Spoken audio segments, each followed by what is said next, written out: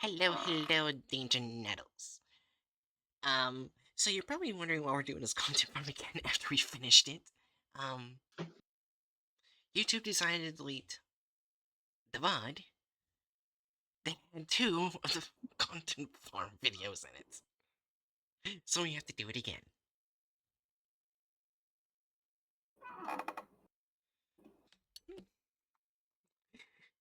So yeah, I'll put this in the front of both the videos. When I make videos. Also, Mary Chrysler and Crimus, the day where you commit as many crimes as a Chrysler.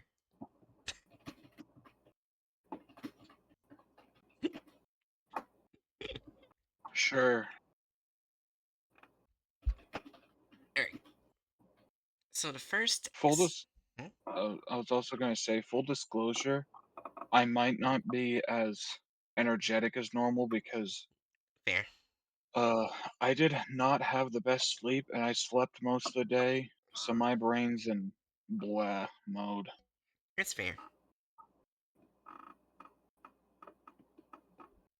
Anyway, Yeah. Alright. SCP-015-IT, aka the Boogeyman. Object Class Euclid. Special Containment Procedures. 015-IT is contained in a standard site for humanoids in Site Victoria. It is kept under surveillance by a system of cameras and infrared sensors. The room and adjacent corridors must be painted white and be kept well lit. 2 times per day, a pig, Sus domestica, is to be introduced in the cell to light 015 feed. Personnel assigned to 015 must take psychological evaluations weekly. It must be cycled every 3 months. Description: 015 is a humanoid entity around 1.9 meters tall, with hairless skin capable of absorbing 98% of ins- instead of burp, apparently. Sorry. Of instant light. Its face possesses this no. Huh? this just reminded me that the domestic pig's scientific name is Sus scrofa domesticus. Sus scrofa. Yeah. Its face possesses no nose or external ears, and its eyes can emit light due to photophores placed on its iris. The mouth has 8 pointed teeth in each jaw, while the tongue, 28 centimeters long, is forked on both points. There are 2 hollow needles directly connected to the esophagus. 015's arms are disproportionately long when compared to the body and hands, and with 4 clawed hands. Physically, 015 appears to have reduced muscular mass. Despite this, it is surprisingly strong and can easily subdue an adult human. 015 is highly resilient to physical damage and can heal quickly from the wounds and damage to internal organs. 015 is predominantly active during the night and feeds exclusively on adrenaline, the and noradrenaline produced by mammals, with a preference for human prey. To procure them, 015 developed a hunting method aimed at scarring its target as much as possible. Initially, it hides in dark spots, trying to not Uh, be. What? scaring. Scaring, not scarring. Oh, Those are very different things. why did I say scarring? Well, I mean, I know why. Its hunting its hunting strategy involves it specifically causing injuries that will not heal properly and thus leave behind scar tissue. It likes eating scar tissue, apparently.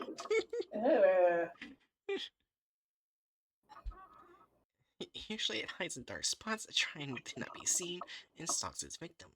If it is not spotted, 015 waits until its prey is distracted and approaches it silently before grabbing it and biting them on the side. The bite is not meant to kill the victim, but to use the large teeth as anchors, while the tongue darts forward and sinks directly into the adrenal gland. In case it's not possible 015 to strike the sign of its prey because of clothing or other impediments, it will try to stab its needles into the arteries of the neck. The adrenaline-rich blood rich blood rich? What?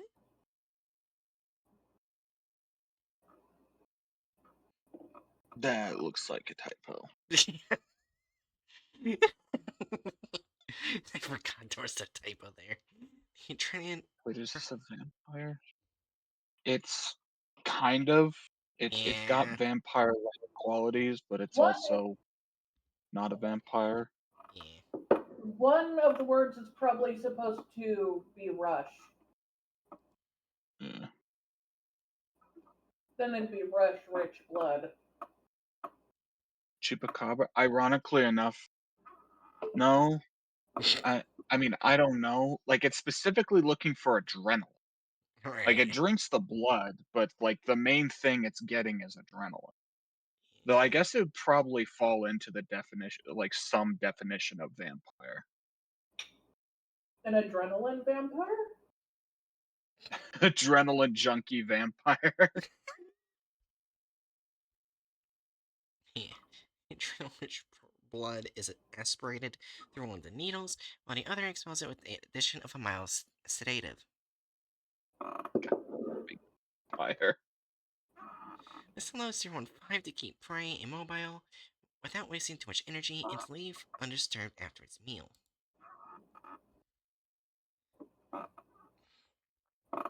Prolonged observation of 015 causes psychic deterioration to expose subjects with auditive and visual hallucinations, panic attacks, and in most sensitive individuals, damage to the cardiovascular system. The first symptoms appear after 2 weeks, but this time is reduced if 015 doesn't feed regularly. The cause of this phenomenon is currently unknown, but it is theorized it is a method to rend vulnerable prey that would be too strong or aggressive otherwise. Recovery log 015 was captured on May 22nd, 2012, after the police of data redacted in province of Caserta received many reports of vampire attacks. St.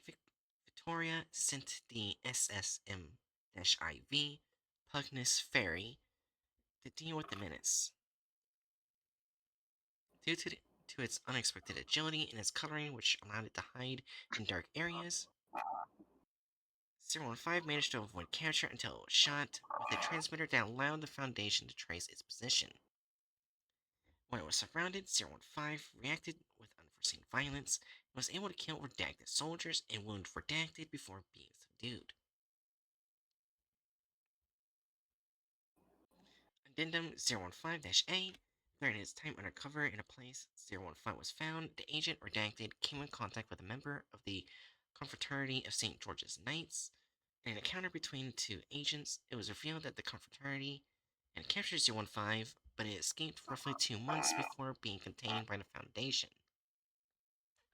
After receiving this information, the director of St. Victoria requested and obtained the CCSG's documents regarding 015 IT. The most relevant passages are shown below. Demonic type. Shadow Demon. Forgot they call him a Shadow Demon. He is Shadow Demon. Threat level was intermediate, now low. Well, about that. Physical description. Data already reported in entity's description.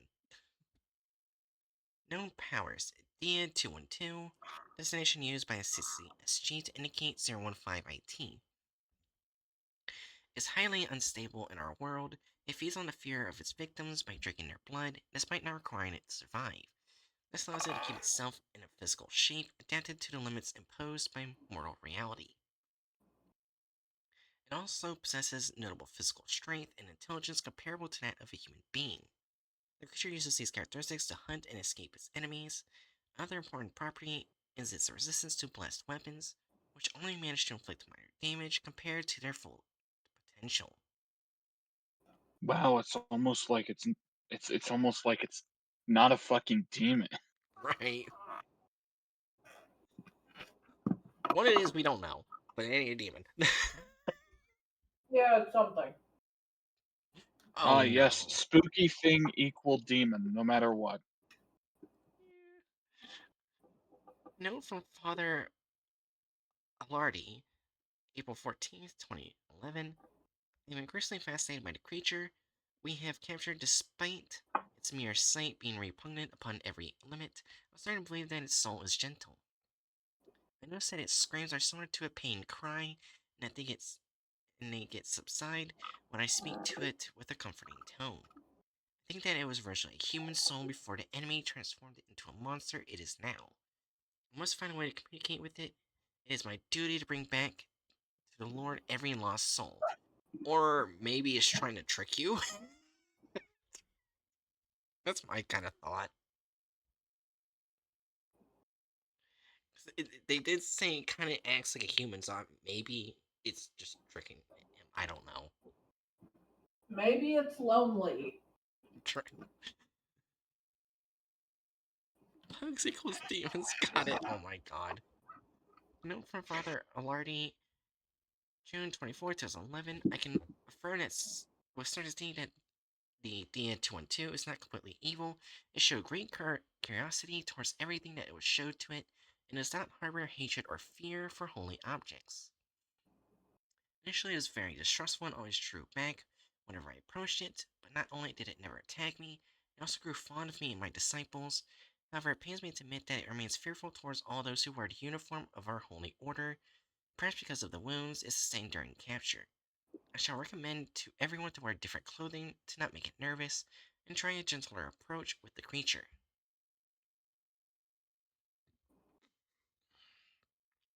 Letter for Cardinal Redacted, dated March 18th, 2012. Most illustrious eminence. I'm sorry to inform you about a serious accident that occurred during the night between the 15th and 16th of this month. At around 9 p.m., a handful of soldiers belonging to the terrorist group known as the Fascist Council of the Occult. We already read about them. Attacked our Nah. structure, causing the death of 12 confreres. During the confusion, DO212, the demon we contained, ran away frightened by the chaos created by the assault. I therefore humbly request your eminence for funds to rebuild our structure and for men to recapture the fleeing creature. I await your reply, confident of your intervention. Father Domenico Lardi. Well, they're never going to see the boogeyman again. The Foundation has him. Rip.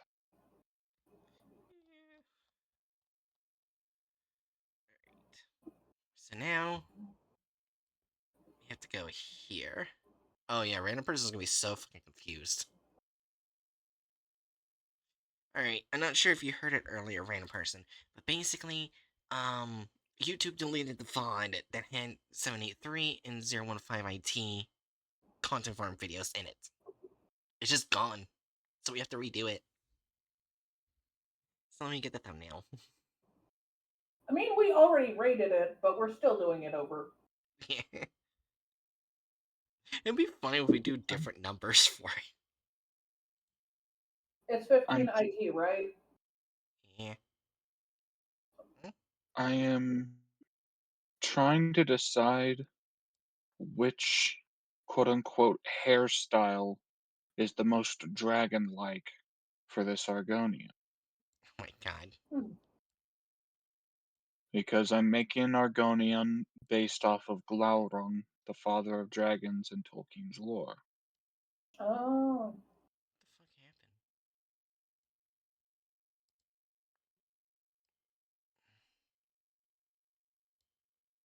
Oh god, what did I do? I'm trying to make. Why is it. Okay, I'm not gonna worry about that. So now the VOD is 47% better. What, because it's gone? Well, anyways.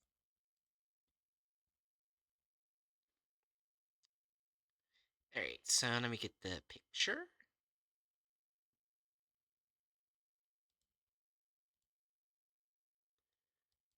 My presence improves it. Oh, I getcha.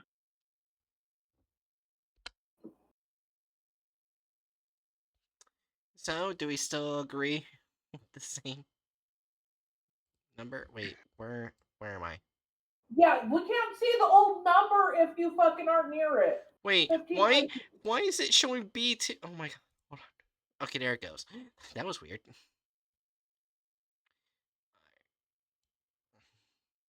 There we go. Before we rated it a 2.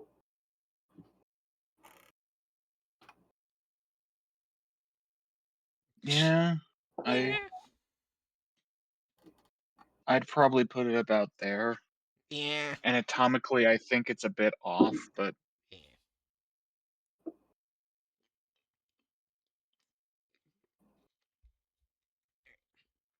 Ready to watch the video? Yeah.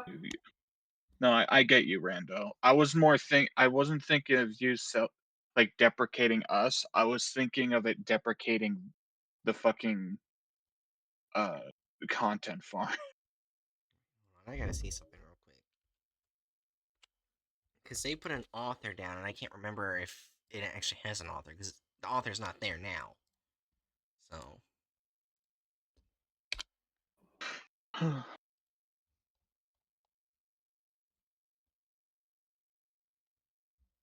we gotta wait for the Wayback Machine.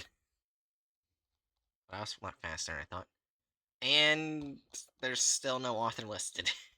So they just put a what random. about in Huh? what about in that plus thing at the top of the screen? Wasn't there sometimes you have like something you can click on there that pops down the author?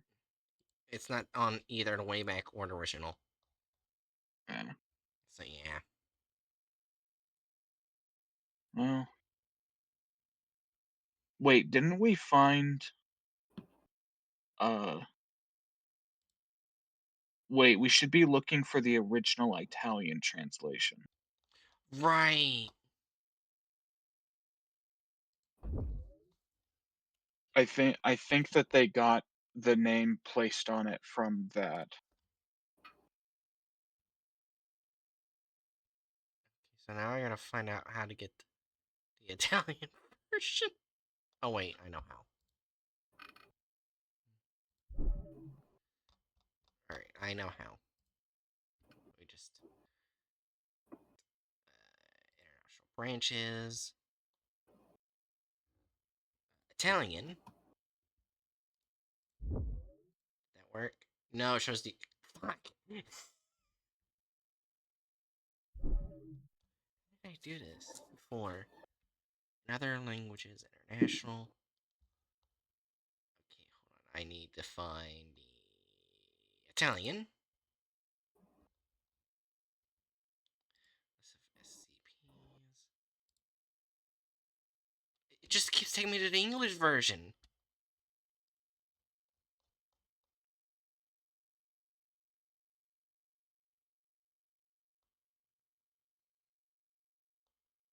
I can't. What?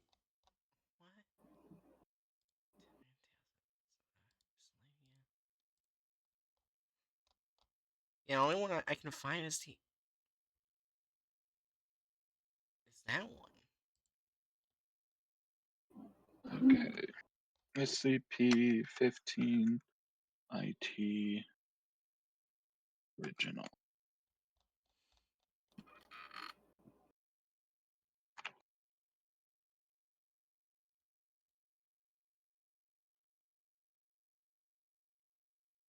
Oh, apparently a random person did look it up and see it. It is Dr. Graf. But I need to show him for a fucking video, though. Author. It is not Dr. Gears, you stupid fucking AI.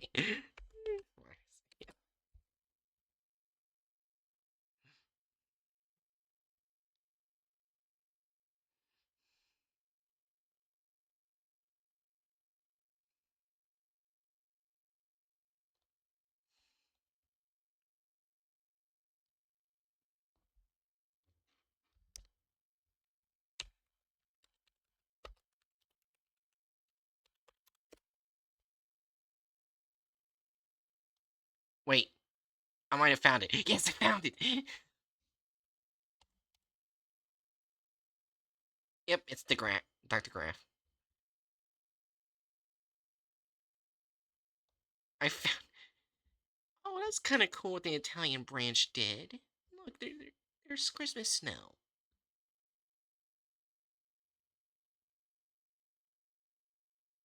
Am I being heard? Hello? Oh, for fuck's sakes! God damn it! Are you Jesus, okay?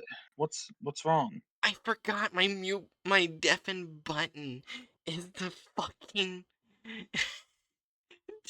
It's the minus. Thanks, I went minus AI, and I just deafened myself. But yeah, I found the author by just searching up the Italian version, and then I said, "Oh look, here the Italian just French did something neat. They put snow and just silence."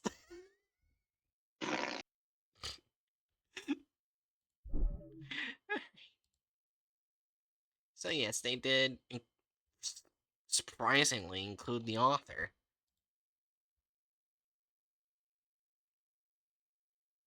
Aliens. It took way too long.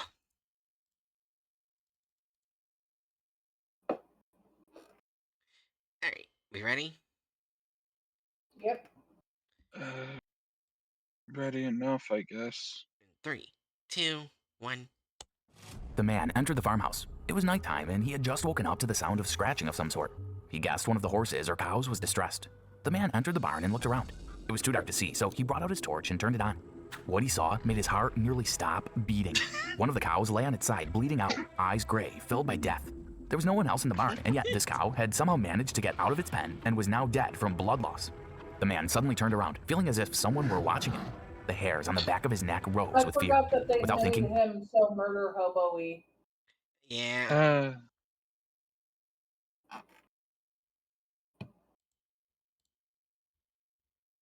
he took off running, trying to get back to his house as fast as possible. He had no idea who or what had done that to his cow, but he had a really bad feeling. He rushed home, though his farm was quite a distance away from his house.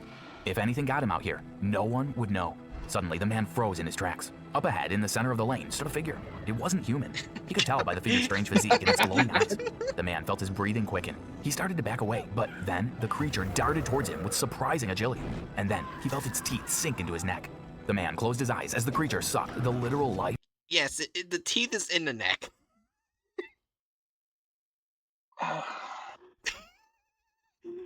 Also, why is this paw scene kind of like he's enjoying it?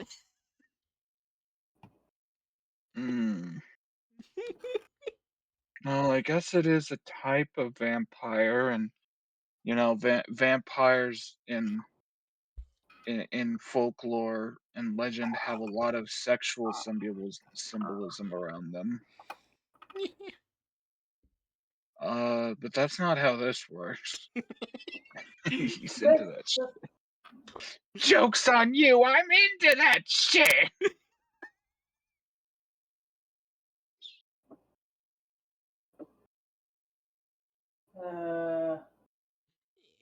Anyways, 3, 2, 1. Out of him. Welcome back to SCP Exposed. Today we bring Oh, you fuck Euclid yourself. class object SCP-015-IT. Slap his This creature arms. Yeah. I forgot how much I hate their animation. It's not even been a full week. Well, Or I the guess last it has been a video full didn't week. really have much animation. Oh yeah, they Oh, fair enough. kind of looks like they got rid of his hump.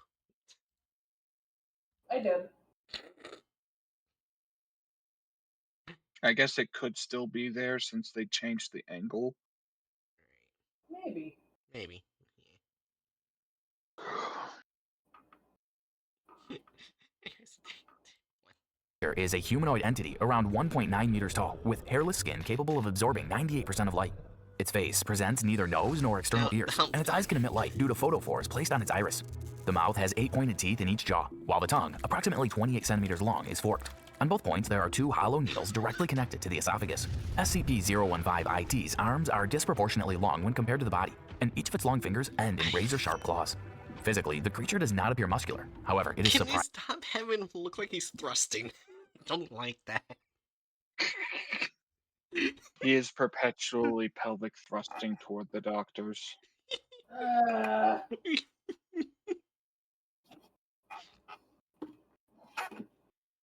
God. Surprisingly strong and can easily subdue an adult human. On top of all that, Okay, wait, now we can see. He does not have the hump. But also look at and this. apparently he's bulletproof. Whee! He's still enjoying it though. Whee! And there goes his Sorry. torso. Once again, joke's on you, I'm into that shit! It looks like he's being torn like a piece of paper. You don't even see his spine. Yeah. Well, you can see his spine on his bottom half. But not his top half. Yeah, not his top half. But Wait, it's not there's even a a wee bit of line. spine there. It's not a line correctly, because look. Oh, of course it's not a Actually, line. Actually, that doesn't even look like a spine. That looks like a finger. at that area, instead of just showing more of the spine, shouldn't the spine be behind the hip bone? Yes. Mm. Yeah, the spine would be behind the hip bone and start to end as it goes into the tailbone.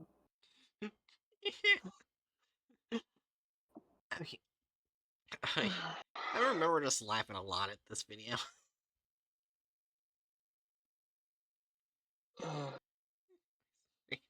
an adult human. On top of all that, the creature is also highly resilient to physical damage and can heal quickly from wounds and damage to its internal organs. SCP-015-IT is predominantly active during the night and feeds exclusively on adrenaline and noradrenaline produced by mammals, with a preference for human prey. To procure them, the creature developed a hunting method aimed at scaring its target as much as possible. Usually, it hides in dark spots trying to not be seen and stalks its victim. If it is not spotted, SCP-015-IT waits until its prey is distracted and approaches it silently, before grabbing it and biting them on the side. The bite is not meant to kill the victim, but to use the large teeth as anchors while the tongue darts forward and sinks directly into a core artery. The blood, now rich with adrenaline, is sucked up by one of the needles, while the other needle releases a sedative. Is. Sorry. What? What'd you say?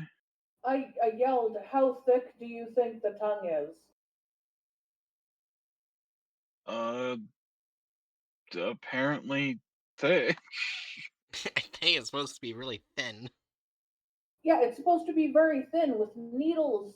Needles! Not talons! Well, they're needles. They're just really No! thick needles. Also, what That's exactly? not a needle! Also, what is it exactly is he actually stabbing?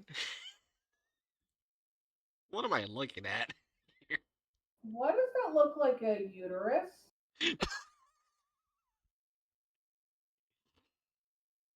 I don't see it. I thought it was gonna be the stomach. Wait, no, that's not a uterus. It looks like a bladder. That's what I was thinking. Well, it's supposed to be the adrenal glands that he's going for. Let me look at what an adrenal gland looks like. Maybe it'll look less like a bladder. Remember says, "What is a spear if not a large needle?" Exactly. Oh, that does not look like an adrenal gland. Hmm. Let me just copy and paste this very quickly.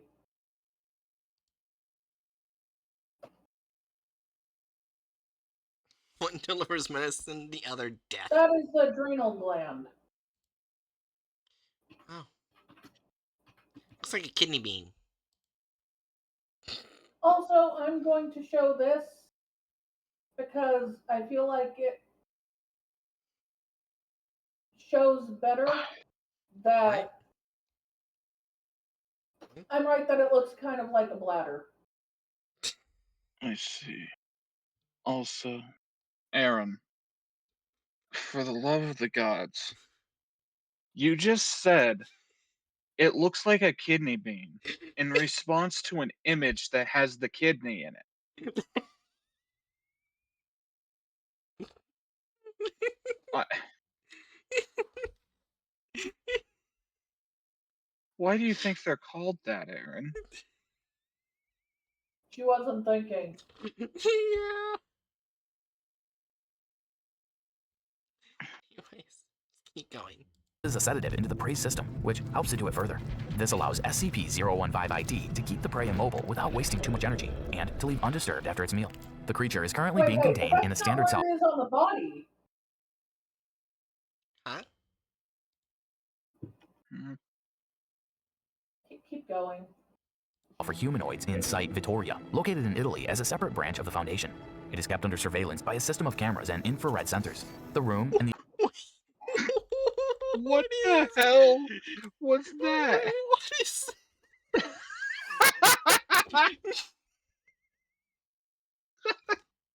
What the fuck did they do to my boy? Oh, right. This was the inspiration for the non-binary boogeyman, wasn't it? Yeah. Because of Also, the... this is what I meant by that's not where it is. See, where the adrenal gland is deep in the body and not on the left or right side of the body. Yeah. Somewhere close to the center, you can't just grab someone's side and just reach it. Well, I mean, the idea is that they bite Their into tongue the fingers side. its way towards it. Oh, that sounds Yeah. wrong. Uh, Boogie I will person. admit, if the tongue didn't look like two fingers moseying around, I would not be bothered by the idea of the tongue reaching the adrenal gland from there. Fair.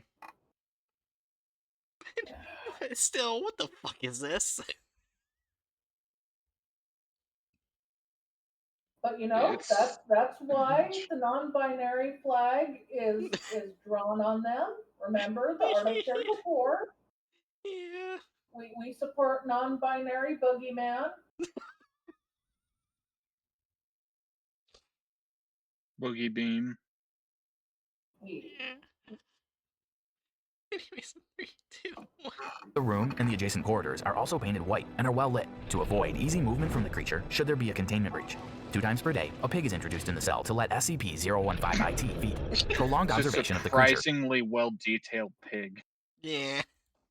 Yeah, they couldn't draw boogeyman well, but they could draw the pig perfectly. They took the time to draw a good oinker. I can respect that at least.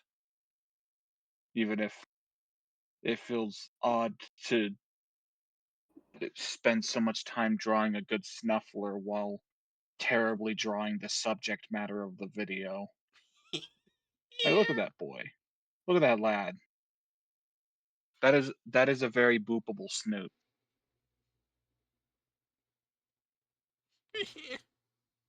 Also, that pig does not look freaked out at all. How is this thing gonna get much food from it? Yeah. That pig is chill as fuck. There's no adrenaline in that pig. It looks like the pig is flirting with Boogeyman, and that's when the screen gets covered. I think you said that last time we watched this video. Bow, And we bow wow. agreed. So, question: does the monster have bacteria? I mean, I'd imagine Probably. its existence in the real world. Yeah. Well, not the real world as in our world, but in the SCP's real world. So I'd assume that it has bacteria on it and around it and in it.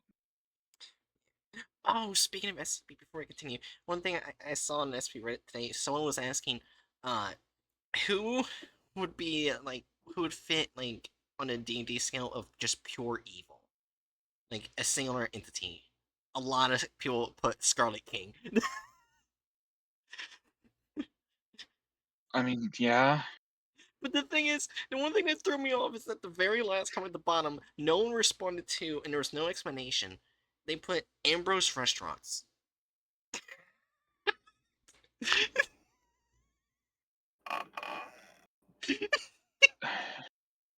Whatever.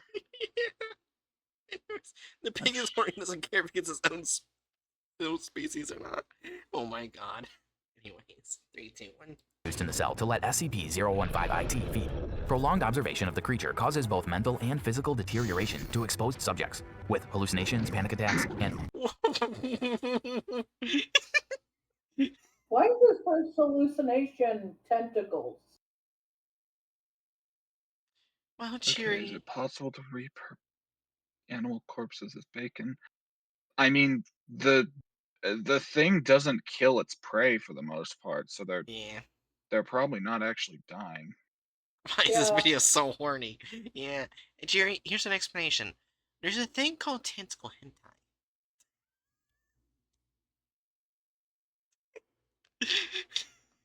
Why do you think I asked? Why is his first hallucination tentacles? Be horny. Also, there's YOI versions of it too. I still love random versus. Oh, trust me, I know. Yeah.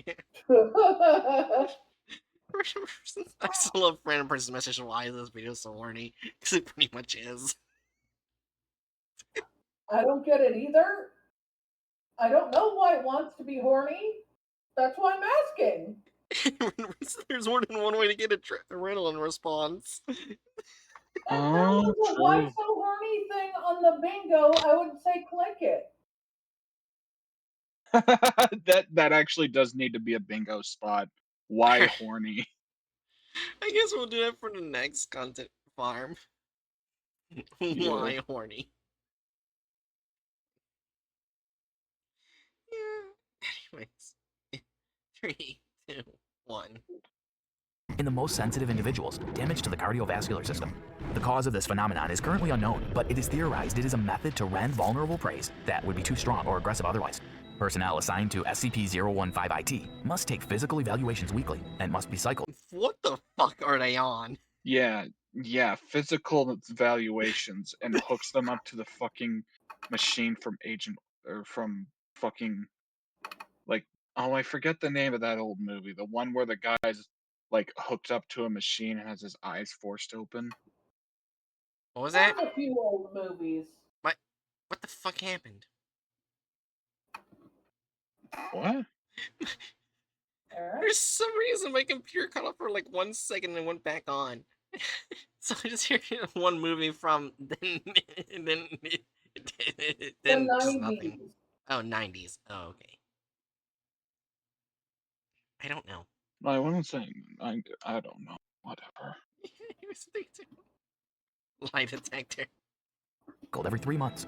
The creature was first introduced by the Foundation after many reports of vampire attacks in the province of Caserta.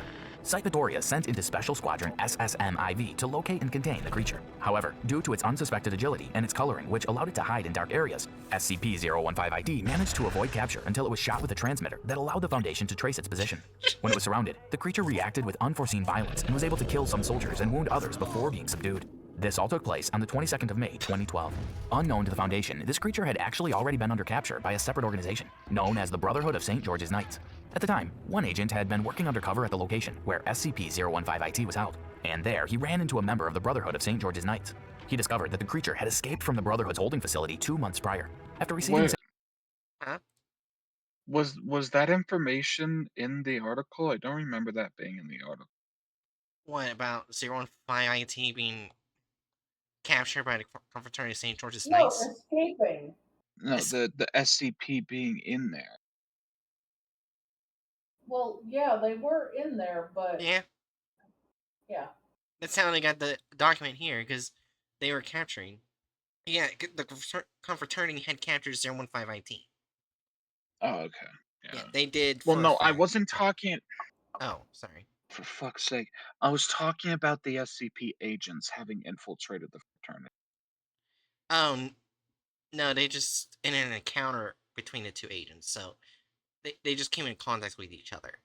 They didn't detain. They talked. My bad. I thought you were talking about the anomaly. Oh, I looked up that MTF squad. They deal with microbiological stuff. Yeah, they were. They what were they like the only guys around? So like, okay, yeah, the guys who are normally like containing viruses. Yeah, you'll do. Go grab this thing. That would make sense why so many died and got wounded. Quite literally, this was not what I signed up for.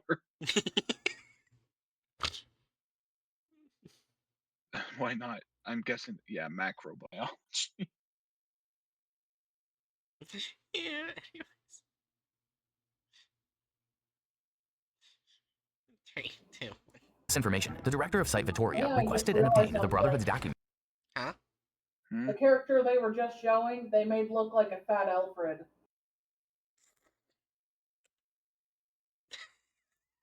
I can see it.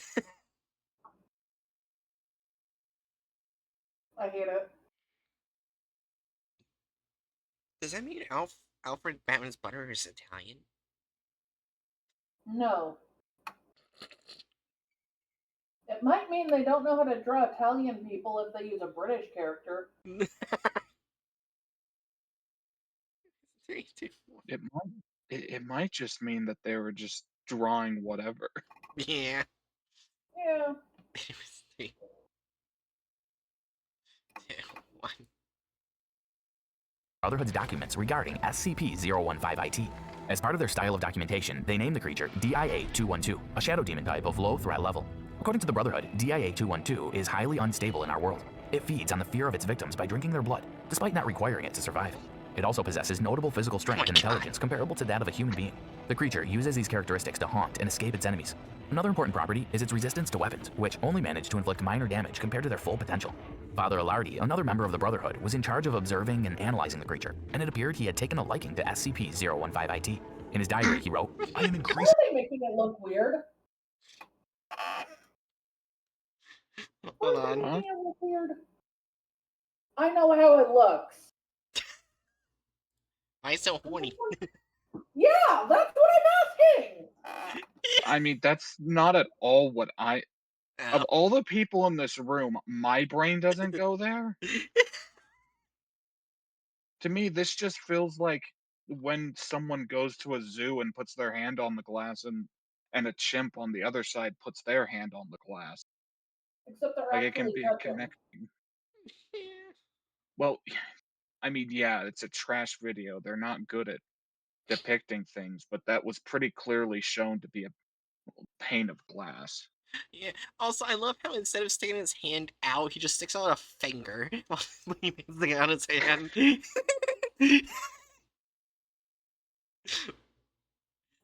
wouldn't exactly handle his fingers that way. Fair enough. Anyways, 3, 2, 1. 015-IT. In his diary, he wrote, "I am increasingly fascinated by the creature we have captured. Despite its mere sight being repugnant beyond every limit, I'm starting to believe that its soul is gentle. I noticed that its screams are similar to a pained cry, and that they get subdued when I speak to it with a comforting tone. I think that it was originally a human soul before the enemy transformed it into the monster it is now. I must find a way to communicate with it. It is my duty to bring back to the Lord every lost soul." After further experimentation, in which Wait, why is he oiled up? I just realized it kind of looks like there's oil in the background. We're not going to talk about that. Why is it so horny?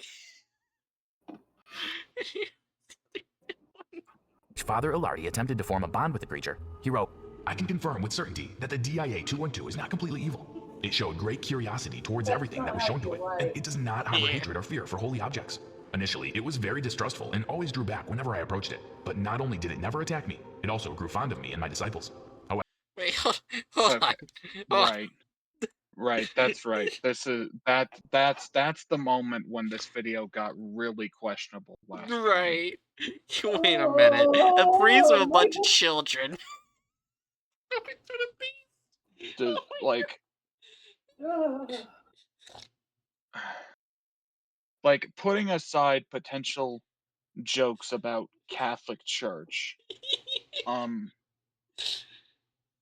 do these people know what a disciple is? No. He was Like, hurt. Yeah. Oh my god. For those who don't know, a disciple is a student, meaning a priest disciple is someone who's learning to become a priest from that person. Yeah. So they would be adults. Adults. I just realized, does this mean that these fuckers think that when we talk about Jesus and his 12 disciples, he thinks that Jesus was just traveling everywhere with like 12 little boys? I'm sorry to them, but his students were adult men.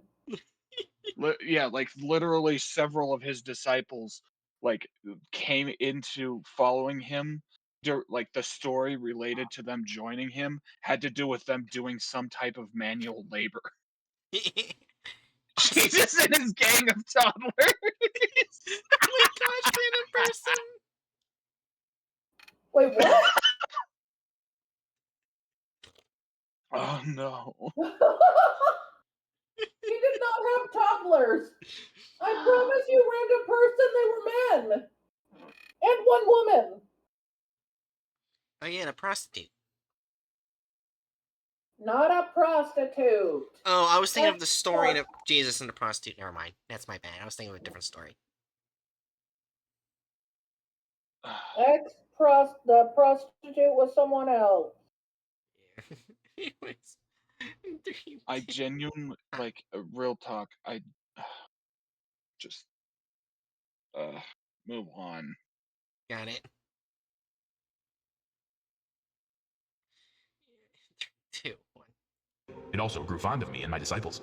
However, it pains me to admit that it remains fearful towards all those who fear the uniform of our holy order.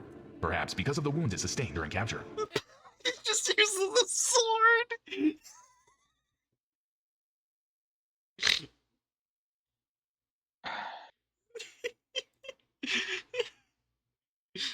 Just a regular iron sword.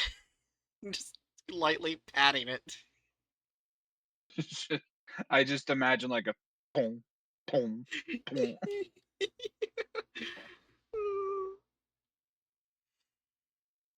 I shall recommend everyone to wear different clothing to not make it nervous and to try a gentler approach with a creature.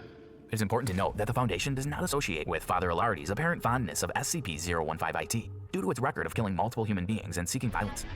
However, this is not to say the possibility of it being a docile creature is ruled out. It simply means precautions must be placed to ensure the creature does not harm any more innocent lives. On the 18th of March 2012, a separate organization attacked the Brotherhood's holding facility, resulting in SCP-015-IT's escape. Father Alardi wrote to his superior the following letter. Was there a record of the SCP file anywhere of it killing multiple people?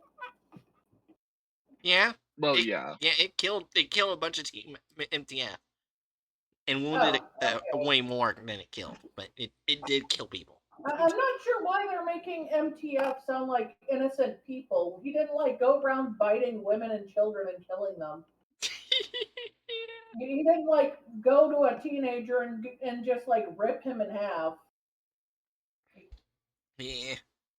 He didn't go to a random guy that was doing nothing and go rip. Save for the video. I like how they draw the fascists as old-timey bank robbers. I mean, it's not entirely outside the realm of what they might dress like. I would expect them to have a bit more coherence, actually, because fascists tend to be super heavy in on having one set look for everyone. But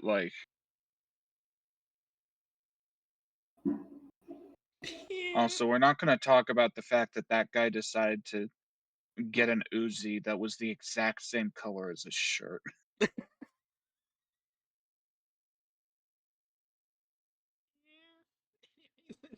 2, 1. Attacked the Brotherhood's holding facility, resulting in SCP-015-IT's escape. Father Alardi wrote to his superior the following letter. Most illustrious eminence, I am sorry to inform you about a serious accident that occurred during the night between the 15th and 16th of this month. At around 9 p.m., a handful of soldiers belonging to the terrorist group known as the Fascist Council of the Occult attacked our structure, causing the death of 12 men. During the confusion, DIA-212, the demon we contain, ran away, frightened by the chaos created by the assault. I thereby humbly request your eminence for funds to rebuild our structure and for men to capture the fleeing creature. I await your reply, confident of your intervention. Signed, Father Domenico Ilardi. The Brotherhood, specifically Father Ilardi, has requested SCP-015-IT be returned to the Brotherhood's facility. However, all 5 personnel agree a transport such as this would be too risky. Another loss of the creature would be too detrimental, as recapture would no doubt be difficult, if not impossible. Thus, the creature must remain at Site Victoria under heavy surveillance. There are several theories brought up by Foundation personnel regarding the true origins of SCP-015-IT. Some believe it is a deformed human whose DNA had been altered in some way by an unknown source. Others believe it is a vampire. Indeed, the very creature that the famed Dracula had been based off of. Oh my god. Some, however, claim it as being Dracula? Why did he just turn into Scooby-Doo for a second? I don't know. Anyways. claim it as being sent by the Lord, whose job it is to cleanse the earth of sinners. This is a theory that is What? suspected to have been planted by members of the Brotherhood. Whatever the case, the creature must be kept in a secure holding facility. What did you think of that SCP case? None of that was in the article. Alright. To be honest, they have transported more dangers than always, yeah. Alright. Removal of character / license. We put it at a 1.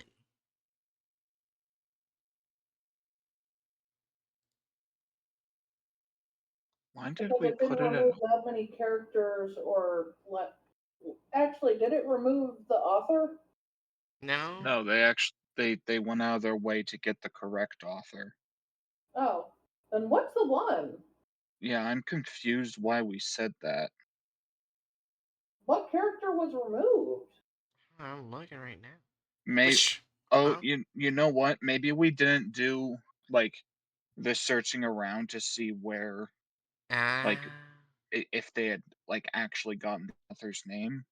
So we just assumed they added a random person. Or maybe it's a character removed from the parts of the article it didn't cover. Well, no, it covered the entire article. Hmm. I don't I remember. think we just didn't look up the author from the like original Italian piece. So, change that to a 0? I think change that to a 0, yeah. So that's. Make it. Make the. The, final percentage change. Yeah. Alright. Alter says added gore or violence. The 3 there feels about right. Yeah. Yeah. They just straight up they showed it as a murder hobo and literally ripping a guy in half. Yeah, also, DB's from the plot of the article. A 3 on that? Apparently. I don't see it. I think I'd put Maybe it that was at a 2. maybe it was because of the Two. theories at the end and the part where they said that confraternity wants the SCP back. Well, like even so, like I don't know, maybe like our general sentiments towards ranking has altered since then, but Yeah. 3 seems excessive for that, so I'd put that down to 2. We've probably gotten better at ranking. Yeah. Yeah. Only minute video / offensiveness, so we put it at a 3. Let's see. So yeah, there were only men. Yeah. Yeah. There were only White people. yeah, white people. And then the And thing with the priests and the I children. think yeah, I think the extra point there was added on because of The children thing. yeah. Alright, That feels about right. so technically. So now I gotta redo the percentage.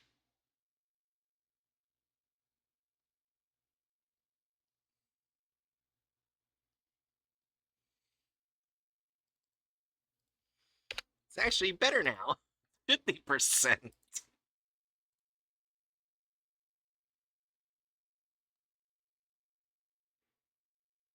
Oh, I missed Yay. 5031. Yeah. So, so now we'll do the tier listing. Yeah, until I come back from things that I have yet to be summoned away to go do. Gotcha. Alright, now on to the tier listing. I actually have to take a shit. I'll probably take a while. You can continue while I poop. Okay. Okay. I'll be back. I just have to poop a lot.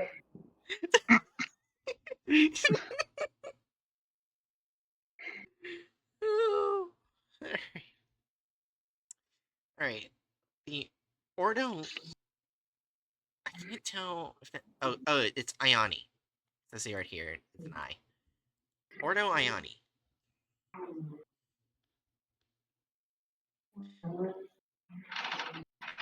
The fuck is that? What? I thought I heard something. Never Oh, maybe you're hearing my mom vacuuming upstairs? mind. Oh, it might be that.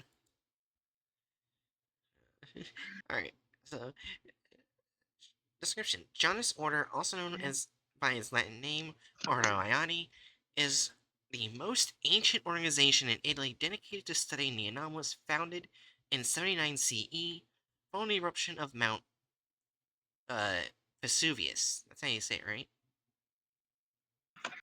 I was looking at something on my browser. Let me come back. Yeah, that's Mount Vesuvius. Yeah. So I watched a radio for 3812, and those bastards butchered my boy. Random person, any of the SCP Chronicle videos were butchered. None of them held the integrity. I can tell you that. Yeah. By Emperor Titus, who gathered in his court a group of philosophers and scholars in order to study and catalog unexplained phenomena. The Order's history through centuries is long and troubled and has been divided by historians in 4 phases. Poor people. Yeah. The Golden Age. For centuries, Titus Club studied anomalies recovered from within Empire's borders. The relations with the imperial power remained firm until the conversion of Constantine to Christianity, which will start a crisis accumulating in 300 CE with the Edict of Thessalonica and the banning of pagan cults. The club therefore became clandestine and assumed the name Ordo Ioni. Though unable to coordinate centrally, it is split with the empire into the western branch Ordo Ioni Occidentalis and the eastern branch Ordo Ioni Orientalis.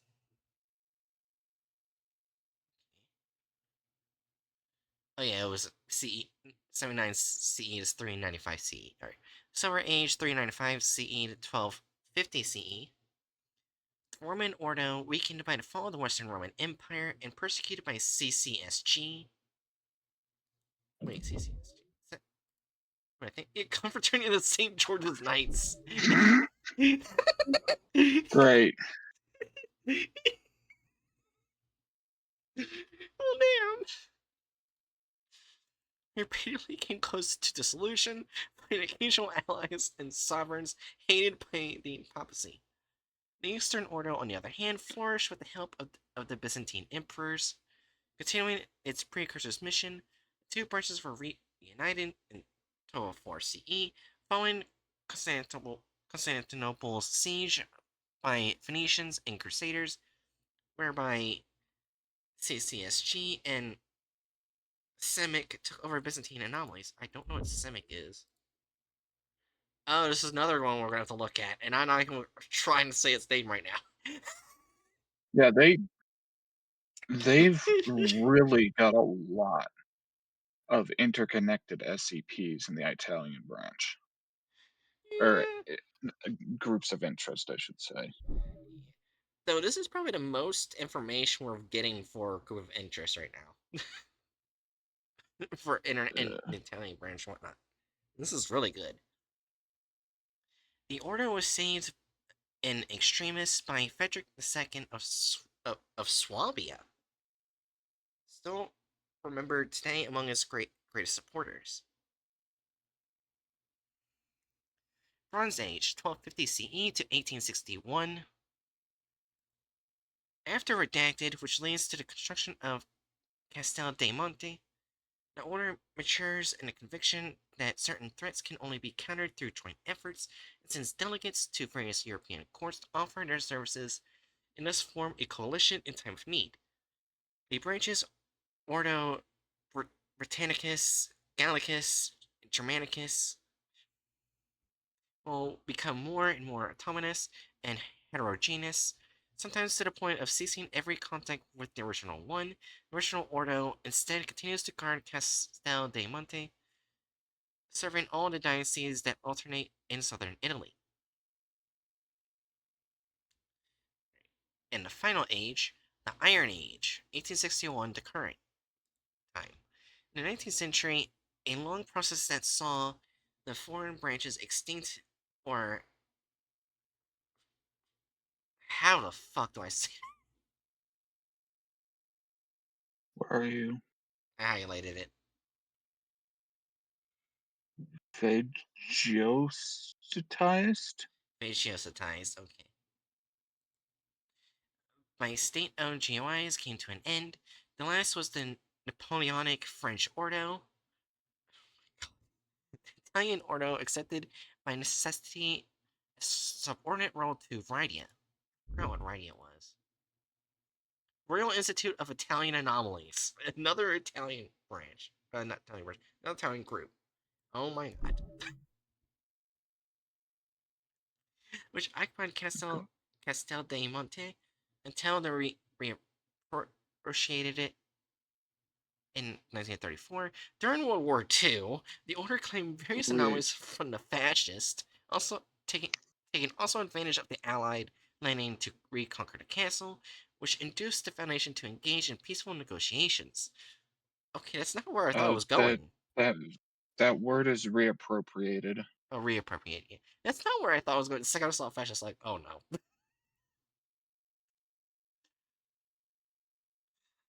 Oh, Two groups conclude treaties, one of which involves the transfer of Castle Dei Monte to the Foundation, better equipped to defend it in 1982. We still have even more information. Organization. Originally, the order was composed of numerous members and headquarters scattered in Roman provinces, though the number dropped from the fall of the empire on, and to this day counts a few hundred members in 8 headquarters. Central headquarters under the Palatine Hill, Emenda from the 13th century, or Templum Iani Occultum, has always been in the hands of the Italian order, protected by anomalous defenses, and not from Frederick onward, it loses its centrality. Covered at the end of the Papal State for Castle dei Monte and Naples Stadium.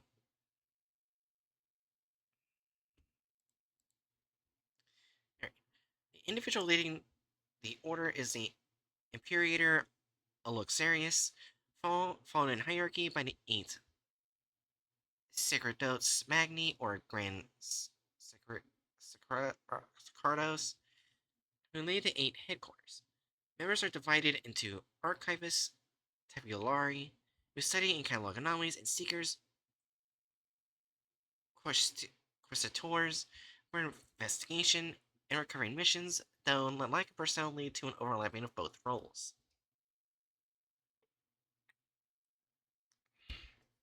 Gosh, there's still so much, which is good. Purposes. The Ordo seeks knowledge over everything else, convinced that dividing man from deity is also the awareness of universal laws, and that intellectual elevation is accompanied by a spiritual counterpart hypothesis. Capable of setting free from the fear of the unknown, this was desired for all humanity, which the Empire as a via for this purpose. The dual relationship with the divine state, to inspire to an entity to worship, unfolds in the figure of Janus, who symbolizes the dyads of man slash deity and anomalous slash ordinary. On the question of the return in vogue of Roman cults and consequent universal hypothesis, the post-imperial order is instead divided, so much so that not every member is or has been pagan. The most moderate faction is more concentrated on preserving the acquired knowledge, while the nostalgic one waits for when humanity will be ready to re-accept the ancient faith in order to lead it to the new golden age. Addendum Hecate's Company. Two, two approaches judged as too soft by a group of extremist proponents of a third way lead to a secession in 19 Redacted. It is thought that these separatists are the creators of a series of anomalous objects throughout the years, traceable to a fake business called Hecate's Company. Such anomalies tend to sway their victims' minds, increase. That's Hecate's. Oh, Hecate's. Okay, sorry. It's Uh, the Greek goddess of witchcraft. isn't she also the goddess of crossroads? Yeah, she's one of the most important characters in Hades too. Ah, those were the 101. It says random person. It's a different H name. I forgot what it was. Yeah. Anyways, such anomalies tend to sway their victims' minds, increasing their interest in Roman deities. The Order disapproves of this practice and considers Hecate's products false idols deleterious to the cause. Alright. Attitude towards Foundation. The two groups have a good relationship, centered on trust and cooperation, rather than mutual benefit. The Order admits Foundation resources superiority, and is pleased to make its age-old knowledge available. In return, the Foundation reserves a small portion of its funds for the Order, preventing its dissolution. Jesus Christ, that was so much information. Why couldn't all the groups of interest be like this?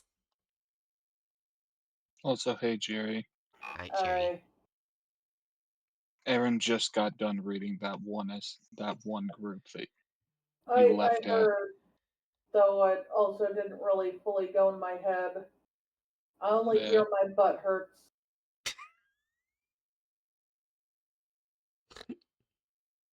Okay. Anyways. So Hmm. speaking like with my bias as a pagan, I have some appreciation of this group. Simultaneously, um, it being like fundamentally having at the very least started as an arm of the Roman Empire does not Yeah. bode well to my views. Starting In off terms, as, not continuing as. yeah, and yeah, that's the big thing.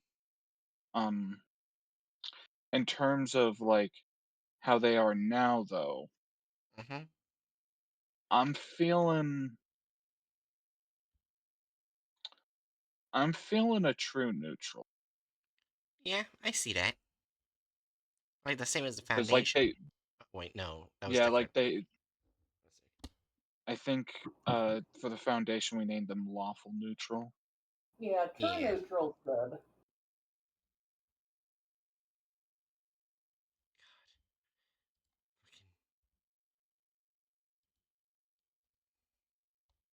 Fucking. Alright. Alright, what's your fucking symbol? Or do you have one? Uh, the two head. Oh, yeah, because Jonas. Alright. Please let the next one. Oh. Please let the next one be like this one. Alright. Oh, apparently this one was dismantled. Alright. The Royal Institute. Wait.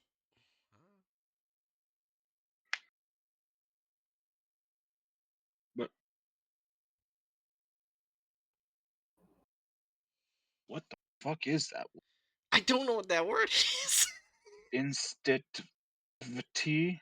How about I look up the word? They can tell us Yeah. how to pronounce it. It's I am so confused. What? Scroll back up. I Oh, need to sorry. type it out. Well, you can also just call it Rydia. I am looking up that fucking word, you little shit. Why should not be a word? Don't you fucking dare say that.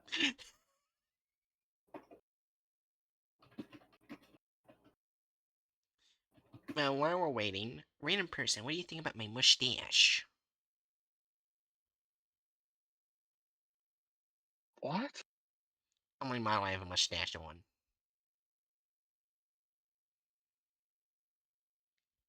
Very dignified. Oh, I fucking hate you, AI.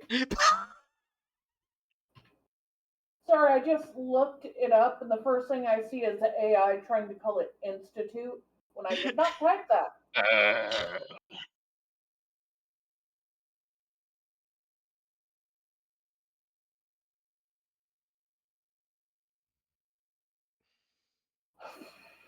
I can't think of any downsides to giving over my cognitive faculties to this random machine billionaires put in front of me.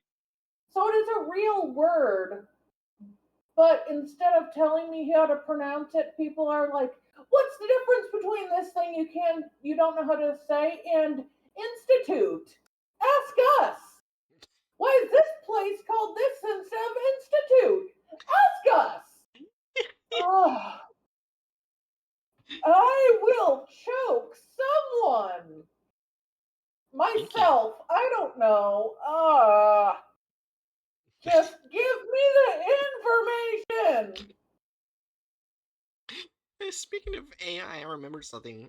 Apparently, I don't know the name of the Japanese company, but there's this one Japanese company that's animation company that basically started having people when they interview draw like what they sent in to prove that it wasn't AI.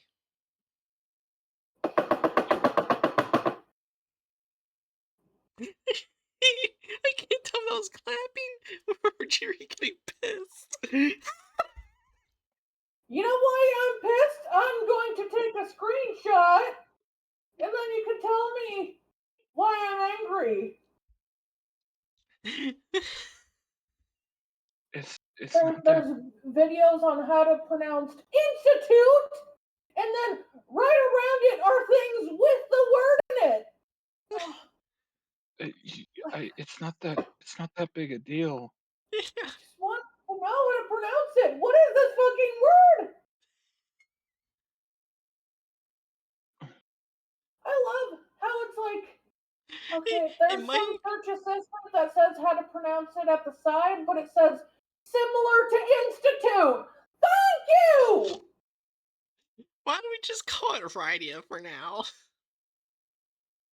Oh! Oh my god! Okay, you tell me how frustrating this way to pronounce it is. Actually, I think we broke Jerry. Mm.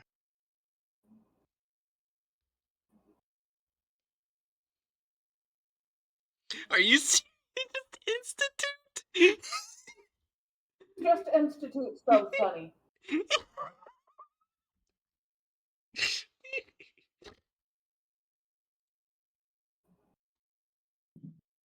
That's funny as shit.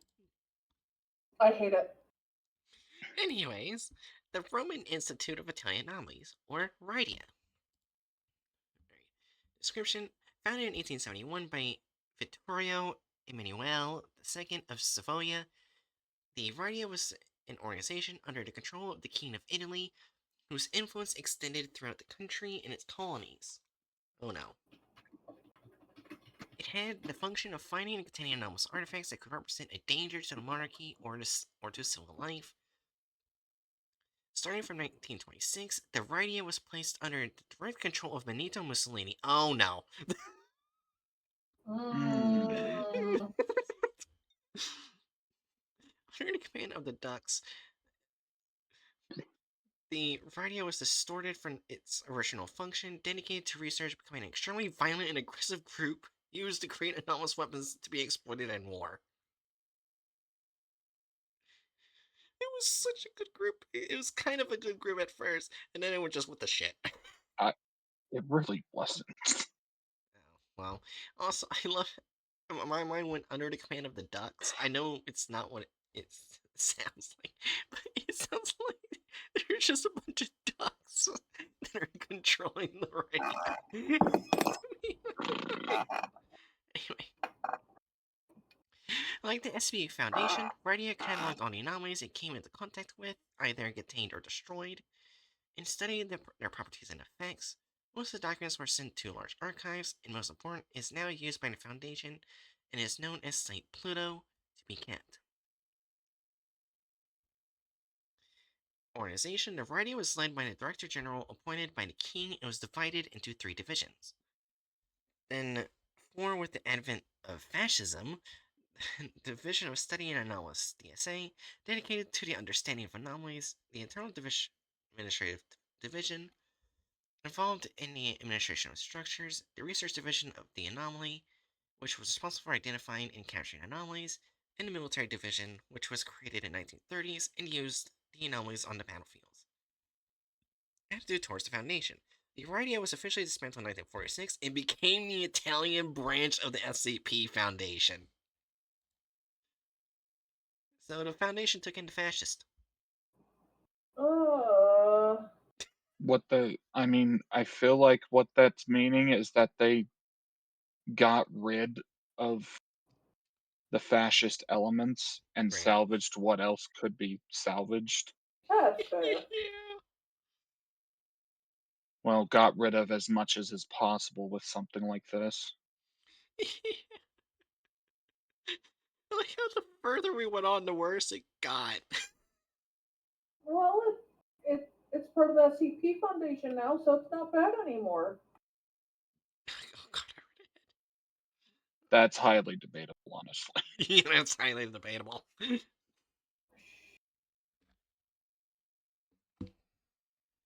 I never said it was good, just that it's not bad. It's still highly debatable, even with that framing. Alright, so. Oh, I wanted to read this one, but it's deleted. The old Krampus.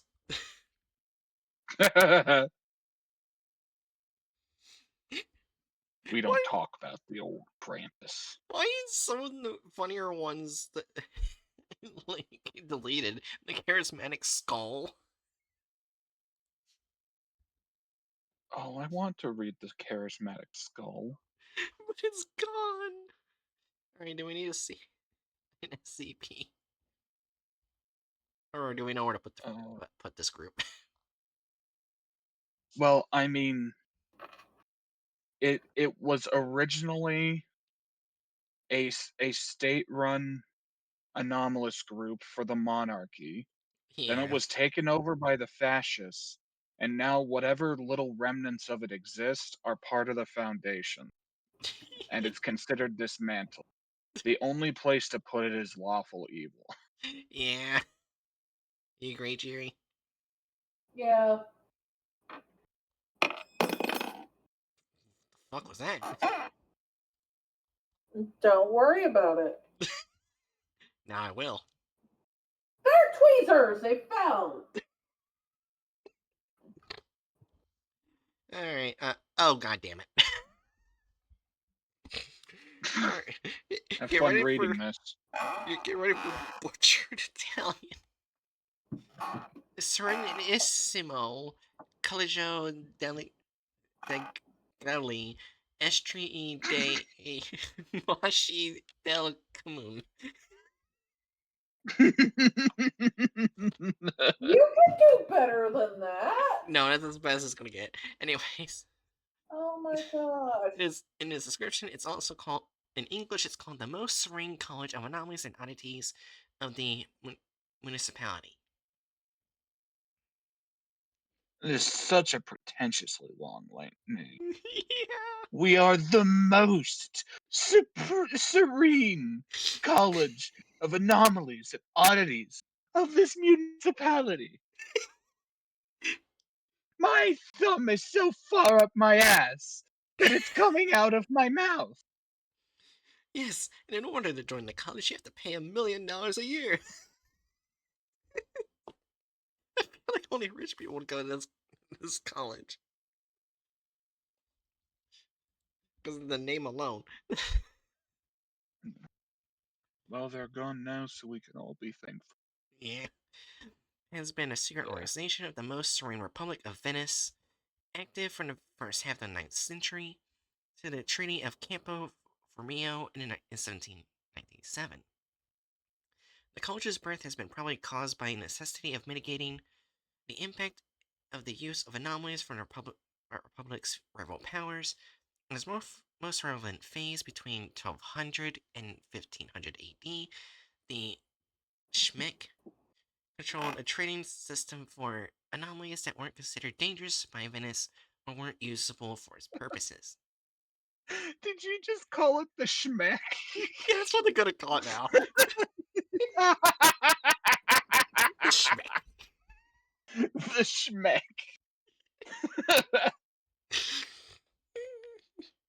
This is the Schmeck. This is the Schmeck.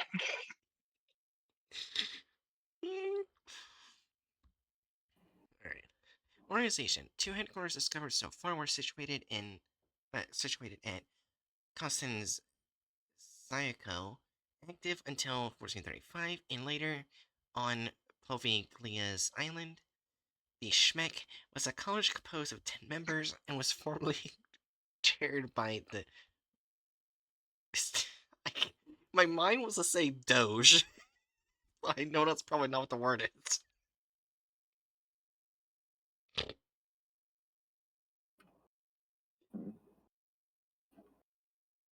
I mean, fuck it. It's Doge. Alright. We're Chaired, already calling it Schmeck. chaired by the Doge in charge, whose powers were delegated to the magistrate of the Estri, primus inter pares. Primus inter pares is a Latin phrase meaning first among equals. It's typically used as an honorary title for someone who is formally equal to other members of the group, but is accorded unofficial respect traditionally owing to their seniority in office. Nominated on a rotating basis between counselors in charge. Every counselor was a college's life member. 7 of them were chosen between the patricians, and 3 of them were chosen between the people. Collegio's members were organized into 2 groups: the Secretadori, concealers, whose job was to hide every trace of anomalies and objects of interest, and the Malcaroli, oddity sellers, whose job was to increase interest in anomalies for sale. Oh my god. Wait, so this college had like 2 major branches. One is like, okay, we have to keep anomalies under a tight leash. No one gets to know about them. And the other one's like, ha! We're selling anomaly. What the fuck, man? Right. The studies of the phenomena were carried out by the Schmeck's research body, the Papillion Academy. Purposes, the Schmeck was founded with 2 main objectives: the most serene Republic of Venice's independence and its enrichment through the business of anomalous artifacts. Precisely this dual nature allowed the Schmeck to become both a powerful diplomatic lever for our Venetian emissaries and a considerable source of revenue. Attitude towards the Foundation. Being an entity who have disappeared in 1797, there hasn't been any direct contact between the Foundation. Schmeck's existence is, however, known by a major Italian groups of interest, particularly Rydia and CFO. Also, I started laughing silently because one of the deleted SCPs is Elder Scrolls. Bruh, I'm playing Skyrim right now. And we can't read it? Fuck No! you. We either get Carnum Levi or P-Pen. Peep. Todd Howard took out that one. Personally, Todd Howard grabbed his sniper rifle and assassinated that one. It just works. Now, whenever I see this flag, I'm all going to assume, oh, it's Schmeck. It's Schmeck. Schmeck. It's Schmeck. Okay, so where would we put Schmeck? You think we got enough information? Well, I mean, if they're like a mixture of trying to sell anomalies as well as trying to secure anomalies, Mm-hmm. I guess they would fall somewhere in between like Marshall Carter and Dark and the Foundation. Oh. So maybe chaotic neutral? What do you think, Jerry? Stab. Dab? Stab. STAB. Oh, stab. You just said dab. I was like, okay. I Why always stab? said stab. Why stab? The fact that they sell SCPs. That's fair enough. Yeah. So, do you Yeah, agree? I You like neutral?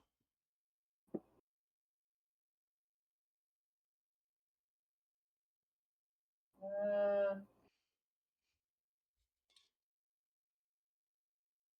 I guess.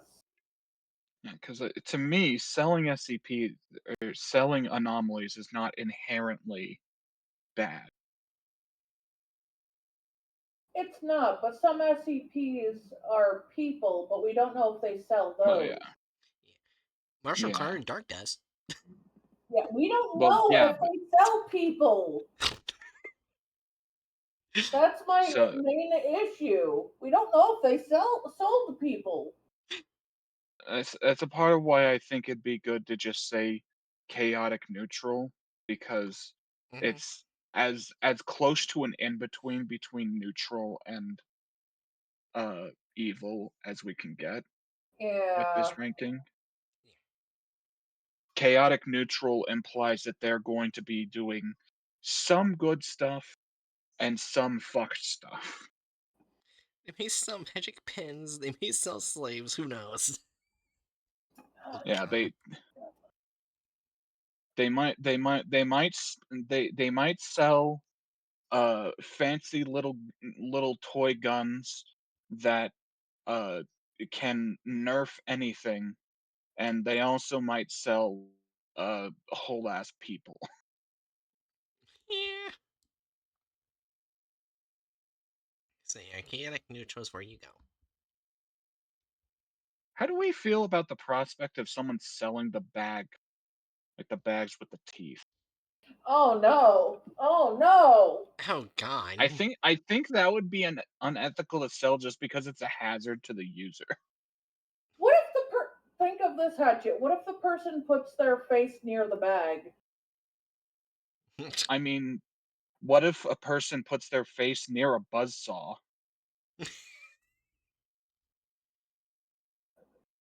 Does the potential of the customer being stupid mean that we can't sell anything potentially dangerous? That's fair, but Yeah. Also, that makes me remember that there was a story. Someone uh, got injured by a product because it got too close when they were at a Marshall Carter Dark auction, and through court, Marshall Carter Dark's lawyers made it so that the victim had to pay Marshall Carter Dark like $13 million or something. Bro, fuck those guys. They have good lawyers. The best lawyers also tend to be the most evil. I'm just worried how the fuck they did that. His blood stained the bus. this fucking I just imagine the court deposition. This fucking dumbass walks in, gets his blood all over our priceless buzzsaw, and we're supposed to pay him for damaging.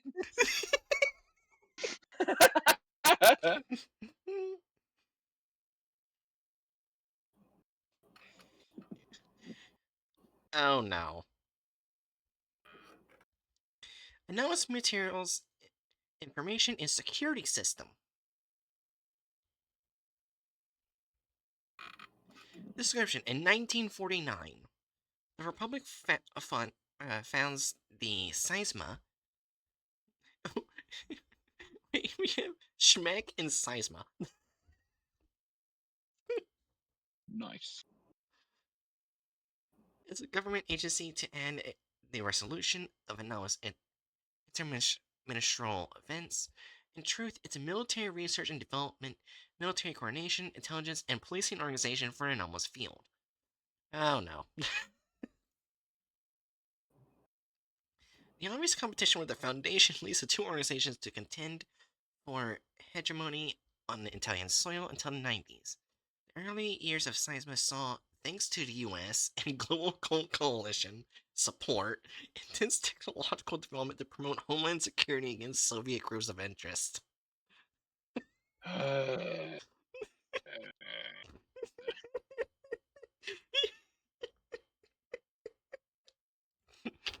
Oh, this is going on. It's a great start. Followed by attempts to pacify the climate of years of lead. The Years of Lead is a term used for a period of social and political turmoil in Italy that lasted from the late 1960s until the late 1980s, marked by a wave of both far-left and far-right incidents and political terrorism. And eradicate an eternal pro-fascist conspiracy. Maybe a cool shitty organization, but they're an American cool shitty organization.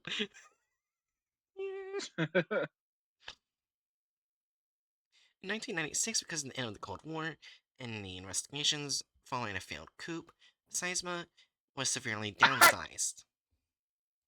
Huh? I can't even blame you for that one, but it's coup, as Oh, in coup d'état. oh, coup. Right, Seisma I was I like oh. I that like you pronouncing it that way hurt me, but simultaneously I can't blame you. That it's French.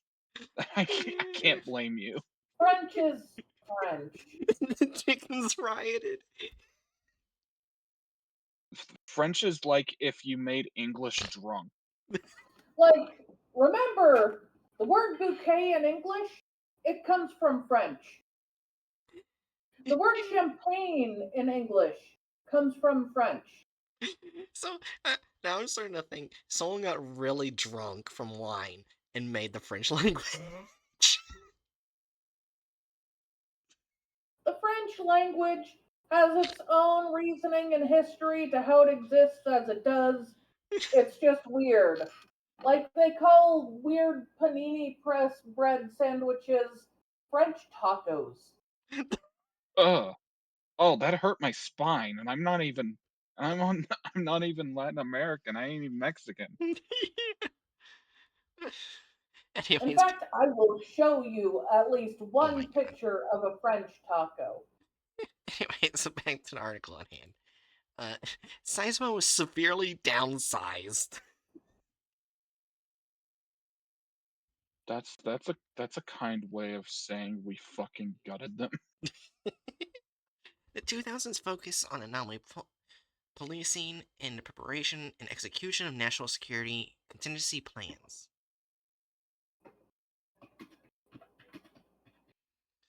Alright, organization.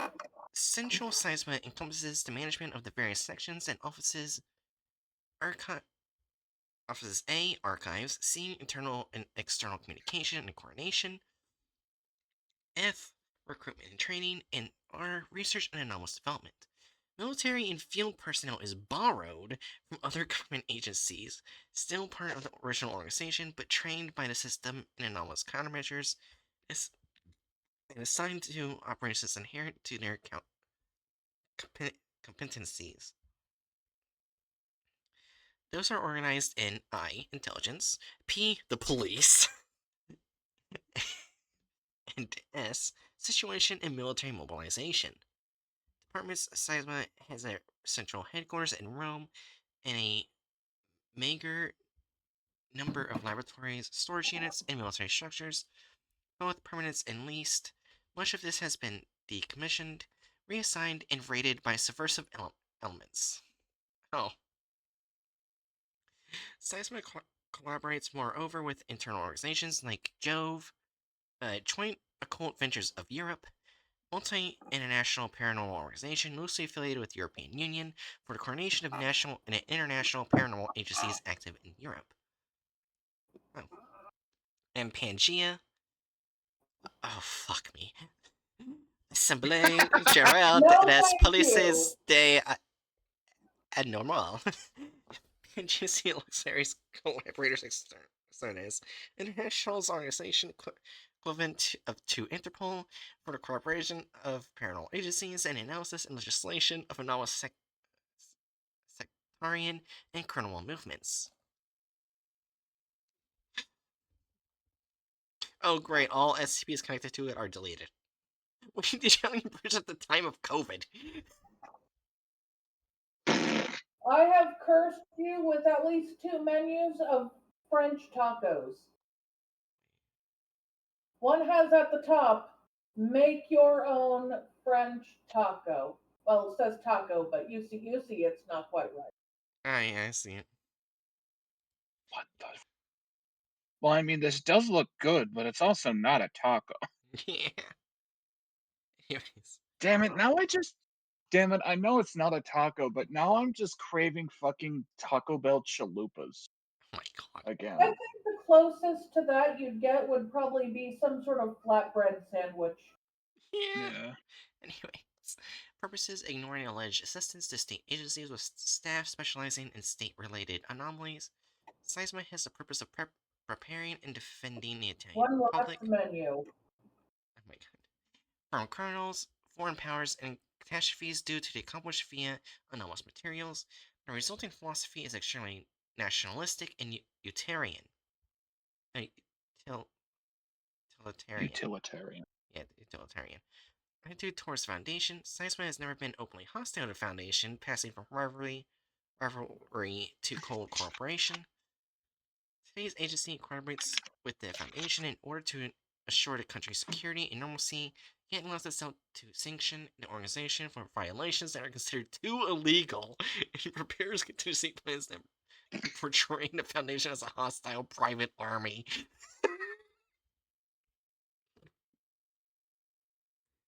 I hate to break it to you, bud.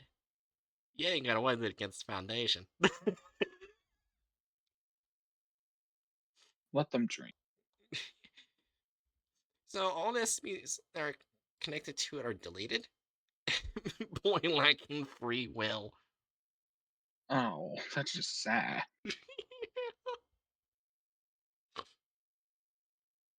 Down the slide, that's how the blood flows.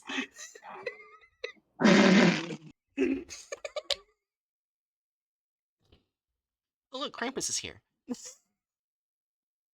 Krampus again? The Yeah, old Krampus, huh? The old Krampus. So wait a minute. I think. Damn, is it like a more?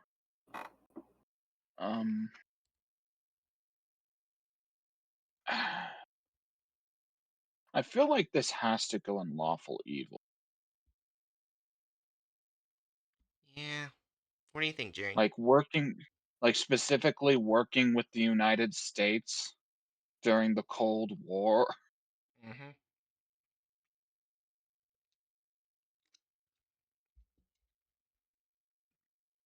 You agree, Jerry? Yeah. Alright, now I have to figure out where the fuck these last three are. Also, sorry my brain is lagging. For some reason, my ass still hurts. Okay. thought this was the last branch we had to do. But it looks like I'm wrong. Well, what branch have we not done? I don't know. I have to look. Okay, we definitely did Russian branch. And a Korean. We did Luciphone, I think. Yeah, Yeah, we we did did. Luciphone. We did Tertial Chapman. Let's see. We're only missing 3. I know we did fucking German.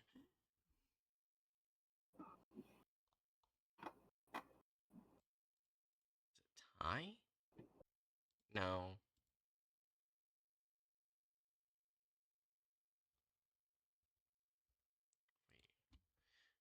Wait. Wonder.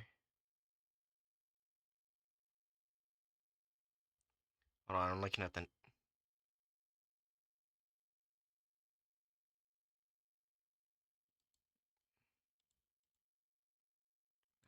Polish.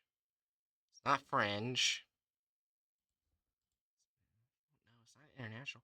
Where the fuck are these last groups? So we have 3 right here. Let me see if I can find their names. Okay. Here's what I can do, because I do have the names on the images themselves. So I can easily find where they are.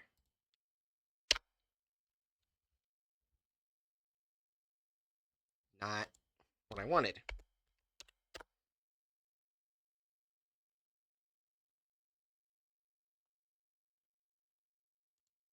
This has the group connected to it.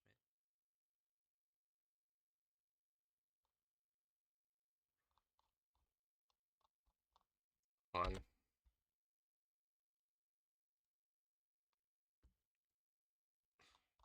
That's great, but I don't have the name, like the description of the group.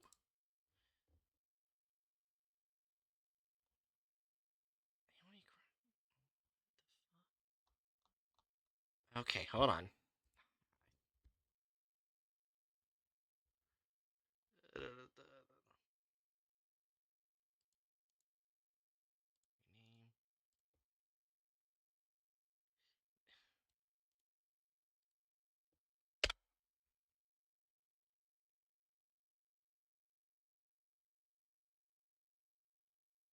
Hmm. I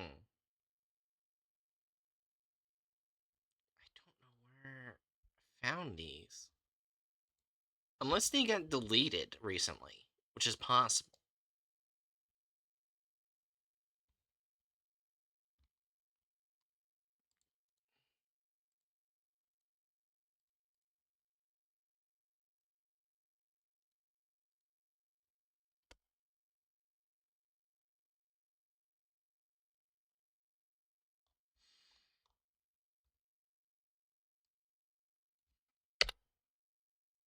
I don't know where those last 3 are.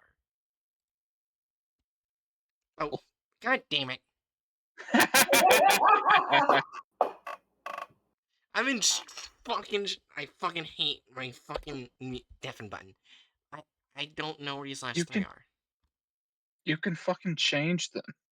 Later. Anyways, We could always just look those 3 up later. We should probably cover the one, like redo the one video. I think Hatchet's about to leave it, aren't you? Oh, Yeah, though I suppose that's the thing is like I know the story of the Crooked Man well, so like while you're reading it, that's gonna probably take like at least an hour. that's Well, true. actually, So like y'all can read that while I'm gone. okay. Well, I was gonna say, Hatchet, we're only doing an article on L1 because the video doesn't cover L2 and L3. Well, you should read all of it because that's part of the article. You have a Do it, point. coward.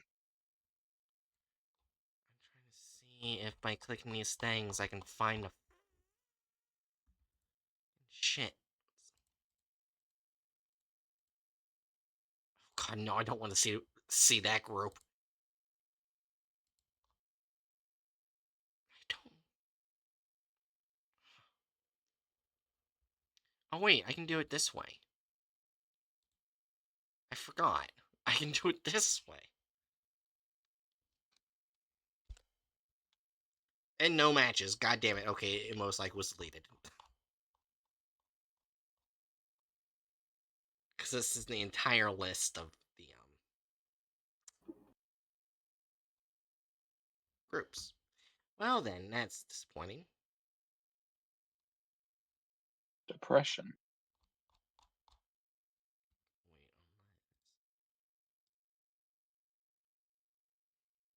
Oh wait. Find one of them. Oh wait. Hey! There we go. There you are, you fuck. Oh, because these are minor groups. These needs to go in the other tier list. So he actually did finish. I accidentally put some of the minor groups of interest into the international. Whoops. Break your own arbitrary rules you made up for yourself. Yes. Oh, for fuck's sake. Fuck off, Good job. Tiger. So now I need to... yeah, remove certain images. Let's see, I need this gone. You gone. And where's the radio? Radio. And radio. Yay! We finished international. I'm a fucking moron. So you say right now just read the entirety of 73? Yeah, and I'll have to step away at some point while you're reading. Okay, so let me just Yeah. collect all of them, because I only collect L1 and L in the regular. That's Yeah, fair. 'cause Oh, there's only... my stand. Oh, go ahead. I was gonna say... There's only... Oh, L3, it doesn't exist. Oh, okay. I thought there was L4. Never mind. Yeah. I almost lost everything. Anyways, go ahead. Go ahead, you're gonna say something. I normally I've mentioned this before. I pretty occasionally give my mom a back rub to help her with pain, but on holidays and birthdays, I give her a back rub and a foot rub, Fair enough. which is what I will be doing. But we are waiting longer because I think my dad insisted on watching the Broncos game. Nice. Alright. Let's get these content farm. Actually, probably after we finish content farm, Jerry might want to end it. Hmm? I'm just saying, after we finish the content farm video, you might want to end it, end stream, because, you know. Yeah. Yeah. I'm fine with taking a while to get there. Yeah. I was Actually, under the impression that was the plan. yeah, Ow. Yeah. I was pushing for that. Although I will be right back, I think I would like to grab some ginger ale. Maybe that will help my body feel better. Okay, I guess we'll go into Oh, intermission now right now. I want ginger ale. Oh god. Oh, that was huge lag on my OBS. Huge amounts of lag. Alright. Alright, Hatchet Dine will control stream while I pet the shit out of Busta. What?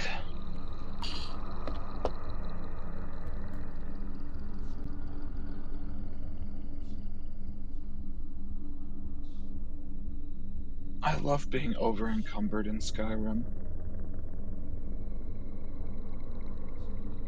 My favorite activity is walking at the speed of molasses.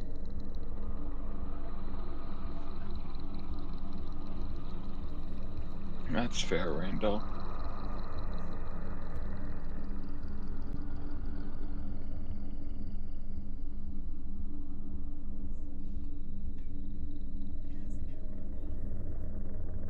Although it is definitely better than Oblivion, where in Oblivion, you just literally can't move while over encumbered.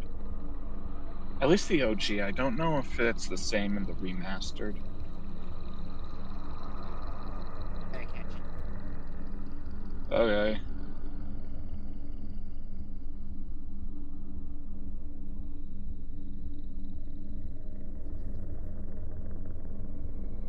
I may be slow to do it, but god damn it, I'm gonna get these pelts over to the tanning rack last thing I do.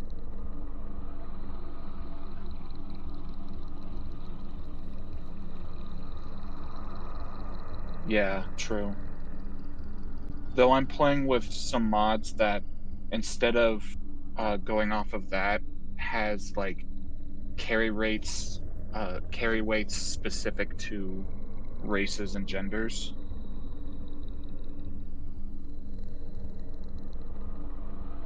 So even then I'm still running with less carry weight.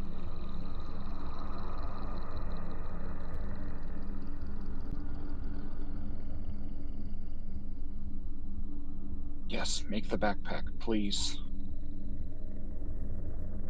Oh, I can finally move. I can move around.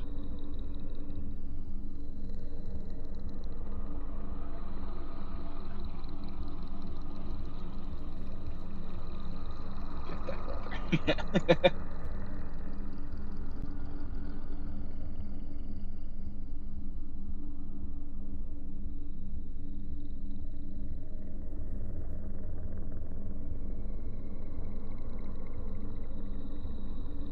But how was your grabbed a bunch of jewelry for smithing skill?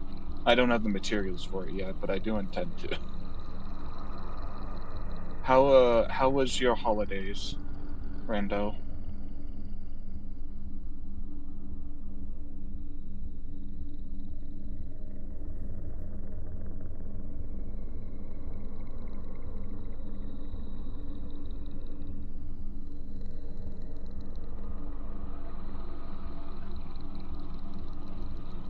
I got Sekiro and Persona 5, so it was good. Hell yeah. For me, it's it's just been I slept most of the day. Plus my family doesn't celebrate Christmas all that much anymore, but my mom and dad did give me $100 earlier this week for Christmas, so I'm pretty good. Mostly just chill.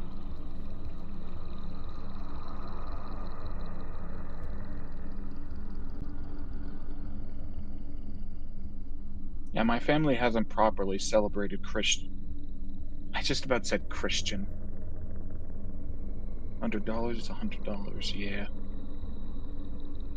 Which is like extremely helpful for me considering I had to buy a new chair. But on the bright side, the new chair is really comfy. Wolf, get over here, you fuck. Wolf dead.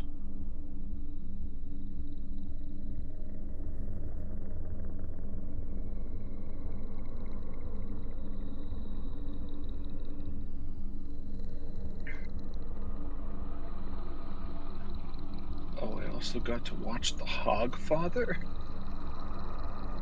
Is that is that you misspelling Godfather, or is that just a movie that I've never heard of? Congrats either way, I think. No, so it's just a movie I've never heard of, or or is it just not a movie? Did you get to watch a big pig? Pratchett. Oh, okay, okay. My next guess was that it wasn't a movie. You just watched a big pig. You got to sit down and look at a big oinker. That doesn't sound like the worst way to spend a Christmas night.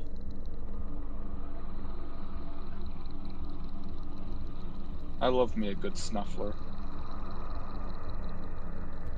Oh, that's a fucking big frostbite spider. Pig for 3 hours. Well, why not? They're good snufflers.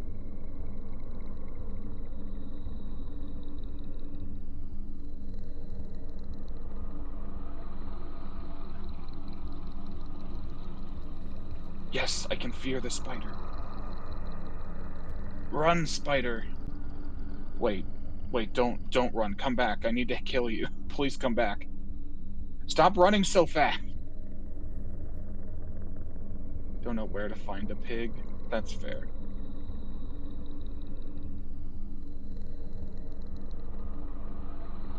Oh, I do not have fireball yet, and I'm dead. I'm just starting out with this character. I've got some base spells, and that's about it.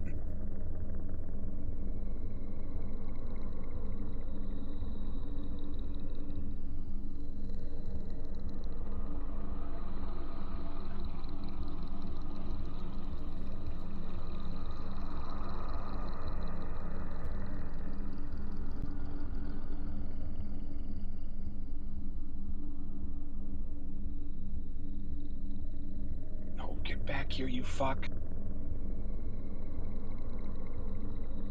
Wait, this is perfect. I got fear on the spider, and the spider's now headed in the general direction of Riften, which means guards. Oh, the spider's not scared anymore. Spider's coming for me. Please. Please. No, don't bite me. Ow, I died.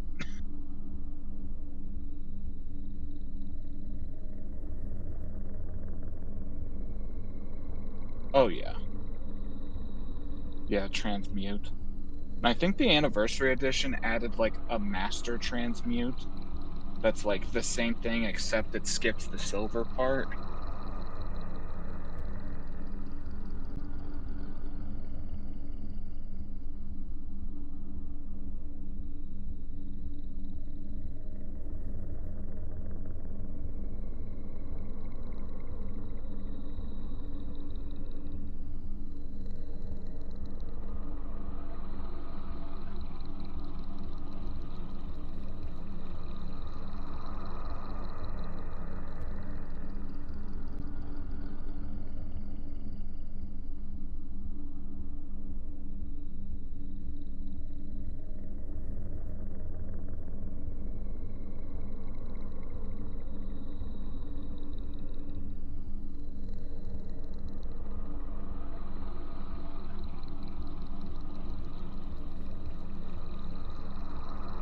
Just hate.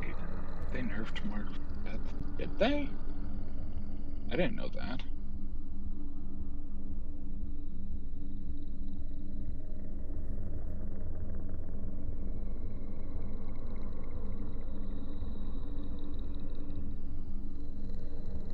Run, spider.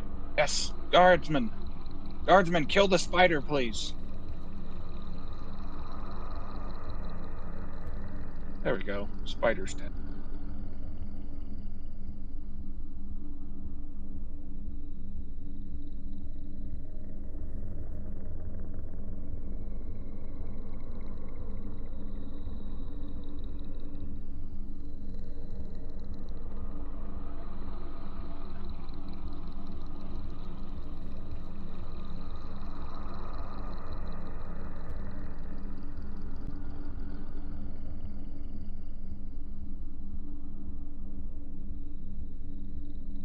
Oh, I see.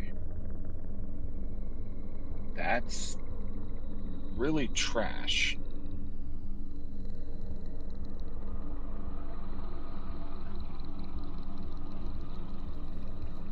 That almost sounds like it'd be a bug because why would they why would they like nerf it to the point that it's like practically completely useless?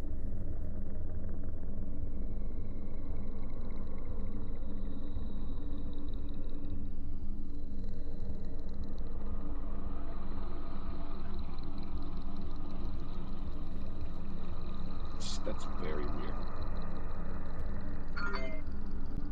Oh, all right. Looks like I am getting called away. Do I need to save my game?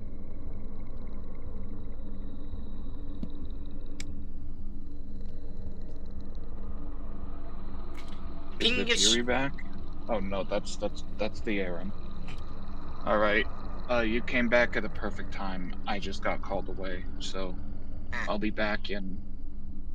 Honestly, it might be closer to an hour because I'm probably also going to do a couple other things while I'm away. gotcha. But I'll be back as soon as I can be. Gotcha. Have fun reading A Crooked Man. Also, bye, random person. Rando was saying farewell to me. Oh.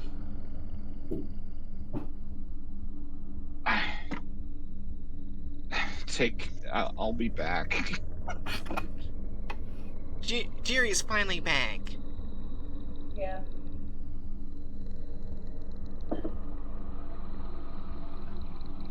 Stay here for the next 15 or so. Gotcha. Alright.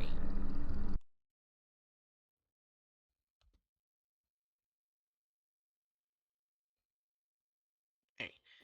Time to read the Cricket Man.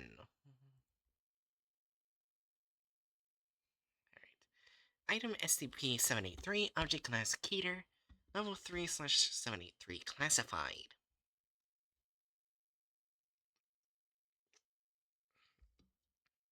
Special Containment Procedures. Personnel must monitor the town of Timby and continue to develop the entity's profile. Its victims are to be retrieved, incinerated, and cataloged in this file. Update. Due to recent events, a stronger Foundation presence has been determined to be necessary for the containment of 783 and its related phenomena. An ancillary building near the local hospital, as well as 2 domiciles, have been commandeered from locals for Foundation use.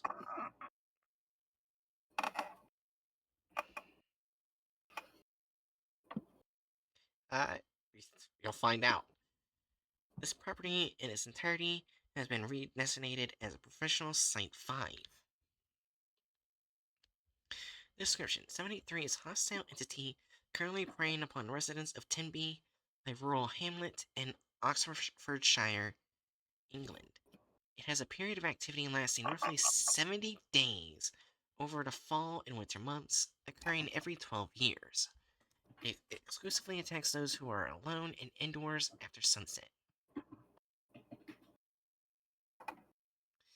Buildings housing 783's current target will experience a steady degradation of their structural integrity. Outwardly, this is visible as faults and breaks on the outer facade, which lend affected structures an angled or crooked appearance. This anomaly extends to any objects which breach the affected building's exterior, causing immediate and severe deformation that is invariably fatal to living subjects. To date, personnel have yet to prevent an attack or been able to provide any means of assistance to 783's targets. Due to this, as well as 783's effects on recording equipment, little is known regarding 783's exact appearance and the nature of anomalous attributes. Victims of 783 attack exhibit gross deformations in their body structure as a result of dozens of compound fractures along their long bones and severely displaced vertebrae. These are healed via the rapid generation of excessive cartilage and osseous tissue. Victims display hyperelasticity of their epidermis and musculature to accommodate the extra tissue, with one subject's forearm extending over 2.4 meters, and another having a recorded height of 12.5 meters. The end result of this malformation and elongation are subjects who visibly present as being wholly serrated or gnarled.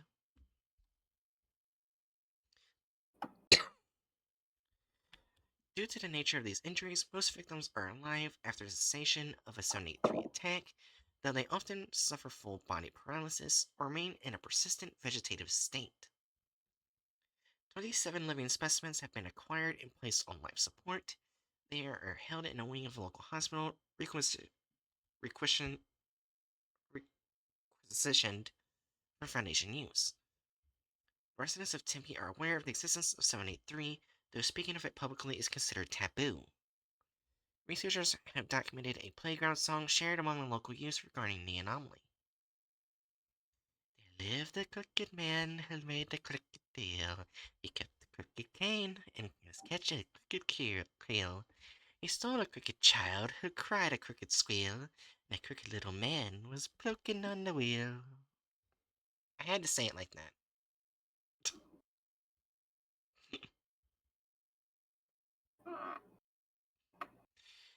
Observation incident log appended. A month prior to 73's current period of activity, D209 was selected from a group of volunteers to live in a Foundation-owned property in 10B. Audio/video recording equipment was installed throughout the house for observation purposes. The following was recorded on the 43rd day of his stay.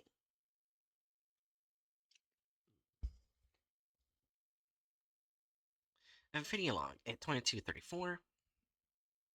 Second floor bedroom, D209 is lying upright in bed, reading a novel. Living room, live feed expresses a vertical distortion in its display. This begins to lift the frame near the front door and crosses over to the right side towards the hallway. It lasts approximately 23 seconds. At 22:35, first floor hallway, floodlights from the window opposing the camera are obscured, less than entering the hallway. A similar distortion effect occurs central frame, masking object, the image quality further degrades before ceasing transmission. Yeah, this is all we can see of what the Crooked Man is, a random person. Just squiggle. Just a squiggle. Yeah. Second floor bedroom, D209 jerks upright, alert, and claims to hear a slow, prolonged scratching sound coming from the first floor. It begins to get up out of bed.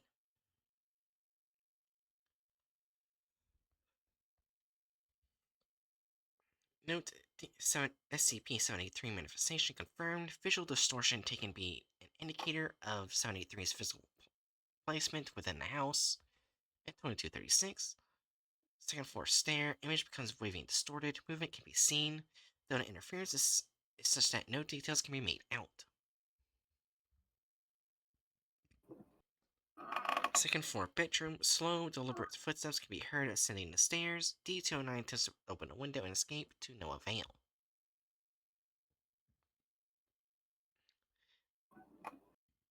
Second floor bedroom, D209 hears a small light from the nightstand and makes several attempts to smash through the window.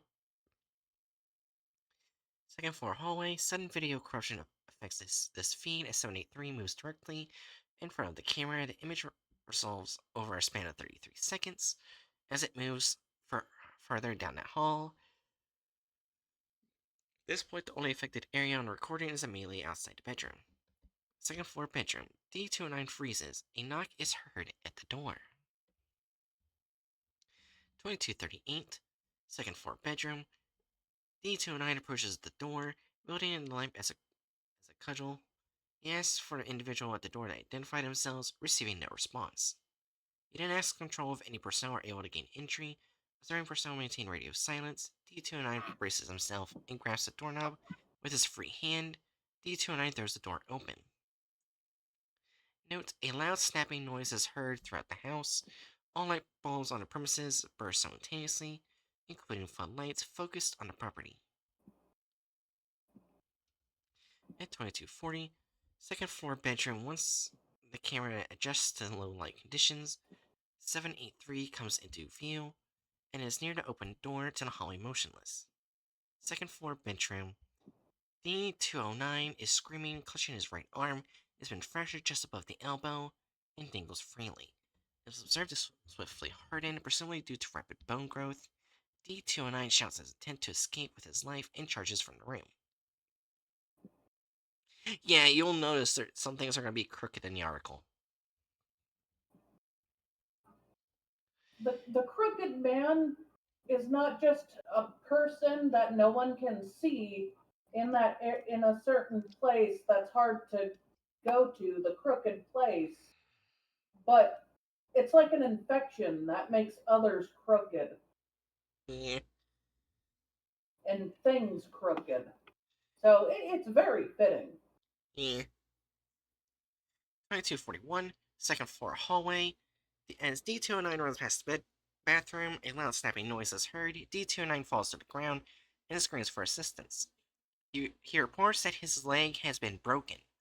Note, video corruption instantly begins to affect the kitchen as the sound is made, ceasing in the bathroom.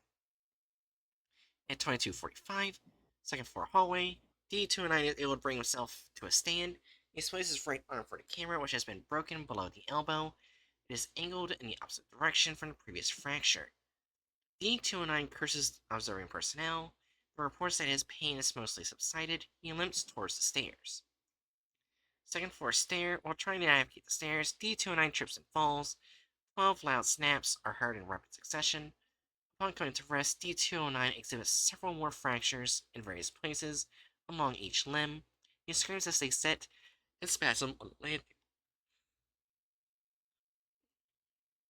At 2314, second floor stair, D209 begins to ambulate. He struggles to crawl, eventually passing out of frame. At 2326, yeah, they are. That's the point. That's literally the point. Yep, it's like the article is being made slowly crooked.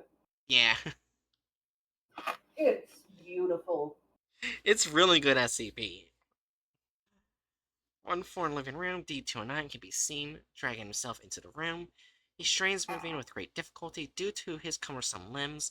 Each arm is estimated to be over 2 meters in length, with several inflexible brakes that inhibit motion around obstacles. First floor kitchen, 783D manifests, visual feed clears. At 2331, first floor living room, D209 occupies the majority of the living room. His long legs stretch out of frame into the hallway. He has a hand on the knob of the front door, but the length of his fingers impairs the dexterity required to manipulate it. Scratching sound is audible in the hallway. D209 expresses distress immediately before being dragged backwards forcibly and off camera. He begins to scream. Note: 783 and D209 remain in the hallway for the duration of the night. Snapping is heard intermittently. D209 ceases screaming at 427. At 501, a wet suckling noise can be heard, followed by rapid thumping.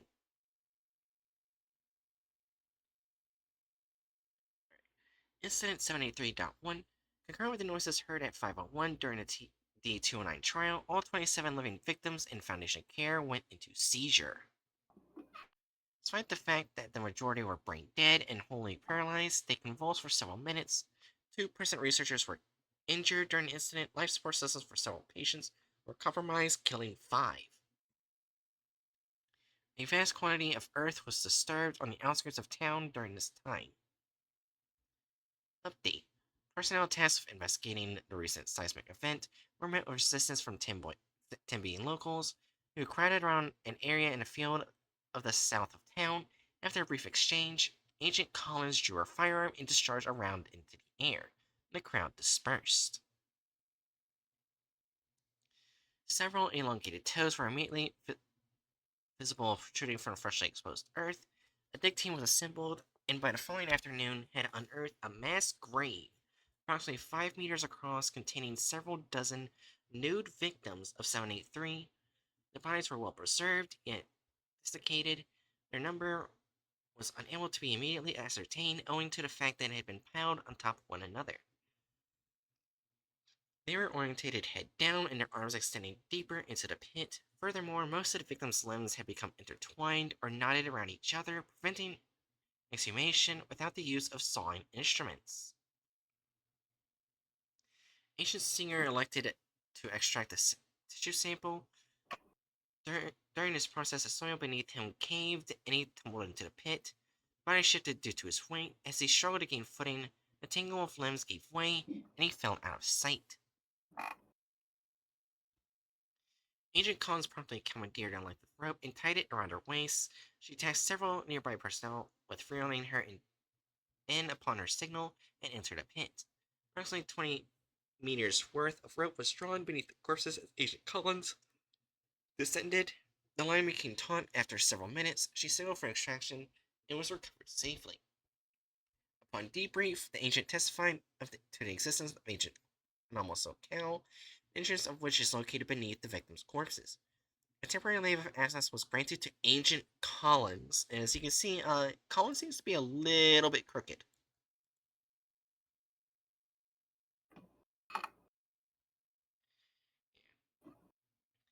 Now for the two field logs that we know about. Field log 1, initial D-class exploration for observational purposes, retrieval of MIA personnel, secondary objective. Alright, I gotta go all the way to the top. Following his first recorded exploration regarding the 783 case file, please refer to the primary documentation for further information. Log 1. At 0034, D-2172 is chosen to perform preliminary observation of the subterranean Tempe anomaly, a large circular pit acting as a mass grave for the twisted, elongated corpses of past 783 victims, all facing downward. D-2172 is suited in MOPP Level 4 gear and fitted with a retractable harness, communication and video recording devices were hardlined through the tether. They are provided with a handheld photon ionization detector, a Geiger counter, and other environmental testing apparatuses. They were allotted a basic survival kit as well as a Ruger LC9 and ample ammunition. Expedition was scheduled to commence 8 o'clock local time, but does not begin until 8:35. This is due to a minor issue regarding D-2172's personnel protective garments. Despite being a proper size for the frame, D-2172 proved incapable of fitting them on. Even with the assistance of personnel, larger gear had to be supplied.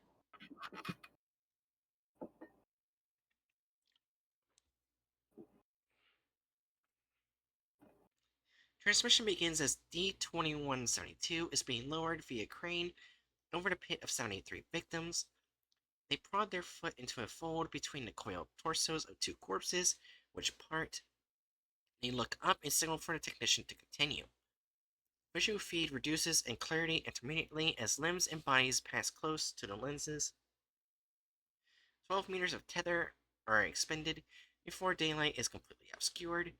D-2172's headlamp activates. Nothing of note can be seen from the position within the knot of corpses. The scent is put on hold when D-2172 begins to thrash. D-2172 becomes insistent that command resume the descent and at a faster rate. They claim to have felt a hand caressing their back. At 18 meters, D-2172 reports a sense of vertigo and expresses confusion regarding the direction of travel. After a brief discussion with command, it is determined that D-2172 had experienced an inversion of gravity. D-2172 manages to reorient themselves and proceeds to climb upwards from their perspective in order to continue descent. Ambient light levels begin to increase as 20 meters of tether are expended. Daylight can be seen shortly thereafter. An overcast is captured as D-2172 breaks the surface. The surrounding area is partially obscured. However, due to countless elongated arms extending upwards from the masses of corpses, D-2172 utilizes two of these appendages as leverage in order to fully extricate themselves. They slowly navigate towards the solid ground. The area is seen to perfectly replicate the town of Tempe as it exists in baseline reality. D-2172 is standing in a field on the outskirts of town. To the north is a small stone cottage belonging to a Mr. John Myers, and beyond that, the main road into town, D-2172, turns for a panorama shot. Sparsely wooded areas and fields border D-2172's location in every other direction, confirming that this replication is absolute for as far as can be seen. Thermal and atmospheric readings match those in baseline. D-2172 disengages their harness, with audiovisual feed converting to a wireless stream via a relay device. D-2172 is then instructed to use their photon ionization detector to take a head sample of the soil. While D-2172 is testing the sample, researcher Quest notices an oddity regarding the soil surrounding the mass grave on D-2172's end. Upon playback of the footage, dozens of marks can be seen in the soft earth. The pattern of these markings suggests they have been created by fingers being drawn through the ground. This is noted by command. D-2172 is not informed of this development. D-2172 reports that no contaminants have been detected. Command instructs them next to proceed to the Myers cottage and to remain vigilant for any sign of researcher Singer. D-2172 arrives at the cottage and knocks thrice on the door. They pause, awaiting an answer, and then proceed to enter. The cottage appears to be inhabited. D-2172 rummages through the first room, finding nothing of note, and walks into the bedroom. On the wall over the bed is a rough sketch done in charcoal. It depicts the upper body of a reclined humanoid figure holding a rod or staff. Its free hand is outstretched above the headrest. D-2172 is instructed to approach and inspect the drawing. D-2172 is hesitant, professing to feel a great sense of unease while in the drawing's presence. They advance slowly with each step, and in its direction comes a decrease in quality of the video feed, which begins to break up by the time the drawing is within arm's reach. The video feed is obscured by heavy amounts of static. The audio is drowned out by a shrill whistling noise before D-2172 can touch the drawing. Command orders them to withdraw. They acquiesce and back away. Interference is reduced to nominal levels. D-2172 is permitted to exit the premises and explore the village proper. D-2172 walks in silence for a few minutes before the road sign for Tempe becomes visible. They track down a bend in the road where on the ground they find a single work boot. God damn it, dyslexia. Work boot. Picking it up and turning it over in her hands, it becomes clear that it matches those belonging to researcher Singer. D-2172 intuits the direction Singer could have been traveling and points out a nearby home. It is a two-story dwelling in a sizable front lawn housing a witch elm. The tree is mostly dead. The ground around it is littered with broken limbs. The front door of the abode is wide open. D-2172 heads towards it. Director Kim, at the time acting as command and overseeing the excursion, requests to be relieved of duty, citing the onset of debilitating migraine. They are escorted to their quarters by Agent Collins. Researcher Bond steps in for Director Kim. I never saw if you can click Director Kim.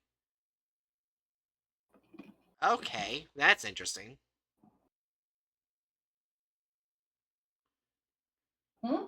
I clicked Dr. Kim and it leads to a very dangerous Keter. Okay then. Oh no. You know what? Why don't we look at that very briefly? Sure. Yes. Because wasn't Director Kim infected? Maybe? I can't Yeah, remember. they were infected. That's why they had to be restrained and then changed out. Alright. So I'll do a quick description of 3980 and then go back to Crew Command. Alright. SCP-3980 is an unidentified anomaly responsible for the loss of FOB Locke and the deaths of 107 Foundation personnel on February 14th, 2000.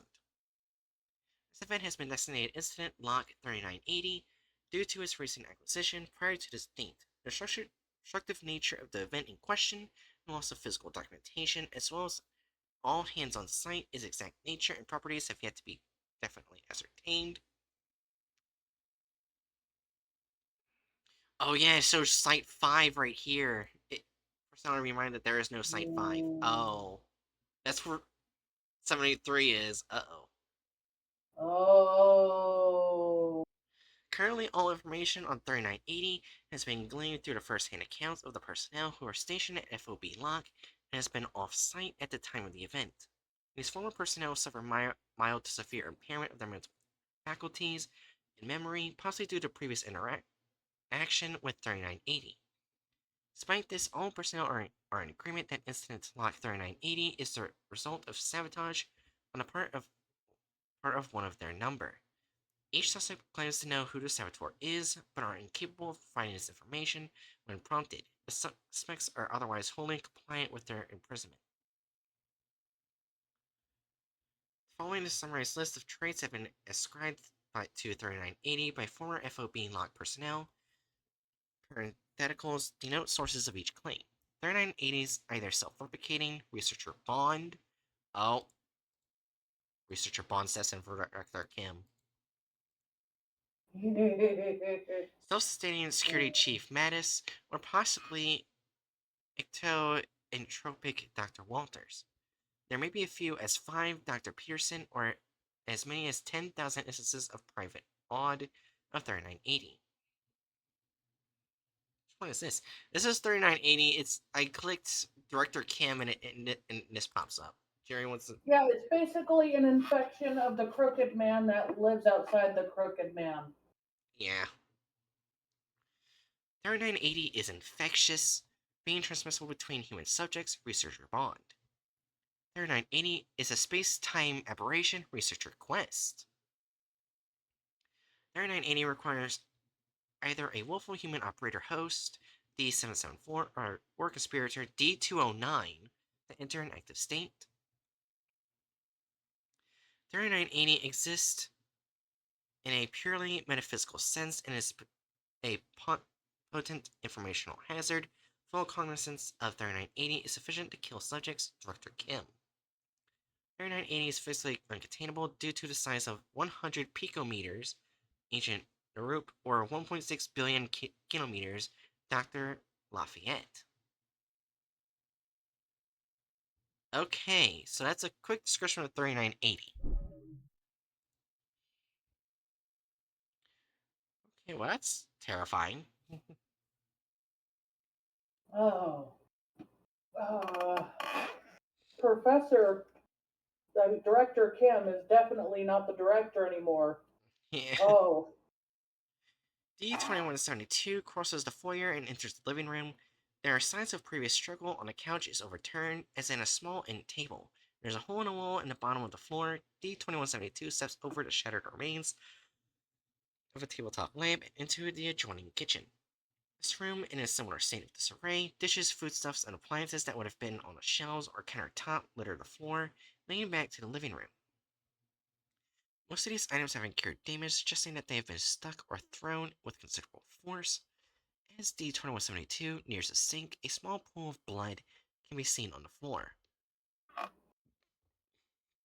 There's a clear pattern of cast-off splatter on the walls and counter, with long strokes indicating that an assailant delivered several successive blows with a bladed weapon.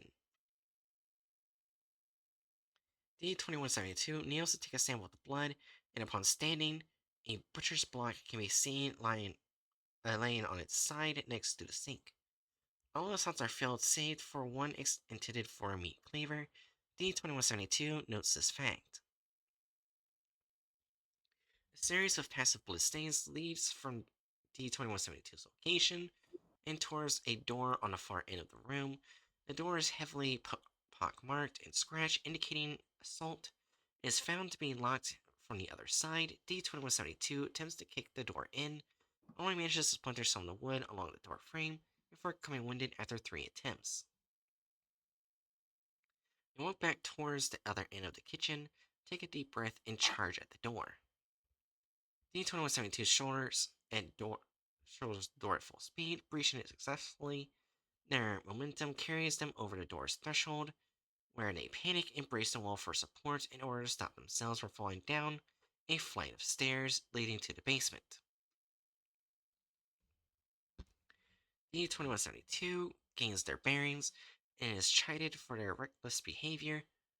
Command instructs them to enter the basement. After trying the light switch, which fails to produce a result, they have a brief discussion with Command on the merits of documenting the contents of the basement. Place heavy emphasis on the value of their own life, they are eventually persuaded to continue on threat of being cast adrift. D2172 activates their headlamp. They draw their firearm, disengage their safety, and carefully descend in a low ready stance, hugging the wall opposite the railing. The basement is largely empty. D2172 sweeps the area, and something on the ground in the far corner of the room glints under the light of their headlamp. D2172 approaches and finds the missing meat cleaver. Wet with blood, they kneel to inspect the cleaver, and upon standing, they notice a quarter-meter wide hole in the concrete wall, an exhaust vent leading above ground.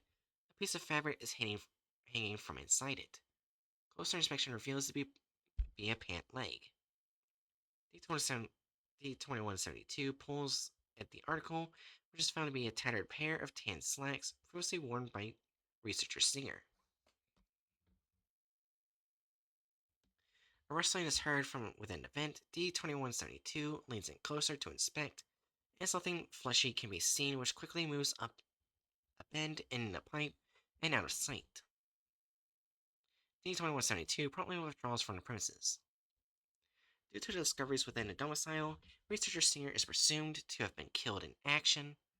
D2172 is instructed to travel out of town in order to further document the nature of the area itself and determine its actual boundaries, if any.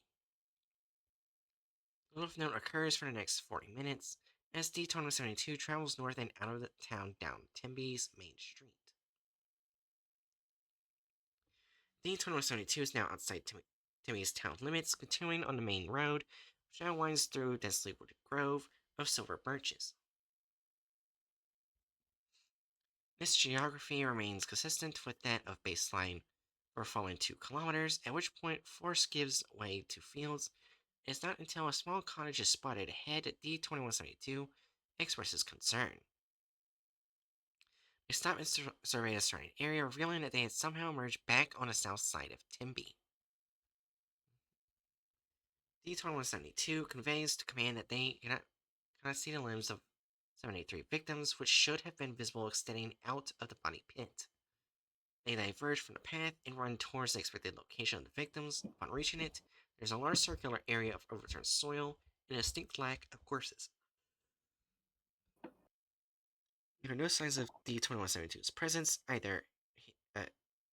here either. A previously discarded sample bag, along with the relay device and accompanying tethered harness, are absent. D2172 begins to panic and is instructed to hold their position while command decides upon a course of action. Researcher Bond confers with the on-hand technician to confirm the status of D2172's harness. It is relayed that it has not been retracted prematurely. Alright, good night, random person. Nor had any length of tether been expended since D2172 set aside their harness. After some deliberation, it is determined that D2172 has possibly entered an interactive spatial zone situated adjacent from their original area of entry. It is then decided that exploration beyond this point would be best be handled by personnel experienced with excursions of this nature. D2172 is instructed to follow the road back towards the entry point. D2172 is traveling down the road through the silver birch forest at a brisk pace. Idly conversing with command, it is as they remark of the absence of any form of life that a rustle of leaves can be heard. D2172 turns towards the source of the noise to find a naked body of an elongated 73 victim. It is sprawled across the road, unmoving a few dozen meters away. 2172 swears loudly and then turns to continue on the patch. Another 73 victims is stretched along the road before him, some distance away, also unmoving. D2172 withdraws their firearm and takes a step towards it. A rustling and snapping sound can be heard behind D2172, who again turns to face the victim behind them. Although the body's position remains unchanged, it is clear that the trunk and arms had grown elongated, twisting and breaking, placing them closer to D2172's position. More snapping can be heard once again from behind D2172. They rapidly turn and fire at the 73 victim, burying their path, whose neck had elongated and bent such that it had placed their head roughly a meter away from D2172. At eye level, though several rounds are discharged directly into its face, it elicits no reaction. Snapping can be heard once again from the unobserved victim, behind D-2172, who absconds from between the entities by running off the road and into the woods.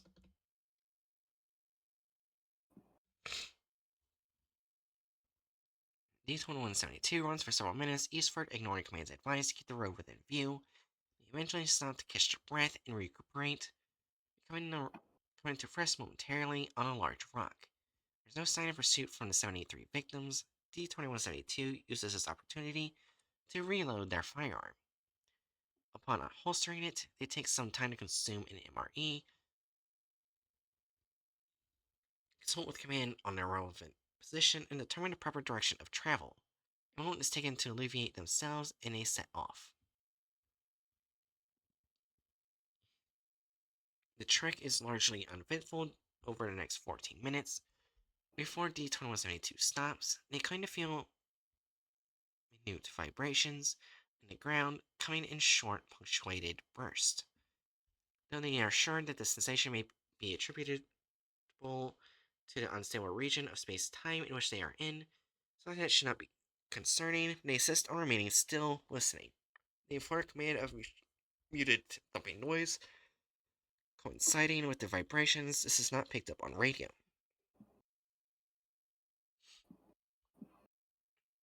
They advance carefully, again readying their firearm off in the far distance. The camera captures a single silver birch tree being lifted vertically out of sight above the tree line. D-2172 does not seem to have witnessed it, as command attempts to communicate this to D-2172. It comes back down through the tree tops much closer to D-2172 and impacts the ground with enough force to shake the ground. It can now be seen that despite its thickness and mottled white coloration, it is not in fact a birch tree.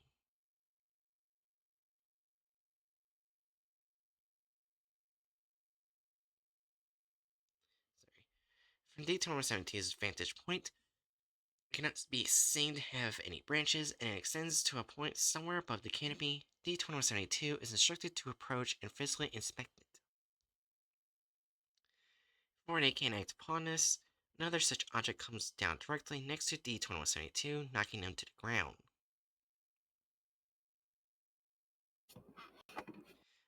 Once on their feet, they approach the second object. They pause once they see the faint impression of ridges and grooves running along the object's side.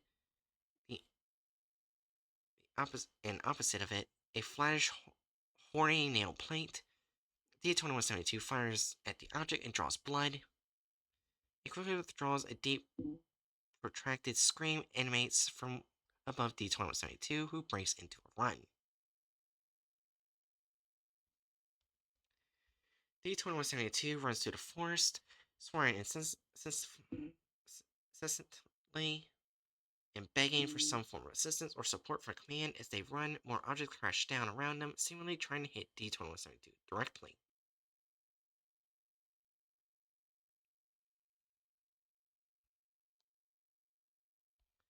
They break from the forest. They are now on the northern outskirts of Tembe. As D-2172 hurries too close, the distance to town, another of unidentified objects collides with D-2172, knocking them on their back. The object comes to rest beside D-2172, taking up the majority of visual feed. D-2172's gaze follows the object, tracing up its length. Without the obstruction of the canopy, it can be seen to bend and twist, terminating several hundred meters in the air. D-2172 screams when they discover its source. The nude form of Researcher Singer is suspended high in the air, balanced on elongated and grossly enlarged fingers. Researcher Bonds stands from her position at the control console, doubles over, and proceeds to vomit profusely. A member of medical staff rushes to her side in time to catch her as she falls unconscious. Dr. Pearson elects to take her place at the command console. Agent Collins arrives to help carry Researcher Bond to the medical bay, where she is to receive corrective treatment, and it's crooked.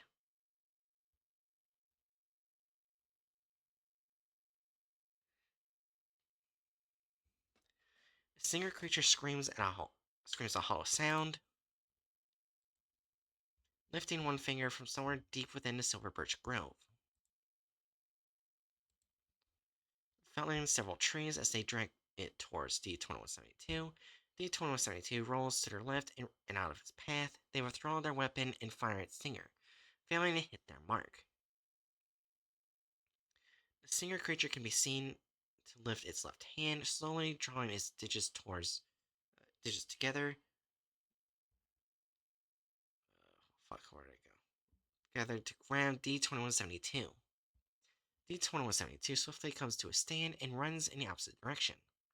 Digits can be heard colliding with one another behind them.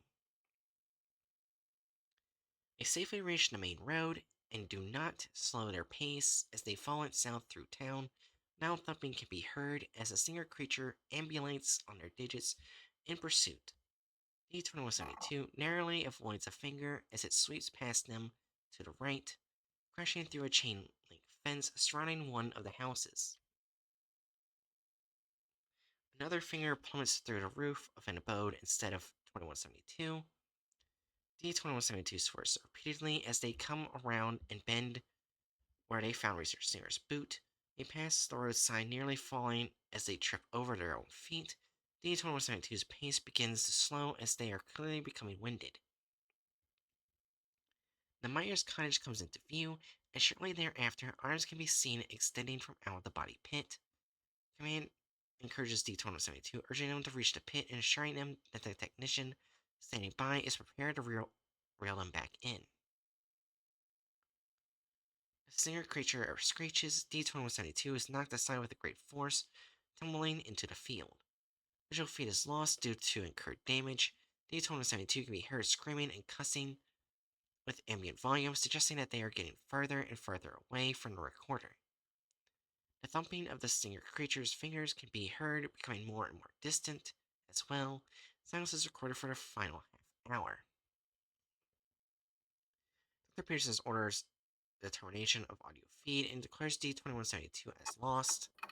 It is decided that D-2172's harness may be recalled for further future use. Agent Collins arrives in the control room and discusses the matter with Dr. Peterson. Collins asserts that there is no evidence that D-2172 was captured or had expired. Citing an ethics committee mandate on the exploration of non-incursive extra-dimensional locales, they persuade Dr. Peterson to leave available D-2172's harness. Several personnel remain on hand for the next several hours. At 2:13 local time, the presiding technician reports that they had witnessed the tether moving. After a moment of stillness, they are able to observe it becoming briefly taut as the line is tugged on twice by D-2172's signal for extraction.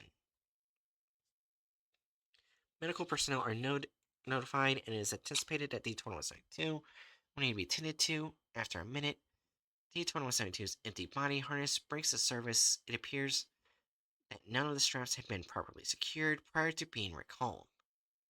Harness seems to be caught on something within the pit. The tether continues to retract, revealing the hand of D-2172 grasping to the harness, which slips out of their grip.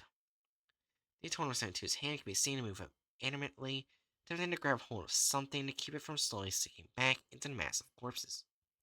D-209 rushes towards the pit, grabbing hold of D-2172's hand, almost before it falls out of sight. They begin to sink into the knot of bodies as well.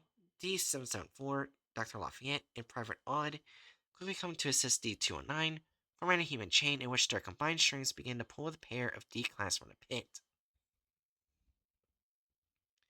D-209 is successfully extricated. His arms are outstretched, hands still grasping that of D-2172, whose hand comes back into view as the four men pull approximately 3 meters of D-2172's forearm are dislodged from the body pit. It begins to bend and snap at several new points of articulation. D-209 lets go. D-2172 is reclaimed by the pit. 19 class go to the hand pit. By Scooby Dragon.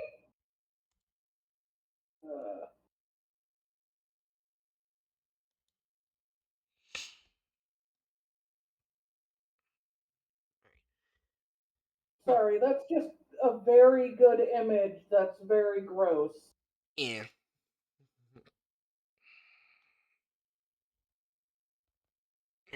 The following is a second recorded exploration regarding the 783 case file. Please refer to primary documentation for further information. Field Log 2. Due to the events which transpired during 783L1, it is determined that the spatial zone accessible through the knot of corpses within the town of Timby is like recursive, being bordered on all sides of successful iterations of itself. Essentially, the dimension consists of perfect copies of a single cell in an endless grid layout. A special operative SO would be required to effectively traverse locale. SO Nix is requisitioned from Site 121 in the United States. She was chosen due to her expertise in traversing extraspatial locales featuring recurring topology. Having personally mapped 27 iterations of SCP Redacted, engineered a supply line for Mobile Task Force Tierfine Black during their second tour of SCP Redacted, and having successfully navigated an escape route through Site Redacted during emergency extraction of assets. After full debriefing, several viewings of D2172's exploration log, SO Nix spends her first week on site personally inspecting the town limits of baseline, Tembe, and denoting points of interest along the wooded outskirts on her personal map. It's only after she acquainted herself with the local topography that she requisitions materials from HQ and makes final preparations for her dive into the Tempe pit of corpses. Really, Polka? On the 8th day, SO Nix returns to the site with the following. One. Is that supposed to be the roughly symbol? Next to 1000, is that the roughly symbol? Yeah, that's the wavy symbol. Okay, so roughly. Okay. Roughly 1000 referencing exit markers, REM, a prismatic compass and a map of Tembe, sufficient rations for a 3-day excursion, wireless AV surveillance camera, and M1014 shotgun with side saddle, 12 gauge buckshot X16, shotgun shell bandolier, 12 gauge buckshot X20, 12 gauge slug X36, one 24-inch machete, Unit K9121, 2-year-old Dutch Shepherd Tafos. Agent Collins is chosen to oversee command during an excursion owing to the sickness which had affected her colleagues during the previous expedition's broadcast. SO Nix spends an hour in the evening practicing quick load maneuvers for her firearm. By noon, she is outfitted in full tactical protective gear. Both SO Nix and K9121 are lowered through the Tempe mass graves. Grave one after the other at sunrise. Once within a Tempe replica, SO Nix is able to repair and relay device installed during the first expedition by D2172. The camera feed activates. There is a light early morning fog permeating the air as the feed activates. SO Nix scans the surrounding fields and farmlands. Identifying no immediate threats, there is no sign of D2172. He turns and calls out to K9121, who is partially obscured by the arms reaching up from the body's pit tangle of corpses. As K9121 comes around to meet up with SO Nix, it passes beneath a low-hanging limb from one of the bodies, which breaks with an audible crack. The gnarled limb stops just short of touching K9121, formerly swiftly severed by SO Nix's machete. As the pair depart, intermittent cracks can be heard from the ground appendage as it continues to convulse and fracture. The first 15 minutes of their travels consist of heading in a southeasterly direction, gradually identifying and memorized aspects of the environment such as fauna and rock formations flanking the wooden path out of town. Due to lack of life forms, the only sounds are crunching leaves as they progress. As once a felled tree is spotted that SO Nix identifies a point which should be in the northwestern area of the town. At this point, an REM is hung around a nearby branch. SO Nix walks off the patch and into the woods to further delineate the area in which the replicate Tempe ends. The next cell in the grid begins. SO Nix methodically begins canvassing the woods and cross-referencing her map, placing REMs to delineate the boundaries of the primary zone. K9121 bounds through the woods alongside her during this time, occasionally sniffing the area. 45 minutes pass uneventfully until K9121 pauses, alert and focused on an area often distance ahead. SO Nix readies her shotgun and pair proceed with caution. Take a little bit of a break from reading for a second there. Whew. Right. Also, if you want to get me a Christmas gift, I'm doing this because new people in chat. You want to get me a Christmas gift here? Donate to the charities right there. I think it's still active. Did I leave it active? I think I left it active. Immune Deficiency Foundation is still there. Okay, good. Yeah. Donate to it. Because if you get the goal, I'll make merch for next year. Anyways.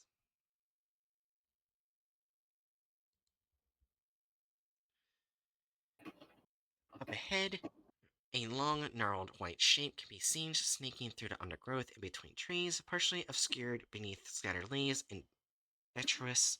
K9121 approaches within a meter of the object before halting at SO Nix's command. Upon approach, mottled white flesh can be seen, can be made out, as well as varicose veins running across its length. The appendage trails off into the distance outside the boundaries of primary Tempe. Similarly, on one end, and the other end terminates in the average size foot nearby.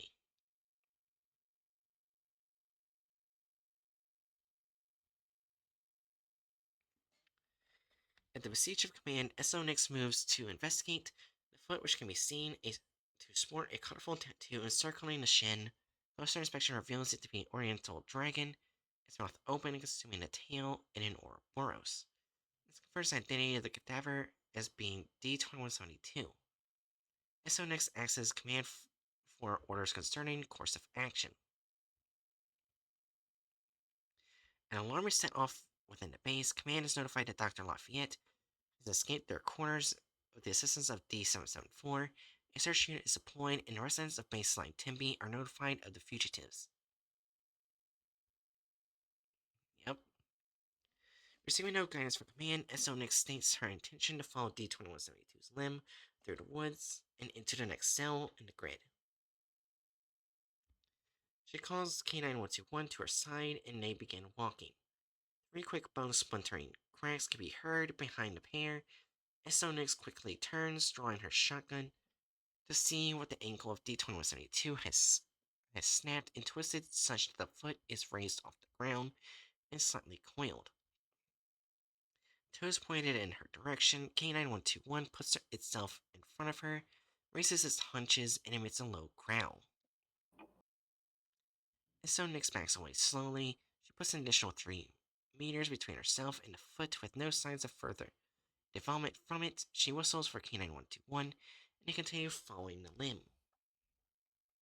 The two follow D2172's leg for approximately 1.5 kilometers, where it then zigzags up a nearby incline, crossing perpendicular to a dirt path that ascends a rocky hill.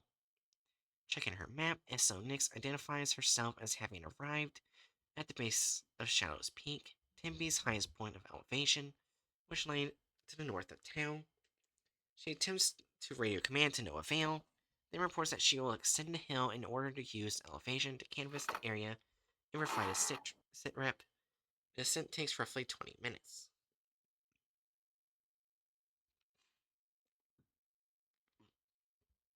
Dr. Lafayette is recovered by Tempe Constable after trying to enlist the help of local police. They are brought back to base. Agent Collins leaves the control room in order to aid Dr. Lafayette and ensure he receives proper medical care. D774 was shot and killed during a confrontation that led to Dr. Lafayette's capture. The remains are returned to base. Crossing the second leg of the hill, the trail can be seen to lead alongside a rocky wall before ending the mouth of a small cave. SO Nix notes that this cave does not exist in baseline Timby. As she enters the entrance, the visual feed degrades slightly. K9121 whines quietly and is massaged by SO Nix.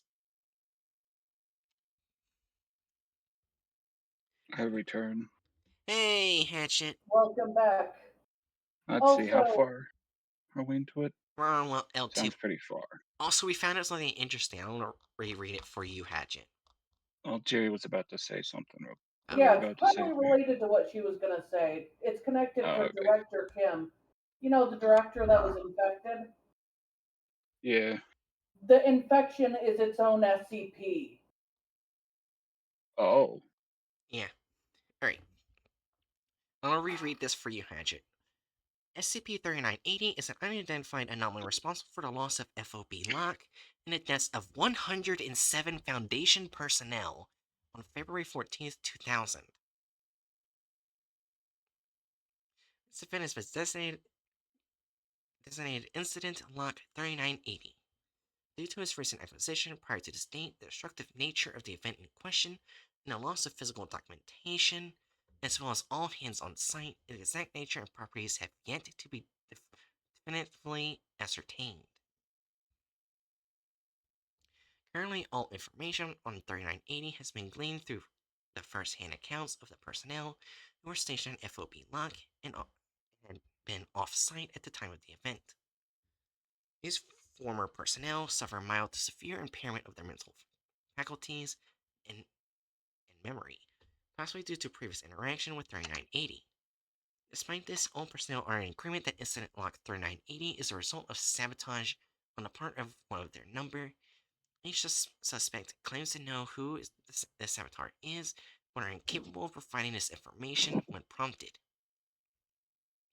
The suspects are otherwise wholly compliant with their imprisonment. The following is a summarized list of traits that have been ascribed to 3980 by former FOB Locke personnel. Parentheticals denote sources of each claim. 3980 is either self-replicating, researcher Bond, self-sustaining, security chief Mateus, or possibly ectoentropic, Dr. Walters. There may be as few as 5, Dr. Pearson, or as many as 10,000 instances, Private Odd, of 3980. 3980 is infectious, being transmissible between human subjects, researcher Bond. 3980 is a space-time aberration, researcher Quest.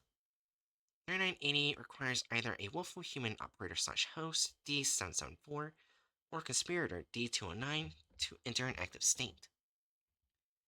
3980 exists in a purely metaphysical sense, and is a potent informational hazard. Full cognizance of 3980 is sufficient to kill subjects. Director Kim. 3980 is physically uncontainable due to its size of roughly 100 picometers, Narup, or 1.6 billion kilometers, Dr. Lafayette. So that's a brief description of that SCP. I see.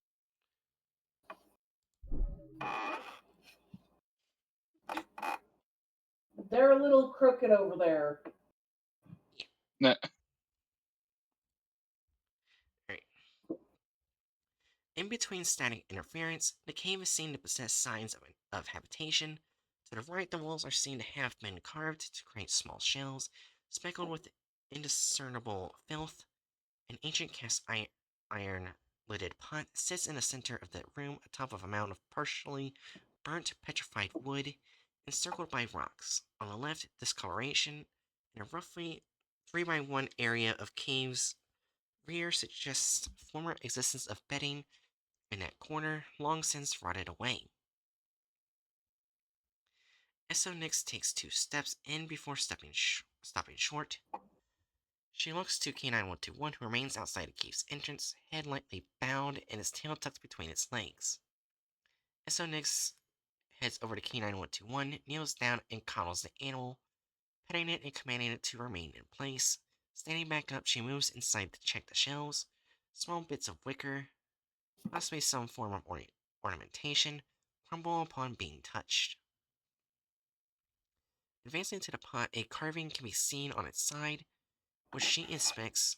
She removes the pot's lid and gags. It is shown to be filled with a murky brown pool of stagnant water, within which floats several objects unable to be made out until Esso next activates her headlamp and gasps at the sight of over a dozen small bones. Based off the most clearly visible of these, and is it Yolna or Olna? Ulma. Olna. It is estimated that the remains belonging to an individual no more than 2 months of age. The display is further plagued by static.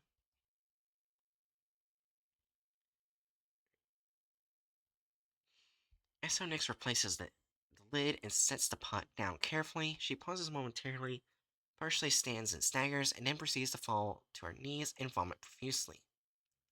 She curses quietly and sniffles afterwards for a minute, obscuring the camera feed as she wipes her face. Looking up, a small nook in the cave wall can be seen at foot level, beside where the bed previously lay. Something small and brown is inside it. Esonix takes a few deep breaths and then raises to a stand. Static builds as Esonix crosses over to investigate. She kneels, reaches her hand inside, and pulls out the object. Visual field, the visual field is overcome by white noise, though Esonix can still be heard, who reports finding some form of diary. Flipping through the first few weathered pages reveals a little of import. Any content that may have once been present has long since faded. She continues to scan the document when a hollow popping noise rings out. Turning quickly, no immediate threat or change in surroundings is seen. K9121 begins approaching cautiously. Another sharp, wet pop is heard. K9121 growls as SO Nix glances about for the noise's source. It sounds off a third time, and the lid of the cast iron pot vibrates as if it struck from within. SO Nix flees the cave. With D774's remains being tended to by Dr. Kim, Agent Collins and Dr. Lafayette arrive at the control room. Agent Collins dons the headset and announces her presence to SO Nix. SO Nix has reached the top of the Shadow's Peak. By the time of command is able to reach her and relays the events of the previous hour. From her perspective, she is clearly able to see both the replicant Tembi to the east where she entered, as well as his interactive copy to the west in the cell she now occupies. In a panoramic shot, a dozen windmills of further Timmy replicates can be viewed far off in the distance. She explains to command that although the pattern of the surrounding area supports the recursive iteration theory of this dimension's layout, there are noted inconsistencies within the grid she inhabits. Beyond the cave, which did not exist in baseline replicant Tembi, she points out a small grove of dead trees that seemingly has no parallel elsewhere in the grid. Similarly, SO Nix claims to have spotted an unidentifiable structure in the town center of Tembi in her cell. Upon query from command as to why there would be a deviation in the pattern, SO Nix suggests that the presence of D2172 across the boundary of two iterations may be causing fluctuations in the integrity of the grid cell she occupies. Linking it to the cellular lysis, SO Nix explains how the border between spatial zones could be weakened by foreign material occupying two cells in the grid simultaneously for an extended period of time, a problem that prohibited the building of Outpost Number 41 within SCP Redacted several years prior. Despite the instability of the cell, she posits that the deformations in the zone may be reflections of the historical state of Tembi and therefore present a valuable research opportunity that merits further exploration. As So Nix begins her descent, small cracks and pops can be heard, still reverberating within the cave as she passes. She does not look inside. Someone is sobbing.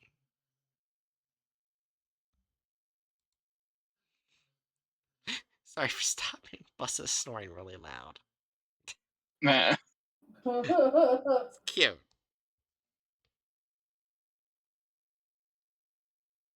Someone is snoring, Yeah. Right. and someone's lost in a mangrove biome. You're stuck in 73. It's not that. Forg! Hello, Forgs. My god. Anyways, at the bottom of the hill, a patch of dead grass and foliage can be seen where previously D2172's leg had lain. K9121 sniffs about this area and begins following the trail further into the cell in the direction of the next 10B. The two travel at a steady pace, with SO-Nix regularly checking behind them as they progress. The forest slightly darkens as the cloud cover obscures the sun. A sharp report of bow snapping echoes in the distance as SO-Nix holds her shotgun in a low ready position and double checks the safety. Another crack, the splintering of bone sounds off repeatedly from the indiscernible source as SO-Nix levels her weapon, attempting to follow the noise. Another crack, small branches and leaves fall and flutter about as the foot of D2172 emerges from the canopy, dangling from above. It quickly twists and breaks, turning to face SO-Nix with its toes. It is merely met with 3 rapid bursts of buckshot. The appendage dangles loosely, dripping blood from its shredded remains. The foot is almost entirely destroyed, consisting of chunks of flesh suspended by the ankle, with only the posterior and anterior digits remaining. It lolls to and from the concussive force of the shots, swaying impotently.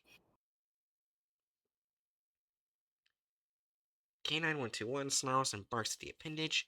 SO-Nix keeps her weapon trained on it as the two work to carefully circumvent it.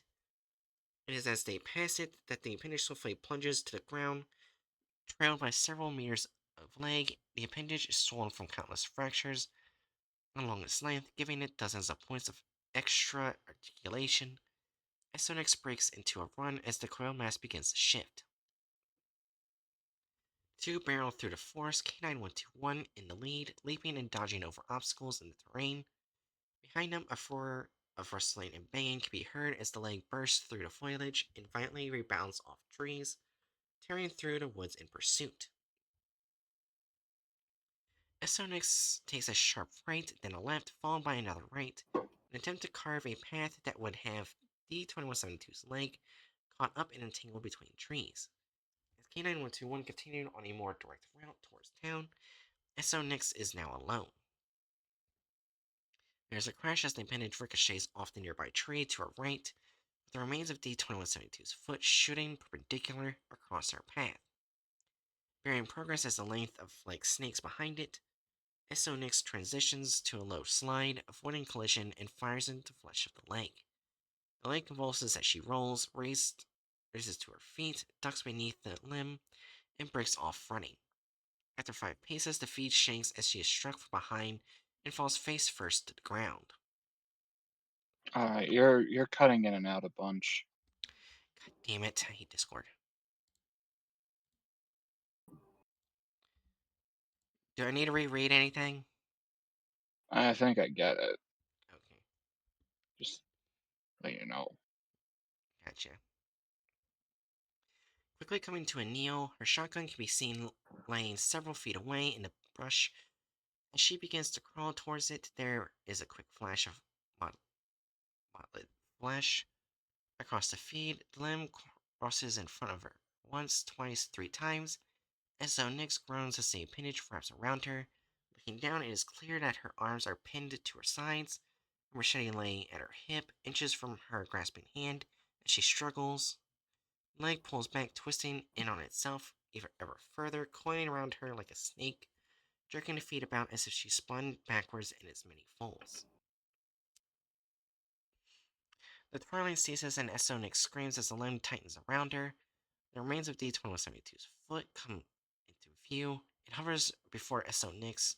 There's a pair of cracks as the remaining pinky and big toes splinter and fracture, forming two strong, sharp prongs that pinpoint her face. It rears back momentarily before it launches forward. Just as about to strike SO-Nix, there's a flurry of motion. K9121 leaps from off camera, catching D2172's foot in its mouth. The limb writhes as the animal wrestles with it with the appendage. Leg loosens, dropping SO-Nix. The appendage twists and curls as K9121 tears into it with its teeth. Quivering in an unnatural manner, SO-Nix crawls towards her firearm as they contend with one another in the background.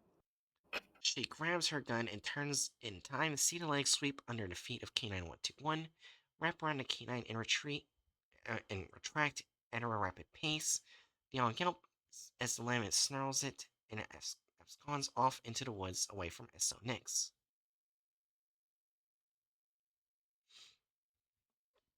Agent Collins informs SO-Nix that she's progress towards the next town. She is advised not to follow the limb and to consider the animal a lost asset. Ignoring command, SO-Nix charges after the fleeing leg. The knot of flesh wrapping around K9121 traverses a path through the forest, ripping through the brush and felling some of the smaller trees. SO-Nix curses and pants as she chases after it. The leg begins to draw itself upward and pull the animal weight up alongside it and out of sight. As it drags itself away, the mass becomes caught up between a pair of trees positioned beside one another. K9121 whimpers as the leg constricts in an attempt to squeeze through. SO-Nix catches up, discarding her shotgun and lunging forward with a swift blow from her machete. Hi, Festus. What? Anyways,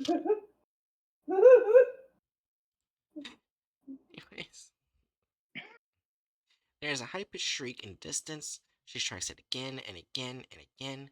She bellows a long scream as she viciously assaults the leg, cutting clear into one of the flesh and revealing bone.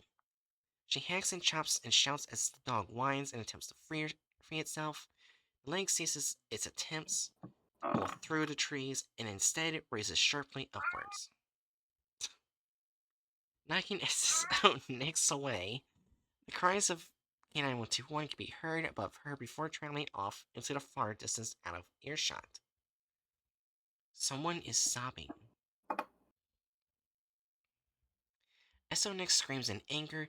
She stands shouting threats off into the wilderness after the leg, crying out for it to return, swearing retribution. It takes several minutes for her to calm down. She radios command asking for help to hunt the leg of D2172 and is denied.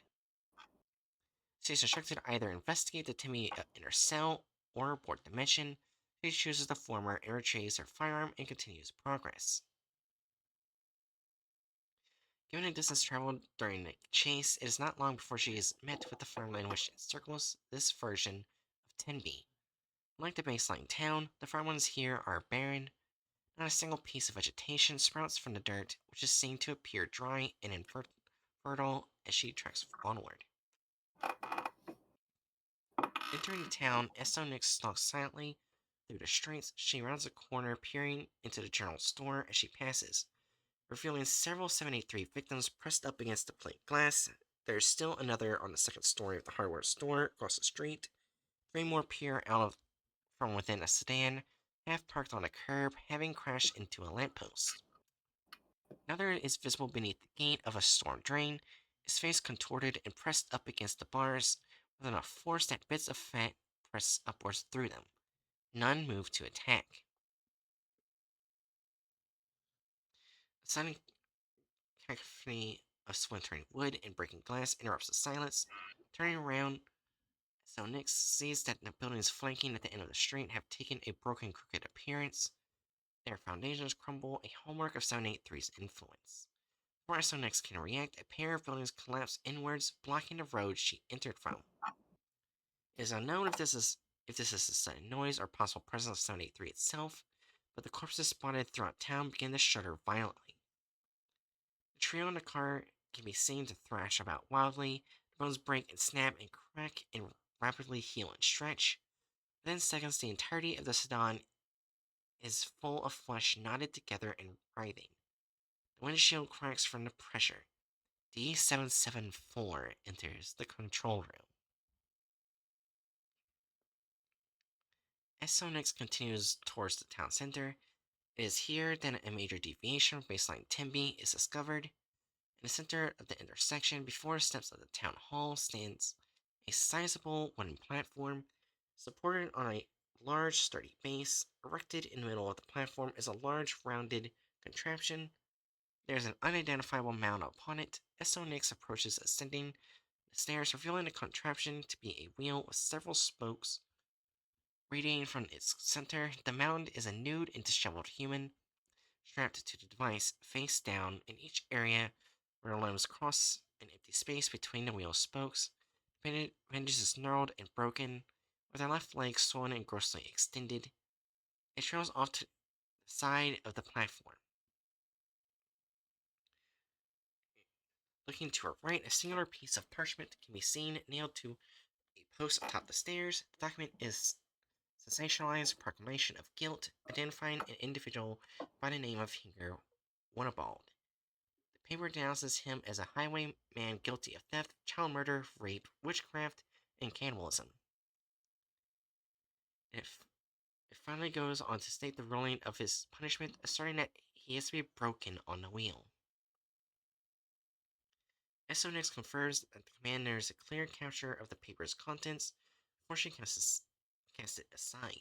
She takes a moment to rack her shotgun with slug ammunition and moves towards the macrobee display. Firing the corpse with the barrel of her gun elicits no response. Uh, Huh? the word's macabre. Cobb, okay. I think it's French again. She definitely circles around its front to get a look at its face. Kneeling down, the visage of 2172 comes into view.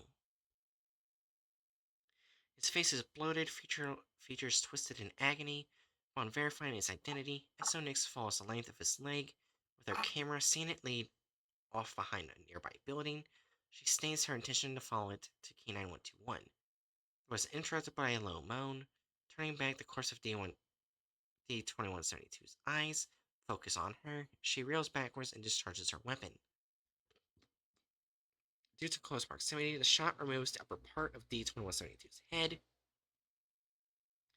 The body gurgles and sees as she stands and fires the next two rounds down into its trunk, causing D2172 to spray a torrent of blood from the remains of its mouth. SO Nix recoils as she is coated in these fluids. Stumbling back, there is a sickening crack at the lower jaw of D2172, contorts and lengthens along the right side, and another snap as the left half breaks and extends. 3 more cracks see as the jawline widening, lengthening.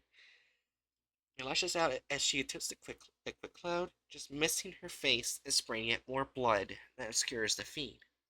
The sound of SO Nix hurriedly descending the staircase is heard. While there can be seen to be movement on the camera feed, no details are discernible. The next several minutes consist primarily of audio as SO Nix evades and combats the ever-breaking jaw of D2172. All that can be heard are her shouts and cries and breaking and splintering of bone, the sound of rent flesh as SO Nix fends off the attack with her machete. In the midst of the struggle, a lone shotgun blast rings out. The weapon can be heard clattering to the ground, for all fall silent. The fiend is darkened as SO Nix rubs the camera, clearing it the best of her ability. It will remain smeared for the remainder of the filming, but the aftermath of the struggle can be seen. The jaw of D2172 stretches from his corpse, crisscrossing throughout the intersection. Blood blankets the majority of the area, and several teeth are visible, having been knocked from the gun line. SO Nix is panting and heaving. She looks down, revealing that she's lost the index finger on her right hand. She swears as she covers it with her free hand in an attempt to stem the bleeding. She canvasses ground for a lost digit, which is then spotted laying several feet away. She rushes towards it. It seizes and wriggles, snapping and beginning to elongate. SO-Nix turns to retreat, dipping down mid-run to grab her firearm as she flees. Despite prodding from command, SO-Nix does not return to the execution platform to scour for more evidence. She instead rushes along the length of the leg trailing from D-2172's corpse. She curses over the radio at Agent Collins, casting her helmet aside. The last that is seen as SO-Nix is her running down a length of road alongside D-2172's leg. She follows it around the corner. Several minutes pass uneventfully. The leg of D-2172 then shifts and gyrates, slapping the ground with excessive force for approximately 30 seconds before becoming still. A minute later, the limb spontaneously cracks. There is heavy breathing. Someone is sobbing. The area darkens as it casts in shadow. The feed terminates as the camera is destroyed. SO-Nix is deemed AWOL. With the nature of the mission fully understood, it is determined that a fully armed force will be required for the capture or elimination of 783.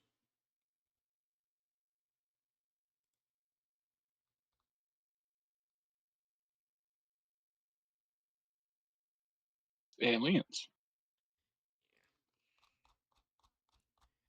Did we? Okay. It's all written by the same creator, but the creator's name is only put on the L2. It's SD Lock, which is a very popular SCP writer, by the way. Yeah.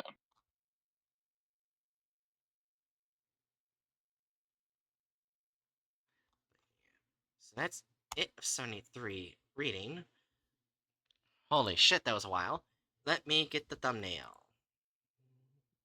Probably didn't help that the director Kim thing was added to it, like twice. Man, it is crazy knowing that the infection can leave the area that it's supposedly like stuffed into.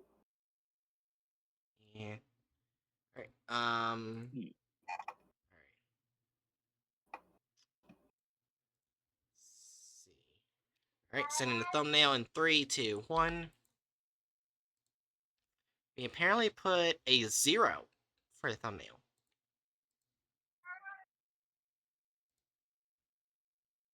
Yeah, that's. Yeah, that seems fair. Yeah. Yeah. It's accurate, although I still hate it. Yeah, like their shitty art style notwithstanding, it's fine.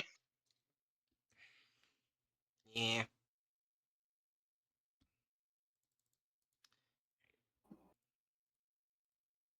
Which means once we finish the video, I'm gonna have to redo the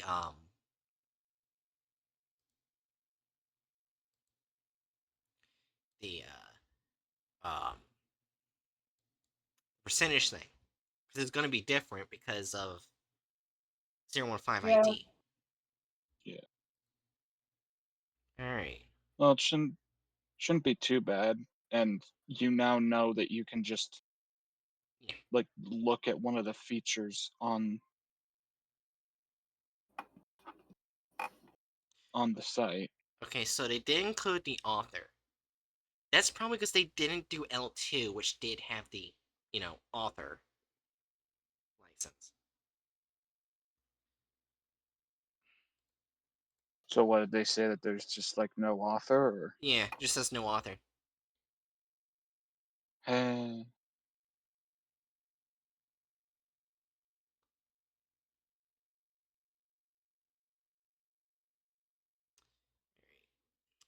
You ready?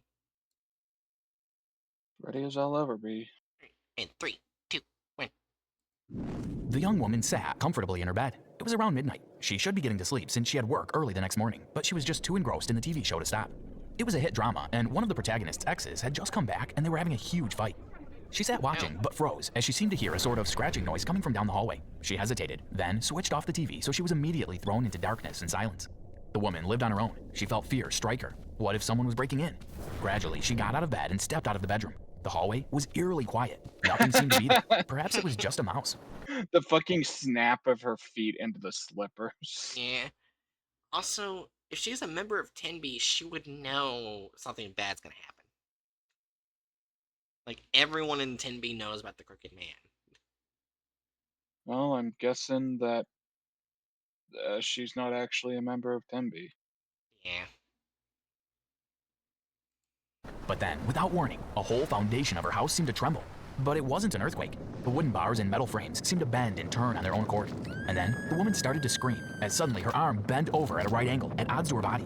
Next, her leg turned the other way, stretching out, tearing ligaments and shattering bones.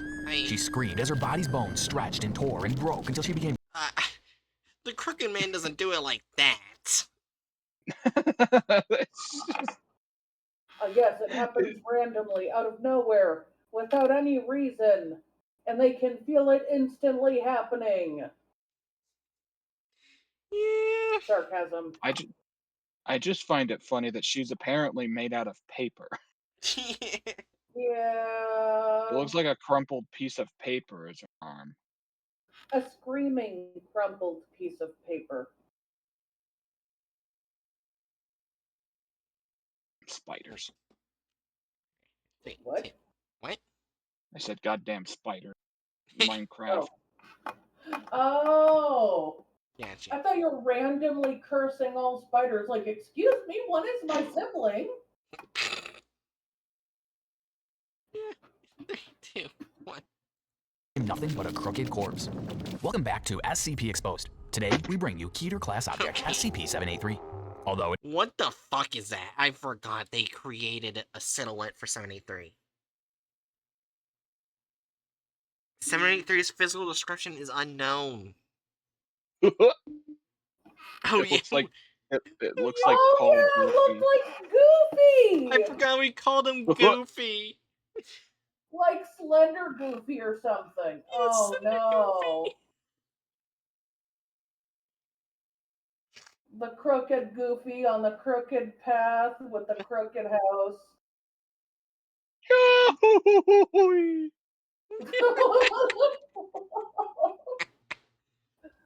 Oh. Anyways, Die, sheep. Oh my god. 3, 2, 1. it has not been seen by the naked eye, SCP-783 is some sort of entity that has been wreaking havoc on Oh the small my town of God. Henry, located in... How many legs does it have? I think it's just 2, but it's like really gooey, mangled something or another. Just walking casually down the street. Couple random people sprinting away.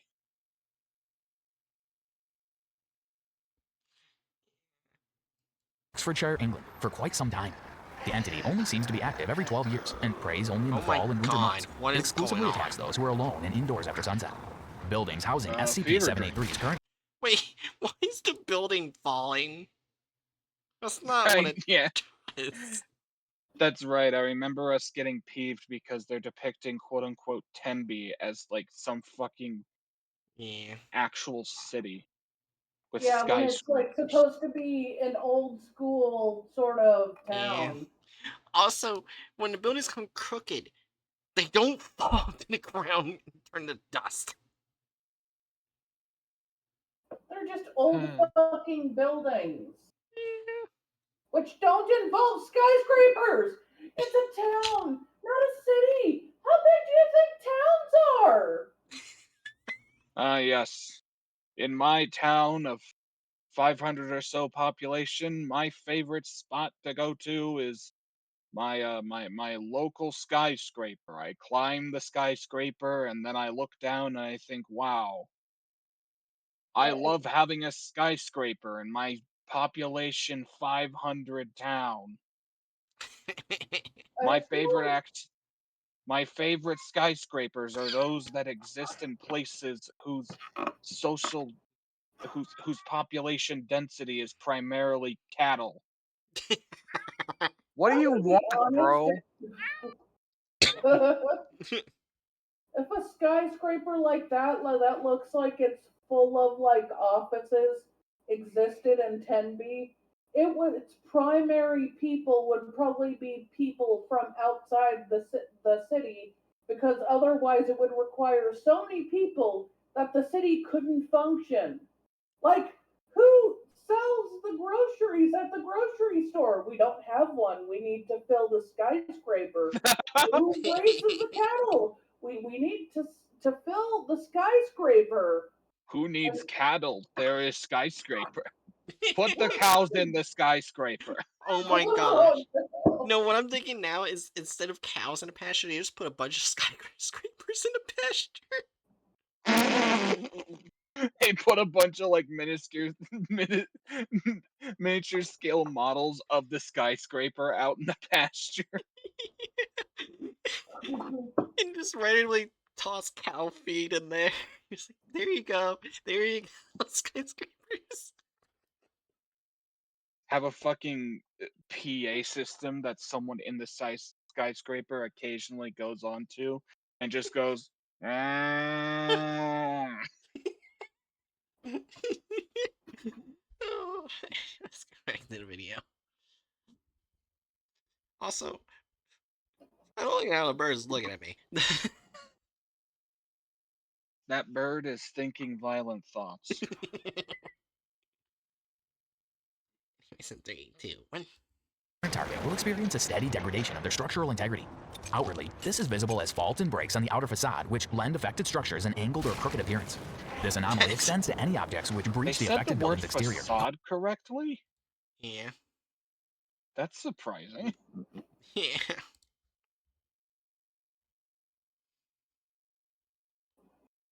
causing immediate Did and you say severe the word deformation. facade correctly? Yeah. You didn't say facade No, I said or facade. faked? Good. You're learning. Also, look how awful the fucking crookedness is happening. That would normally be fatal to living subjects. It's just Despite the melting. nature of these Oh my god. Oh god damn it, it's doing the fucking okay mean thing. You lost. God damn it, we lost. injuries, most victims are alive after the cessation of an SCP-783 attack, though they often suffer full body paralysis or remain in a persistent vegetative state. 27 living specimens have been acquired and placed on life support. Completely normal people. Just normal ass people. Hey, we've got a black person. Downside, they just so happen to be one of the victims. I mean, there was a black person on the TV. Kidding. Oh, there was? Oh, okay. I missed that. I'm playing Minecraft. Yeah. Minecraft is better than content. That's fair. 3, 2, 1. The black person is one of 3 triplets. Oh yeah, Oh they yeah, he. wait a minute. they're triplets, but they all came out as different races. You They're got the. mixed, so it can actually happen. Oh yeah, I guess. Yeah. Really can't. One But of it would be a hell. It would be a hell of a thing to explain to people. Like, yeah, we're triplets, and like you've got one that looks outwardly Asian, one that looks like looks outwardly fucking British, one that looks like an African American.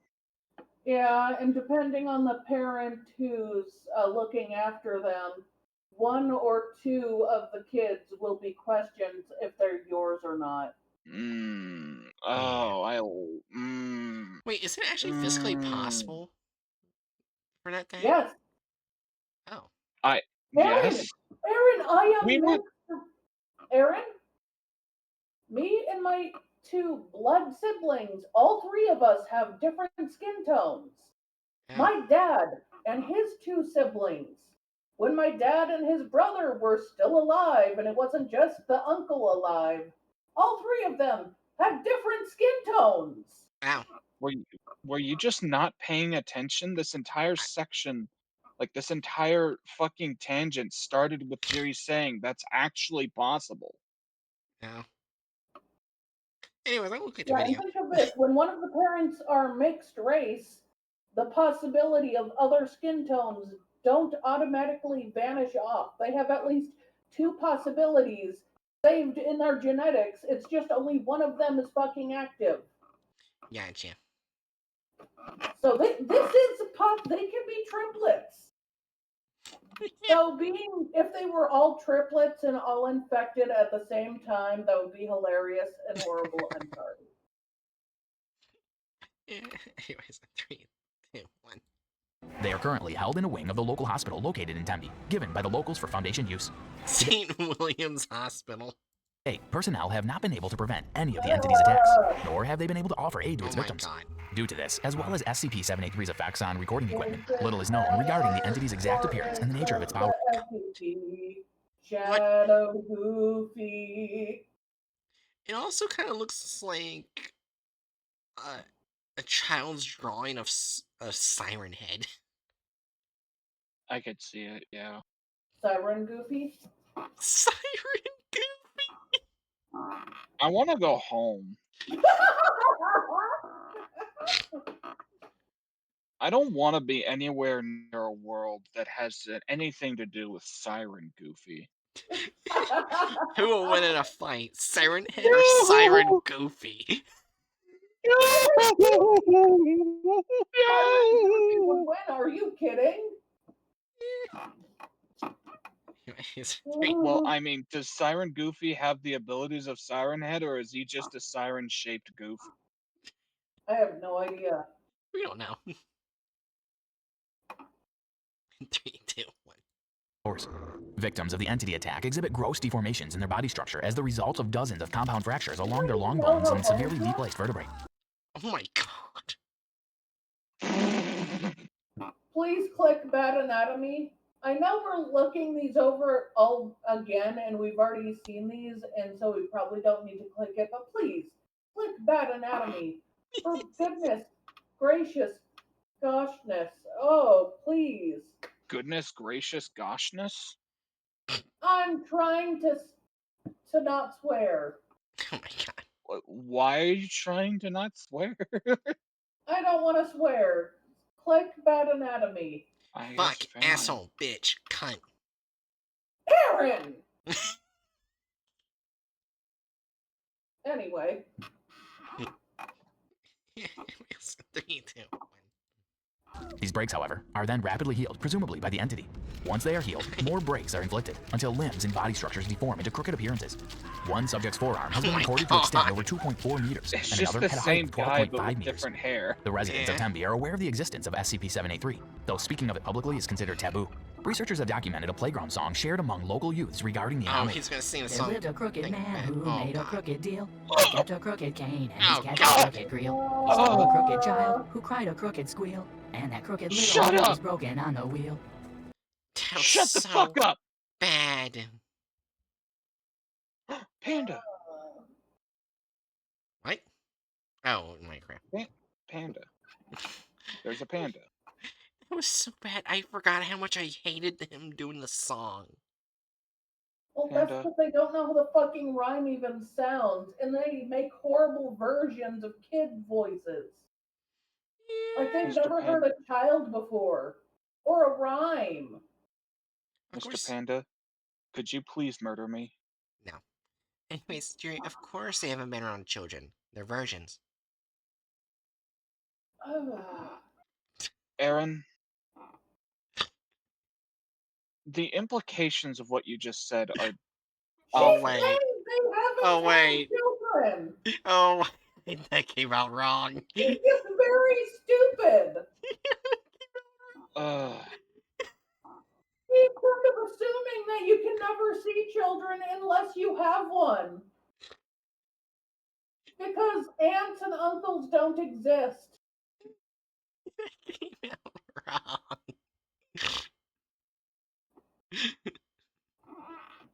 Ooh, desert. Anyways, 3, 2, 1. A month prior to SCP-783's current period of activity, Subject D-209 was selected from a group of volunteers to live in a Foundation-owned property in Tempe.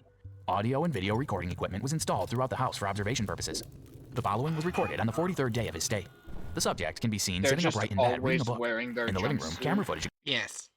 Oh, I forgot how much I hated the static. Mm.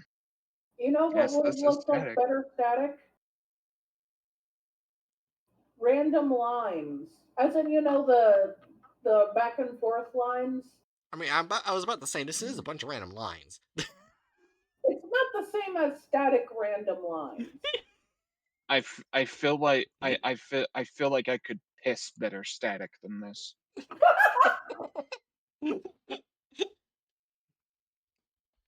Sorry. Anyways, in 3, 2, 1. Experiences a jagged vertical distortion in its display. This begins on the left of the frame, near the front door, and crosses over to the right side towards the hallway. It lasts approximately 23 seconds. In the bottom floor hallway, footage shows that Oh floodlights my from the God, window I hate opposing the this. camera are obscuring something entering the hallway. A similar distortion effect occurs center frame, masking the Invisibility cloak, Siren Goofy. Hello, object. cow. Suddenly, the camera cuts off and ceases transmission. In the bottom floor living room, distortion can be seen to the left of the frame as SCP-783 Oh enters. my God. It appears as a jagged line, much like a zigzag. That is not a jagged line.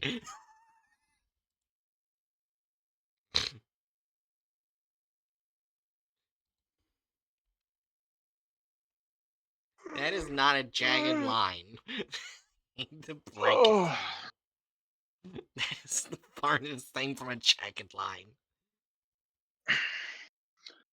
Hey, look at this jagged line, and it's just a brick. Yeah. Like a zigzag. Back in the bedroom, the subject jerks upright, alert. He tells personnel that he hears a slow, prolonged scratching sound coming from the bottom floor. He begins to get up out of bed. Suddenly, footage from the staircase goes out and loses connection. From within his bedroom, audio devices catch the sound of slow, deliberate footsteps ascending the stairs. The subject attempts to open the window in his bedroom and escape, to no avail. The subject grabs a lamp from the nightstand and tries to smash the window open. Footage from the hallway outside suddenly ceases transmission as SCP-783 moves directly in front of the camera. Then, the subject freezes as a knock is heard at the door to his bedroom. The subject approaches the door, Why is wielding the it lamp as a a weapon. long bedroom? Wait, yeah, Why is wait a his minute. bedroom so long? Yeah, why is it so long? His bedroom is a hallway. They're like, there's not enough bedroom and there's no bedrooms in this house. Let me just take this one hallway and put a wall and make a bedroom. This is how we learn that the SCP Foundation is apparently a scummy landlord. I need to shove more tenants into this apartment. Ah! You can just sleep in the hallway. That's a room, right? Marshall Carter and Dark approves. Oh my, Oh my gosh, goodness. the house just gets a Marshall Carter Dark seal of approval.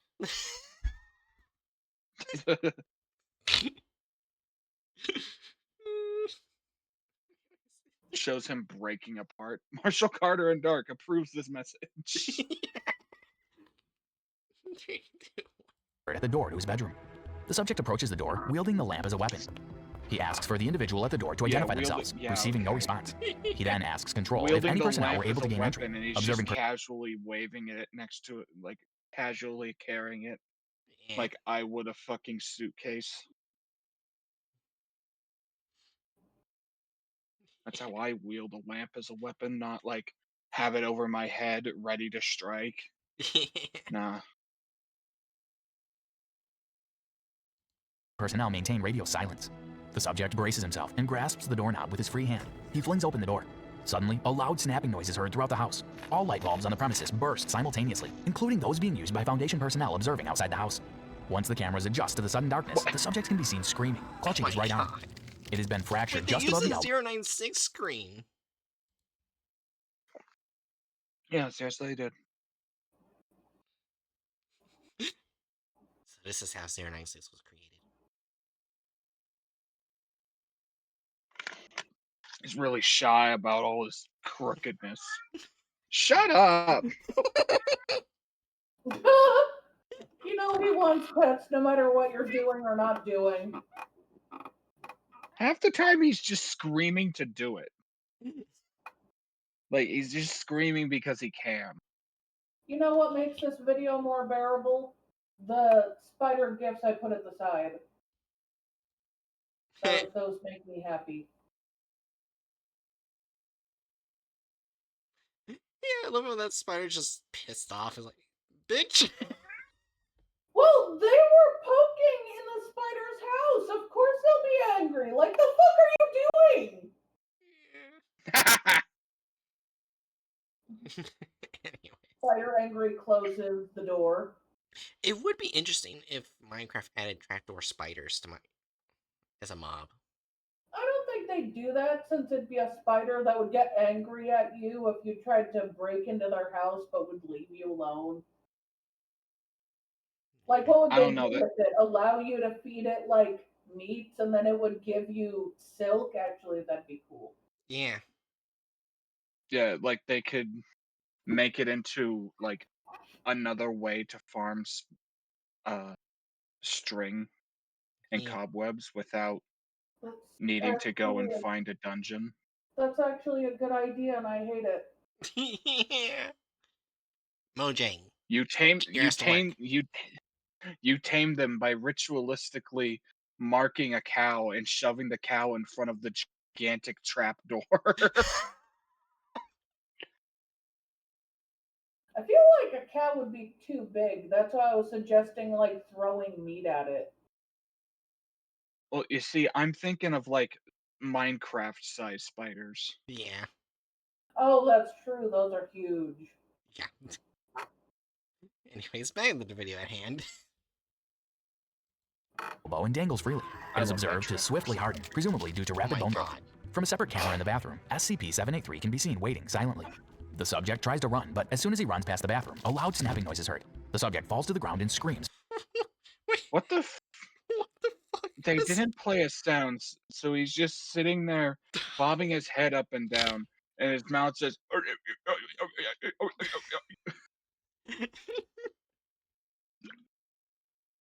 Yeah. I hurt myself today. Anyways, in 3, 2, 1. Falls to the ground and screams for assistance. He reports that his leg has been broken. The subject is able to bring himself to a stand. He displays his right arm for the camera, which has been broken below the elbow. It is angled in the opposite direction from the previous fracture. The subject curses at the observing personnel, but reports that his pain has mostly subsided. He limps towards the stairs while trying to navigate the stairs. The subject trips and falls. 12 loud snaps are heard in rapid succession. Upon coming to rest, Check off, but can't. Well, I'm getting broken by the crooked man. Might as well whack off one last time.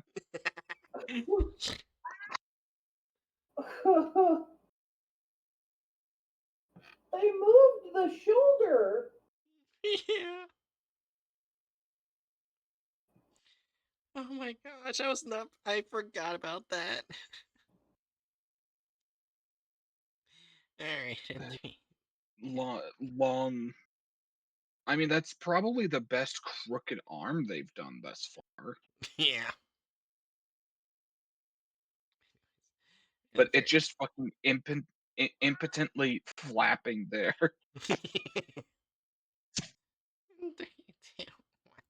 the subject exhibits several more fractures in various places along each limb. He screams as they sat and spasms on the landing. After a few seconds of silence, the subject starts to try and move. He struggles to crawl, eventually passing out of frame. From the bottom floor living room camera, the subject can be seen dragging himself into the room. He strains, moving with great difficulty due to his deformed limbs. Each arm is estimated to be over 2 meters in length, with several inflexible breaks that inhibit motion around obstacles. Meanwhile, in the bottom floor kitchen, SCP-783 is spotted for a brief second, but then the entity seems to disappear. Back in the living room, the subject now occupies the majority of the space in the living room, his lower leg stretched out of frame into the hallway. He has a hand on the knob of the front door, but the length of his fingers does not allow him to turn the knob. A scratching sound. Right. We're getting a shot. It's around the knob. Yeah. He's Yeah, saying, the length of his fingers. yeah. Yeah, that's They're definitely like, the we problem. cannot reach around the knob. Reaches around the knob. Yeah. Come here, you big baby. Okay. Shut the fuck up. I think he's talking to Festus. Aaron, I hate to tell you this, but you're nowhere as much of a good boy as Festus is. I know, because I'm a woman. You're nowhere as good as Festus. Festus. Who's my lad? Who's my big old boy? Yeah. Anyways. 3, 2, 1. Fingers does not allow him to turn the knob. A scratching sound is audible in the hallway. The subject has started to cry. Suddenly, something out of frame drags him away. He screams, but then his screams are cut off abruptly. The events of this day proved to be rather worrisome for Foundation personnel. They were unable to access the house due to the deformities of its structure, and the events had occurred so quickly that it prevented swift action. The subject's body was retrieved the next morning, already dead. Additionally, at the time the subject's screams ceased, all 27 living SCP-783 victims in Foundation care went into seizure. Despite the fact that the majority were brain dead or wholly paralyzed, they convulsed for several minutes. 2 present researchers were injured during the incident. Life support systems for several patients were compromised, killing 5. A vast quantity of earth was destroyed. Shows a working machine. All life support systems were compromised.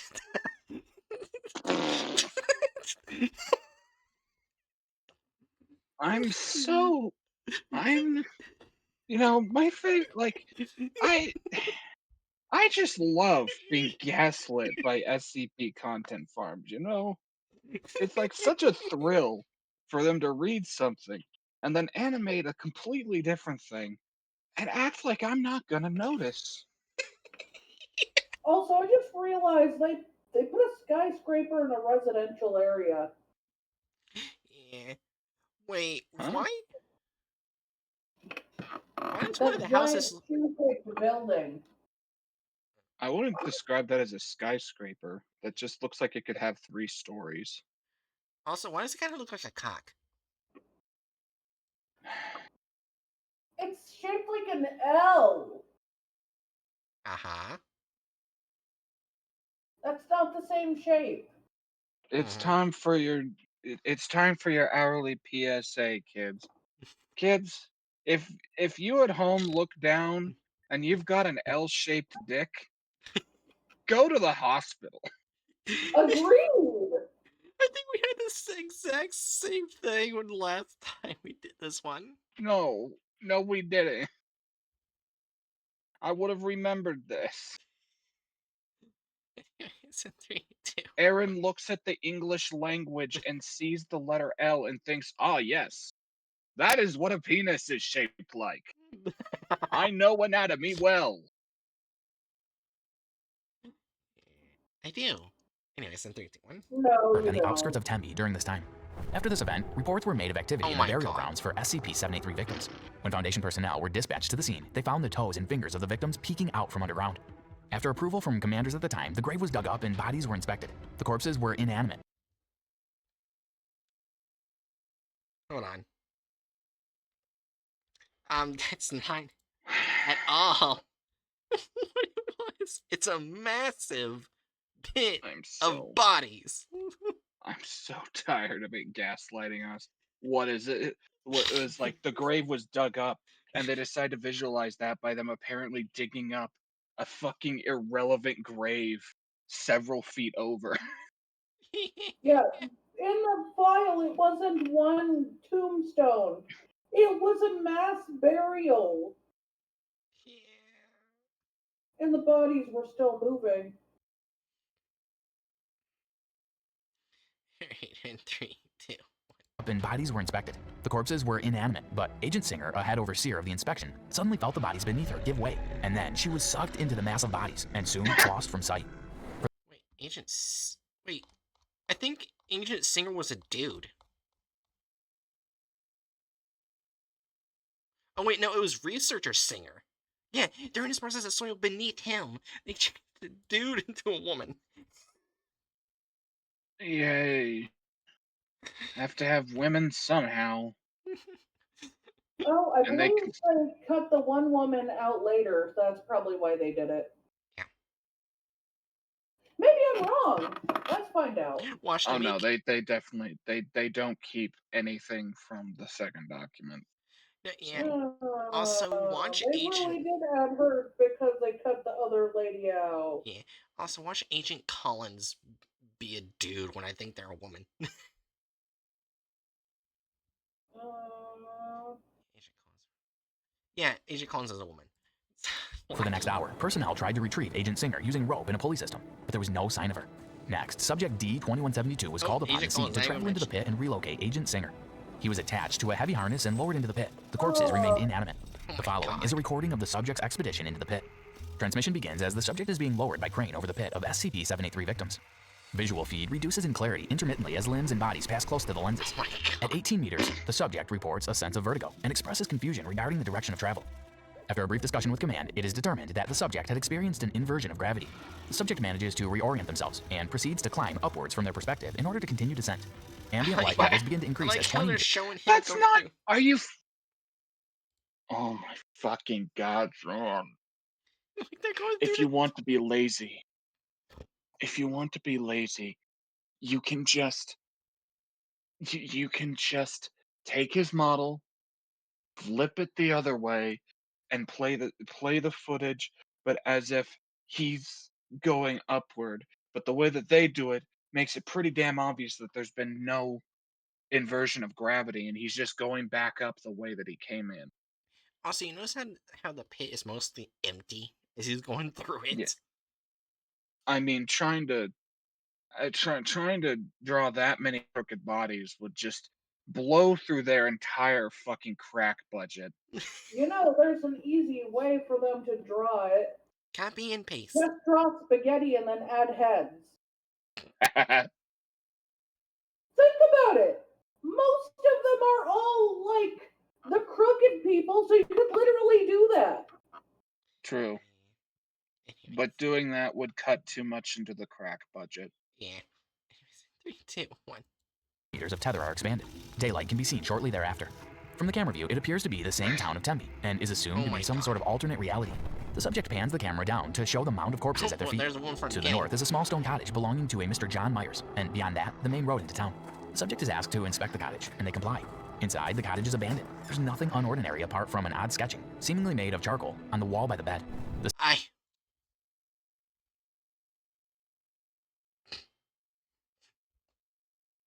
There's a reason why I stopped right there. Wait, isn't there? No, yeah, it wasn't on paper. It was literally on the wall.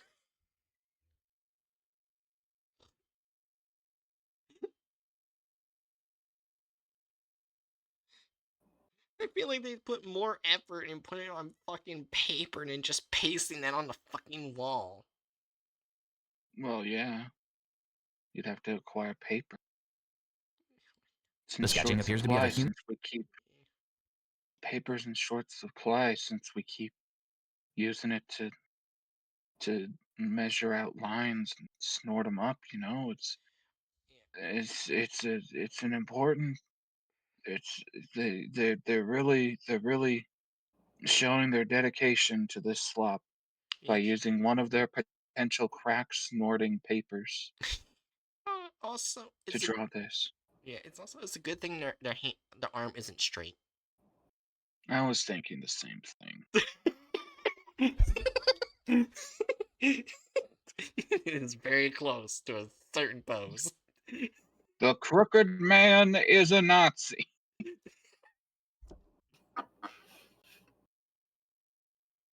3, 2. Human figure sat up, stretching out a hand as if begging for help.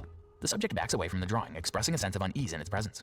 The subject is asked to head outside and walk down the Oh road. my God. After a few minutes of walking, the subject finds a boot on the road. They pick it up and note that it belongs to Agent Singer. The subject is asked to inspect the nearby two-story building. The subject enters. Unlike the cottage, this place appears in a mess. Couches and cupboards lay scattered and overturned. As the subject nears the kitchen sink, a small pool of blood can be seen on the floor. There is a clear pattern of cast-off spatter on the walls and counter, with long strokes indicating that an assailant delivered several successive blows with a bladed weapon. The subject kneels to take a sample of the blood, and upon standing, a butcher's block can be seen laying on its side next to the sink. A series of passive bloodstains leads from the subject's location and towards a door on the far end of the room. God, The stop subject opens the using. door, and this. Oh my God! Stop using the same goddamn hallway shot. Also, this is not a basement. It looks kind of like the entrance to a subway station. Yeah. The We all basement is know. a subway station. As we all know, the average residential building in Old Town, UK includes subway stations No, they in the don't. basement. No. They have subways that take them wherever they want to go. That's how the people out in Tembe get where they need to go. It's all uh, a part of how they easily enter and exit the skyscraper of Tembe. All hail the Tembe skyscraper. Oh my god. They all enter the Tembe skyscraper through the basement subways and go to work in the Tembe skyscraper, where they have their cows and their crops and their cafeterias. Why does this sound like this could be an SCP onto itself? I mean, I'm somewhat basing it off of an SCP I remember in the back of my head. Like an entire society built up in like this one skyscraper. Oh yeah. I thought you were gonna mention London, which is London that's under London. I never actually read Onion London. Not Onion London. London? It's the London that's above London that's just made out of onions. No, it's London, except it's just an onion. It's just an onion on the London street. It's the Onion London. London Onion. It's the most popular tourist spot. To go to London, you go to see the onion. They placed it on the same street that fucking bug-based boy band walked down. Yeah, that one. Oh my god. Wait, I don't think that photo was taken in London. Whatever. Anyways, in 3, 2, 1. Leads down to a basement. The subject expresses a refusal to head down, but control threatens leaving them behind in this alternate reality if he does not investigate the basement, and so they comply. In the basement, more blood stains the walls and floors. A small vent appears, particularly messy. The subject inspects it, and from the camera view, a fleshy substance can be seen crawling down the vent. Oh my god. The subject cries out and backs away, and then escapes from the basement in a hurry. Outside, victims of The Crooked Man SCP-73 vented. can Victims of I the saw the Crooked Crooked Man. Man vent. Completely normal people. Victims. It's just random dead guys. And again, now, what is it? We have a total of 3 black folks in the video, and 2 of them are victims of the Crooked Man. Yeah. Honestly, since most of the characters that pop up are victims, I don't really mind that. Yeah. I suppose, but you could have at least made a fucking foundation person, Yeah. Yeah, like one of the researchers. could have, but they need to think. And thinking is Make hard. makes the fucking geriatric asshole that's screaming orders to this geriatric a D class. Make him a black guy. It's not that hard. 3, 2, 1. Is now be Director seen littering. Kim a woman or a man? I would believe a woman. Okay. Hello, my name is Director Kim Possible. No relation. There's It's in 3, 2, 1. The streets. They appear dead as the subject moves. Cracking sounds can be heard, and a pan of the camera reveals these corpses have changed positions. The subject begins to panic and takes off running despite Control's orders to stay on the road. The subject disappears into the woods seeking cover. The subject continues to run for some time. They're attempting to exit the town of Tempe, but as they run, suddenly they cry out in shock as they find themselves. They're back on the road, even though they're supposed to be in the forest. Oh my fucking god, This man. video is full of contradictions. I am so tired.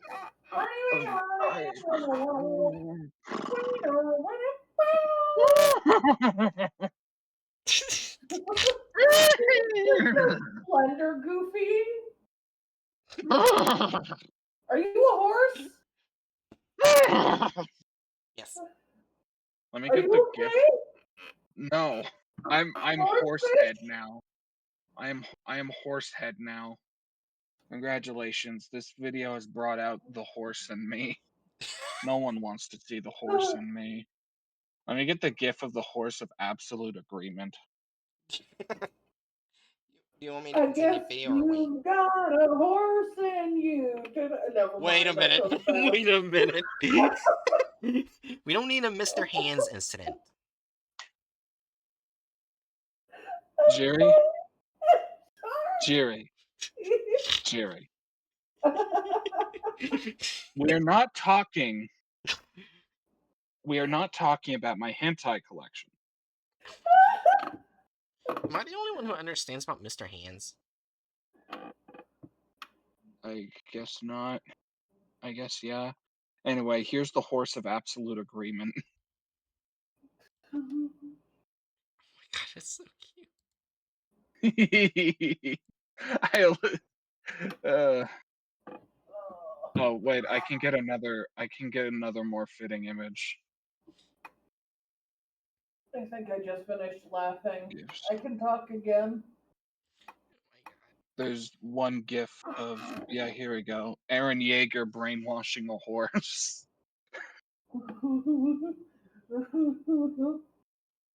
Go, commit violence.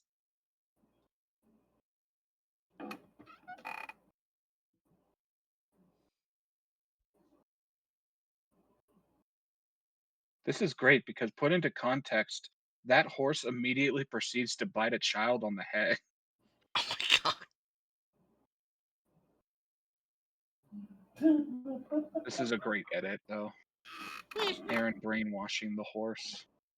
I'm sorry for doing the weird song. I was just thinking it would be a cute mod and you've got a friend in me. You're fine. Yeah. And then But I for the realized record, I was I do not have a horse in me. Yeah, that's a phrase that made me remind of Mr. Hands. But to a point, let's just say, a guy went to go check on his horse, and let's just say the horse got too freaky and the guy died. Oh!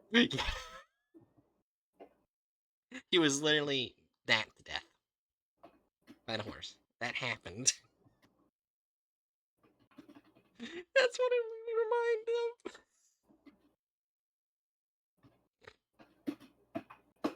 of. Anyway, is this stream now about my hentai collection? That'd be a preferable outcome to this. No. Anyways, in 3, 2, 1. Back at the cottage. Despite running in one direction for 20 minutes, the subject is returned to the town of Tempe. Control finds this particularly interesting. Suddenly, the subject screams and the camera pans upward. The form of Agent Singer is suspended high in the air, balanced on Oh my elongated and God. grossly enlarged fingers. The Singer creature This looks more like the When Day Breaks instance. Yes, as we all know, the Crooked Man likes to melt people. I don't think that's what he does, but that has been accurate so far. Why not go all out? He must melt people. It's what he does. That's what the entire SCP's been about, don't you know? It's all about melting people. No, It's what he does. it's making them crooked. Yeah, but then he melts them. It's right there in the article, you know? No. It's just like he makes them crooked and then he's like takes them and he fucking melts them down, turns them into human ingots to make human armor out of. What? Then forge himself the suit of human armor made out of humans and wear it into combat while he fights dragons.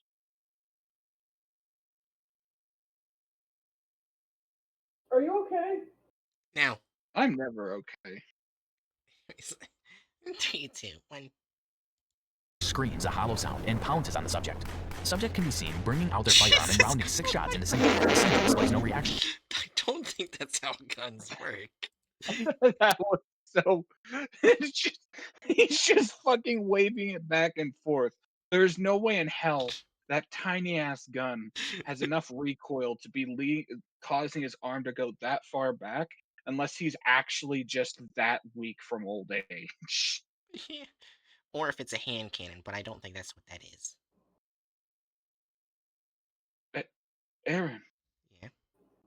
Hand cannons don't look that way. Ah, I was literally specifically talking about how it's a small gun. yeah. Any interpretation of a hand cannon is not going to be a small gun. I've never seen one. I always pictured they were small. Let me show you a picture of a hand cannon. Oh my fucking god. Fun What? fact: they were made in the medieval ages. It's literally just a small cannon. It's a precursor to guns. I'm pretty sure they're banned in most states. Here we go. Here is the oldest version of a hand cannon. I've also heard hand cannon used as yeah, it's literally just a cannon, but Oh, small. I've also heard hand cannon used to refer to extremely high caliber pistols, which again would not be small. ah. Also, this gun seems to be called a Japanese hand cannon. Let me just paste this. Discord, cooperate! Now, Aaron, I will bite you. That is the cutest implement of death I have ever seen. It looks I want tiny, this. it looks adorable, it looks like it could blow your arm off. yeah. Also, here, I do know this because this fact information when I was in high school. Apparently, if you're in the army, you can legally own a hand cannon and take it with you. You cut out. What'd you say? Oh, I said I learned this in high school, but apparently, in the army, you can legally own a hand cannon and take it with you to battle. You cut it out again. Am I actually cutting out? Yes. Yeah. Oh, Hurry, let me try that again, you fucking Discord. But I was saying, in high school, I learned that you can legally own a hand cannon and take it into battle in the army in America. Well, I imagine guns are more dangerous. Yeah, but the fact that you can take one, why though? I don't know. I Why just, would you? Uh. Anyway, yeah, Seems a bit extra. yeah. Instead of shooting you with an AK, I'm gonna shoot you with the thing that was made before guns. it's like the stupider version of that one guy who marched into World War II with a fucking basket hill broadsword and a longbow. I'm guessing he was murdered very easily. No, he was not. Oh. He came back a war hero. He captured Oh, entire Nazi division How on the his own. fuck? The man was built different. Apparently. jeez. There was also a guy who was considered the last knight, or called the last knight, who fought on horseback in World War One and literally faced down some of the earliest versions of tanks while on horseback. Oh my god. Some people really are built different. Holy heckin'.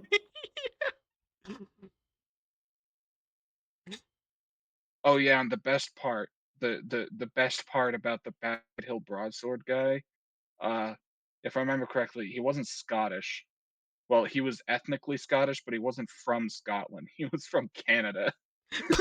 Okay, now that makes more What? sense. He went he left Canada, armed himself with some historically Scottish weapons, and defeated a shit ton of Nazis with them. That makes That's more very He sense. Canadian. You know what they he like to deal is with in Canada? Moose. He truly was the main character.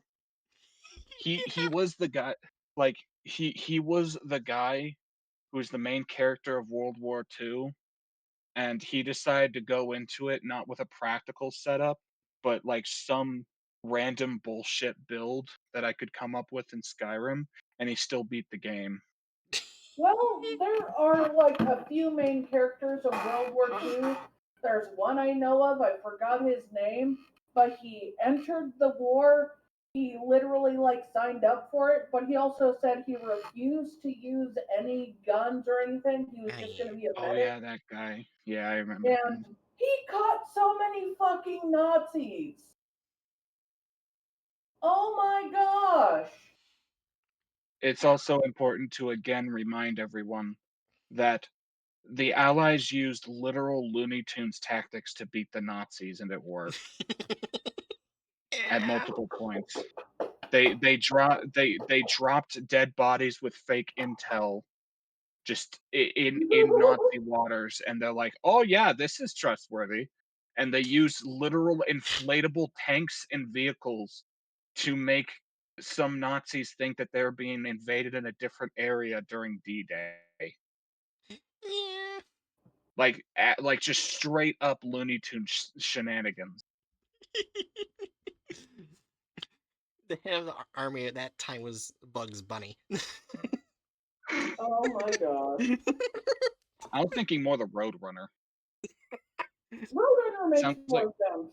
sounds like some Acme stuff. Actually, wait, no, I guess it would if it's Acme, then it would be Wile E. Coyote. Yeah. It's like if the Wile E. Coyote and Roadrunner had a kid together. I don't think that will ever happen. Who knows? Oh, it's happened. You haven't been in furry spaces long enough. Oh my god, Hatchet. Anyways, See? let's finish the video. We're almost done. 3, 2, 1. The wounds. The subject calls to control to reel them back in using the harness, and control complies. The subject suddenly lurches as they're dragged back, but the Singer creature still pounces after him. Suddenly, the camera footage ceases, the last frame being of Singer's deformed face with 3 bullet holes in it, snarling like a wild animal. Ow. 2 hours later, back at the surface, the pulley system continues to reel the subject's harness in. Eventually it does, and the subject's hand is spotted. Personnel help to drag the subject out from the pit of corpses, but realize there's nothing left of the subject except for their dismembered hand. They let go, and the hand crawls away back No, into the pit. that's not what happened. What did you think of the SCP? That's not what happened. The hand kept going, so they let go, and it went back into the corpse pit. Okay, so... Alright, so... Holy shit, I just realized there's a bunch of people not mentioned in the video. They cut out Yeah. half. They effectively cut out half of the story, and like as such, a significant portion of character. Well, Yeah, even at that, they cut out a portion of the characters that were in the first part as well, like Yeah. director Kim. As well as D209, D774, Dr. Lafayette, Private Odd, Agent Collins, Dr. Peterson. I could go on. Yeah, just call that section if we didn't put. Wait, what Oh number is yeah, it? how Put many did we 2 put for? for It, removal of character slash license. I think we need to put a 4. Yeah, that's what were we smoking when we put 2? That is 4. I think we put 2 because it's like, well, they removed most of the characters, but they kept the license. But after so many characters, you need to make it up further. I'm They removed so many characters. I would actually guess that was back when like I was kind of trying to say like let's judge them by what's actually in the video rather than like what could have or should have been in the video. So like my thinking was Oh, comparatively there weren't as many cut characters from the video in the section that they did cover. But I was also probably high on bullshit, so Yeah. you So, wanted to believe in them still, basically. yeah. something like that. Now you've basically just stopped doing that. I don't care anymore. You have Uh, become jaded like us. yeah. Alter such added gore or violence. One seems fitting. Right? It deviates from the Yeah. plot of the article. You put it at a 2. What the fuck? What the fuck were we? Oh, I think No, I that's think the cut out. I think the idea was that like they cut out half of the article, so it's half of the score. Yeah, Ah, but the half that was left was also modified. yeah. Yeah. So I think I would. A Uh, 3? I'd bump it up to a 3. Yeah. It's not totally different, but it's definitely not a 2. Alright, only minute in a video such offensiveness, we left it at a 2. Dude, I'm trying to figure out why we did that. Maybe because most of the people of color shown were victims. Actually, what black person wasn't a victim? The one on TV Wasn't there? Yeah, there was like a news anchor guy or something. at the very beginning. Okay. Yeah. I don't know why we did a 2, but Did we change it? okay, let's think. How many women were in the video? Uh, Uh oh, that might be it because the only woman that I think there were only 2 women that we saw and both were victims. and plus, one of the women was a person who was not supposed to be a woman. Also, they cut out an important female character, Here. Director Kim, who Yeah. becomes part of their own SCP horde thing. As well as Agent Collins. Yeah. Agent Collins was female and very important to 73. Yeah. Okay, yeah, the 2 make sense. Yeah. I'd stick at the 2, yeah. There's a lot of weird amount of misogyny they didn't need. Wow, this one dropped really bad. Look at that. It dropped 15%. I I mean, saw it's almost as if we added about 3 points to it. Alright, so how do I do this again? Uh, click the 7, Okay, 7. Okay, I clicked it. bottom thing, A few more row like at options. no, bottom right, Bottom right. Oh, sum. Oh, it says right here, sum is their and then click average on is that 53%. average. 53%. So hold on, let me post. Okay, what's the text? No, that's wrong text. is it higher or lower than before? I would imagine a wee bit lower. Actually, I just checked the text that we put it on. I think. Oh yeah, because it was slightly above 53%. It was at 50, but it rounded up to 50. No, basically it didn't round up to 54%, but it was a bit like 53 point something or other. Now since we changed it, it's exactly 53%. Uh, So technically it didn't change much. Well, it just went from us deciding to round down to Yeah. uh us not needing to round.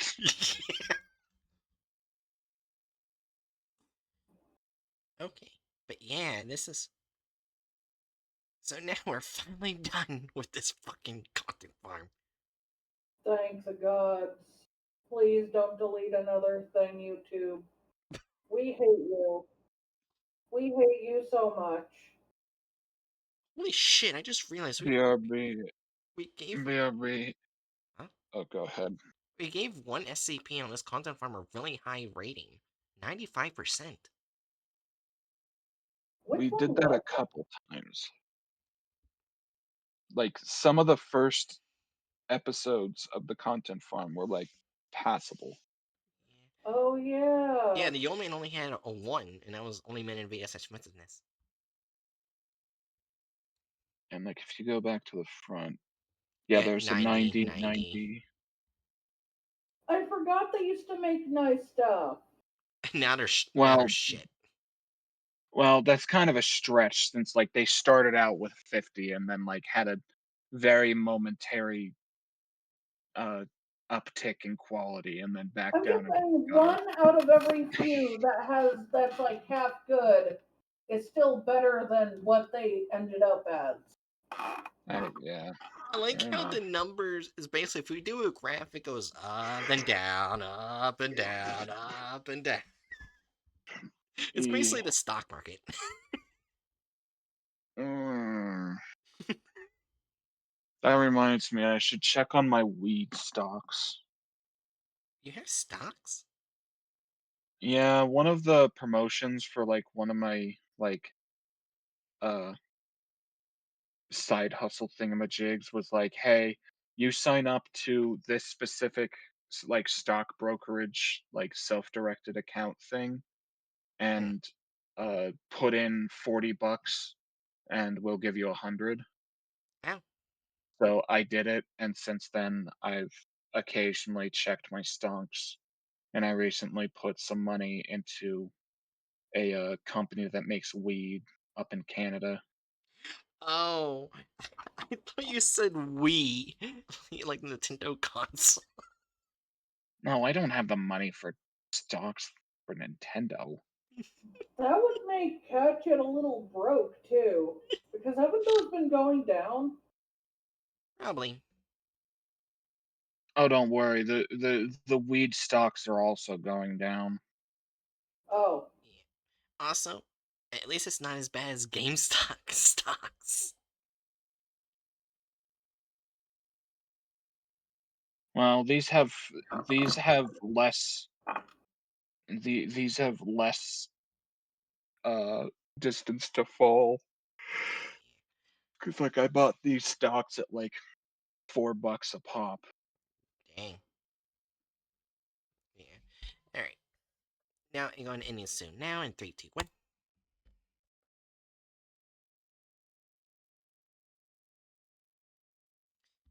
Yeah, I started out I'm not yeah, gonna write out. I'm too by tired.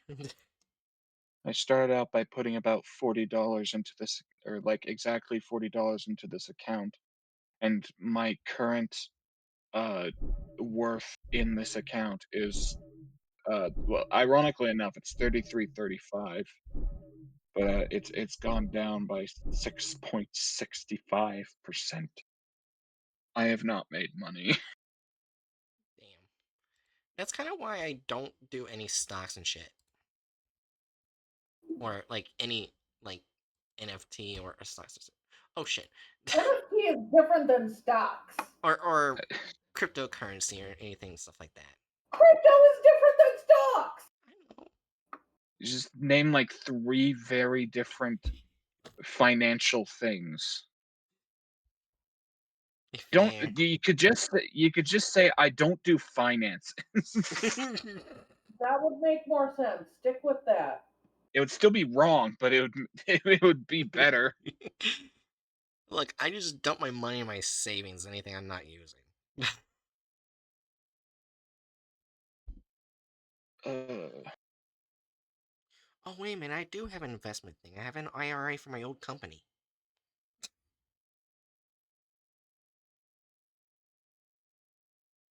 I forgot what an IRA is.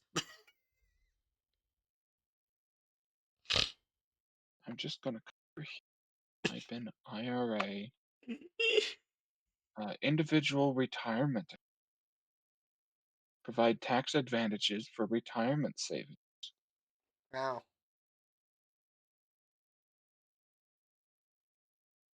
It's also the name of the Irish independence group that almost killed Margaret Thatcher.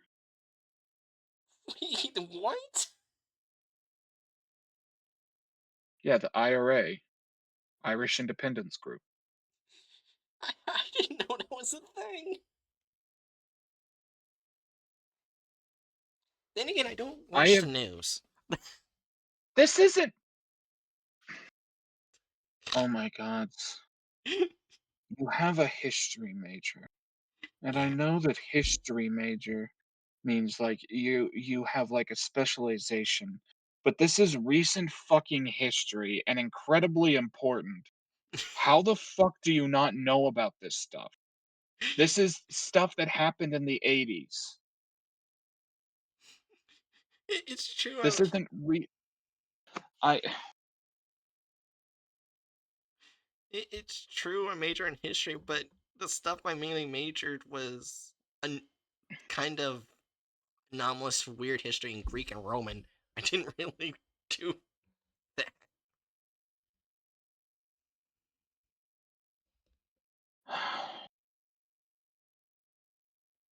like like genuinely saying Uh huh. something like I didn't know that there was an Irish independence movement is to me about the same as saying I didn't know there was a president named Ronald Reagan. That is how ridiculously uninformed it is. Because that shit was happening at the same time and had similar impacts on the world. You know, Ireland at the time was not a separate country from the UK. You know that, correct? yeah. The Okay. UK conquered Ireland a long time ago and then Well, started treating its people horribly. It was something that was led to for a long time. You know what? And it, I would just say that we should use the word colonized rather than conquered. Yeah. But yeah, Also, I probably didn't know it at one point, and I forgot. it's like I have definitely mentioned this stuff before.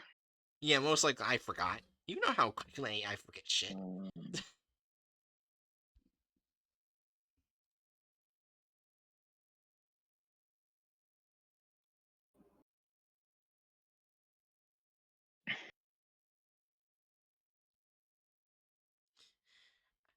Oh yeah, Hedge. I'm not sure if you noticed a certain quote from it was basically a horror visual novel me and Jerry did, and Jerry said one more soul added to the corpse tree, and I just couldn't stop laughing.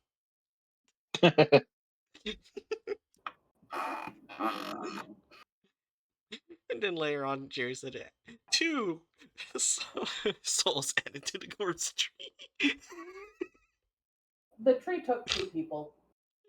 Yeah. And then we found out, oh, three people. Sorry. Anyways, Jerry, last words for stream. Just remember, if a corpse tree takes one, you better run. Why'd that rhyme? I don't know. Anyways, Hatchet, last words go. and remember, when in doubt, large quantities of bleach can be forced into the anal cavity of. I'm just gonna stop saying things. I don't. I don't know what my mind was thinking, but I went blank when he said "when in doubt" and immediately thought, "Fuck a trout." That's not much better than what I said, so you're fine.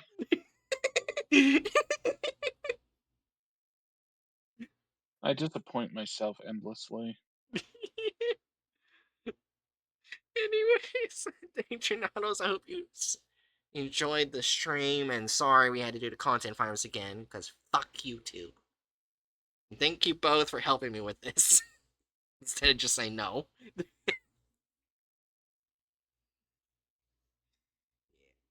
Yeah, but, basically Friday, Saturday, and Sunday will be Pokemon Legends ZA, and Monday I'll post a new schedule to show what I'll be doing. So yeah, I'll see you guys then, and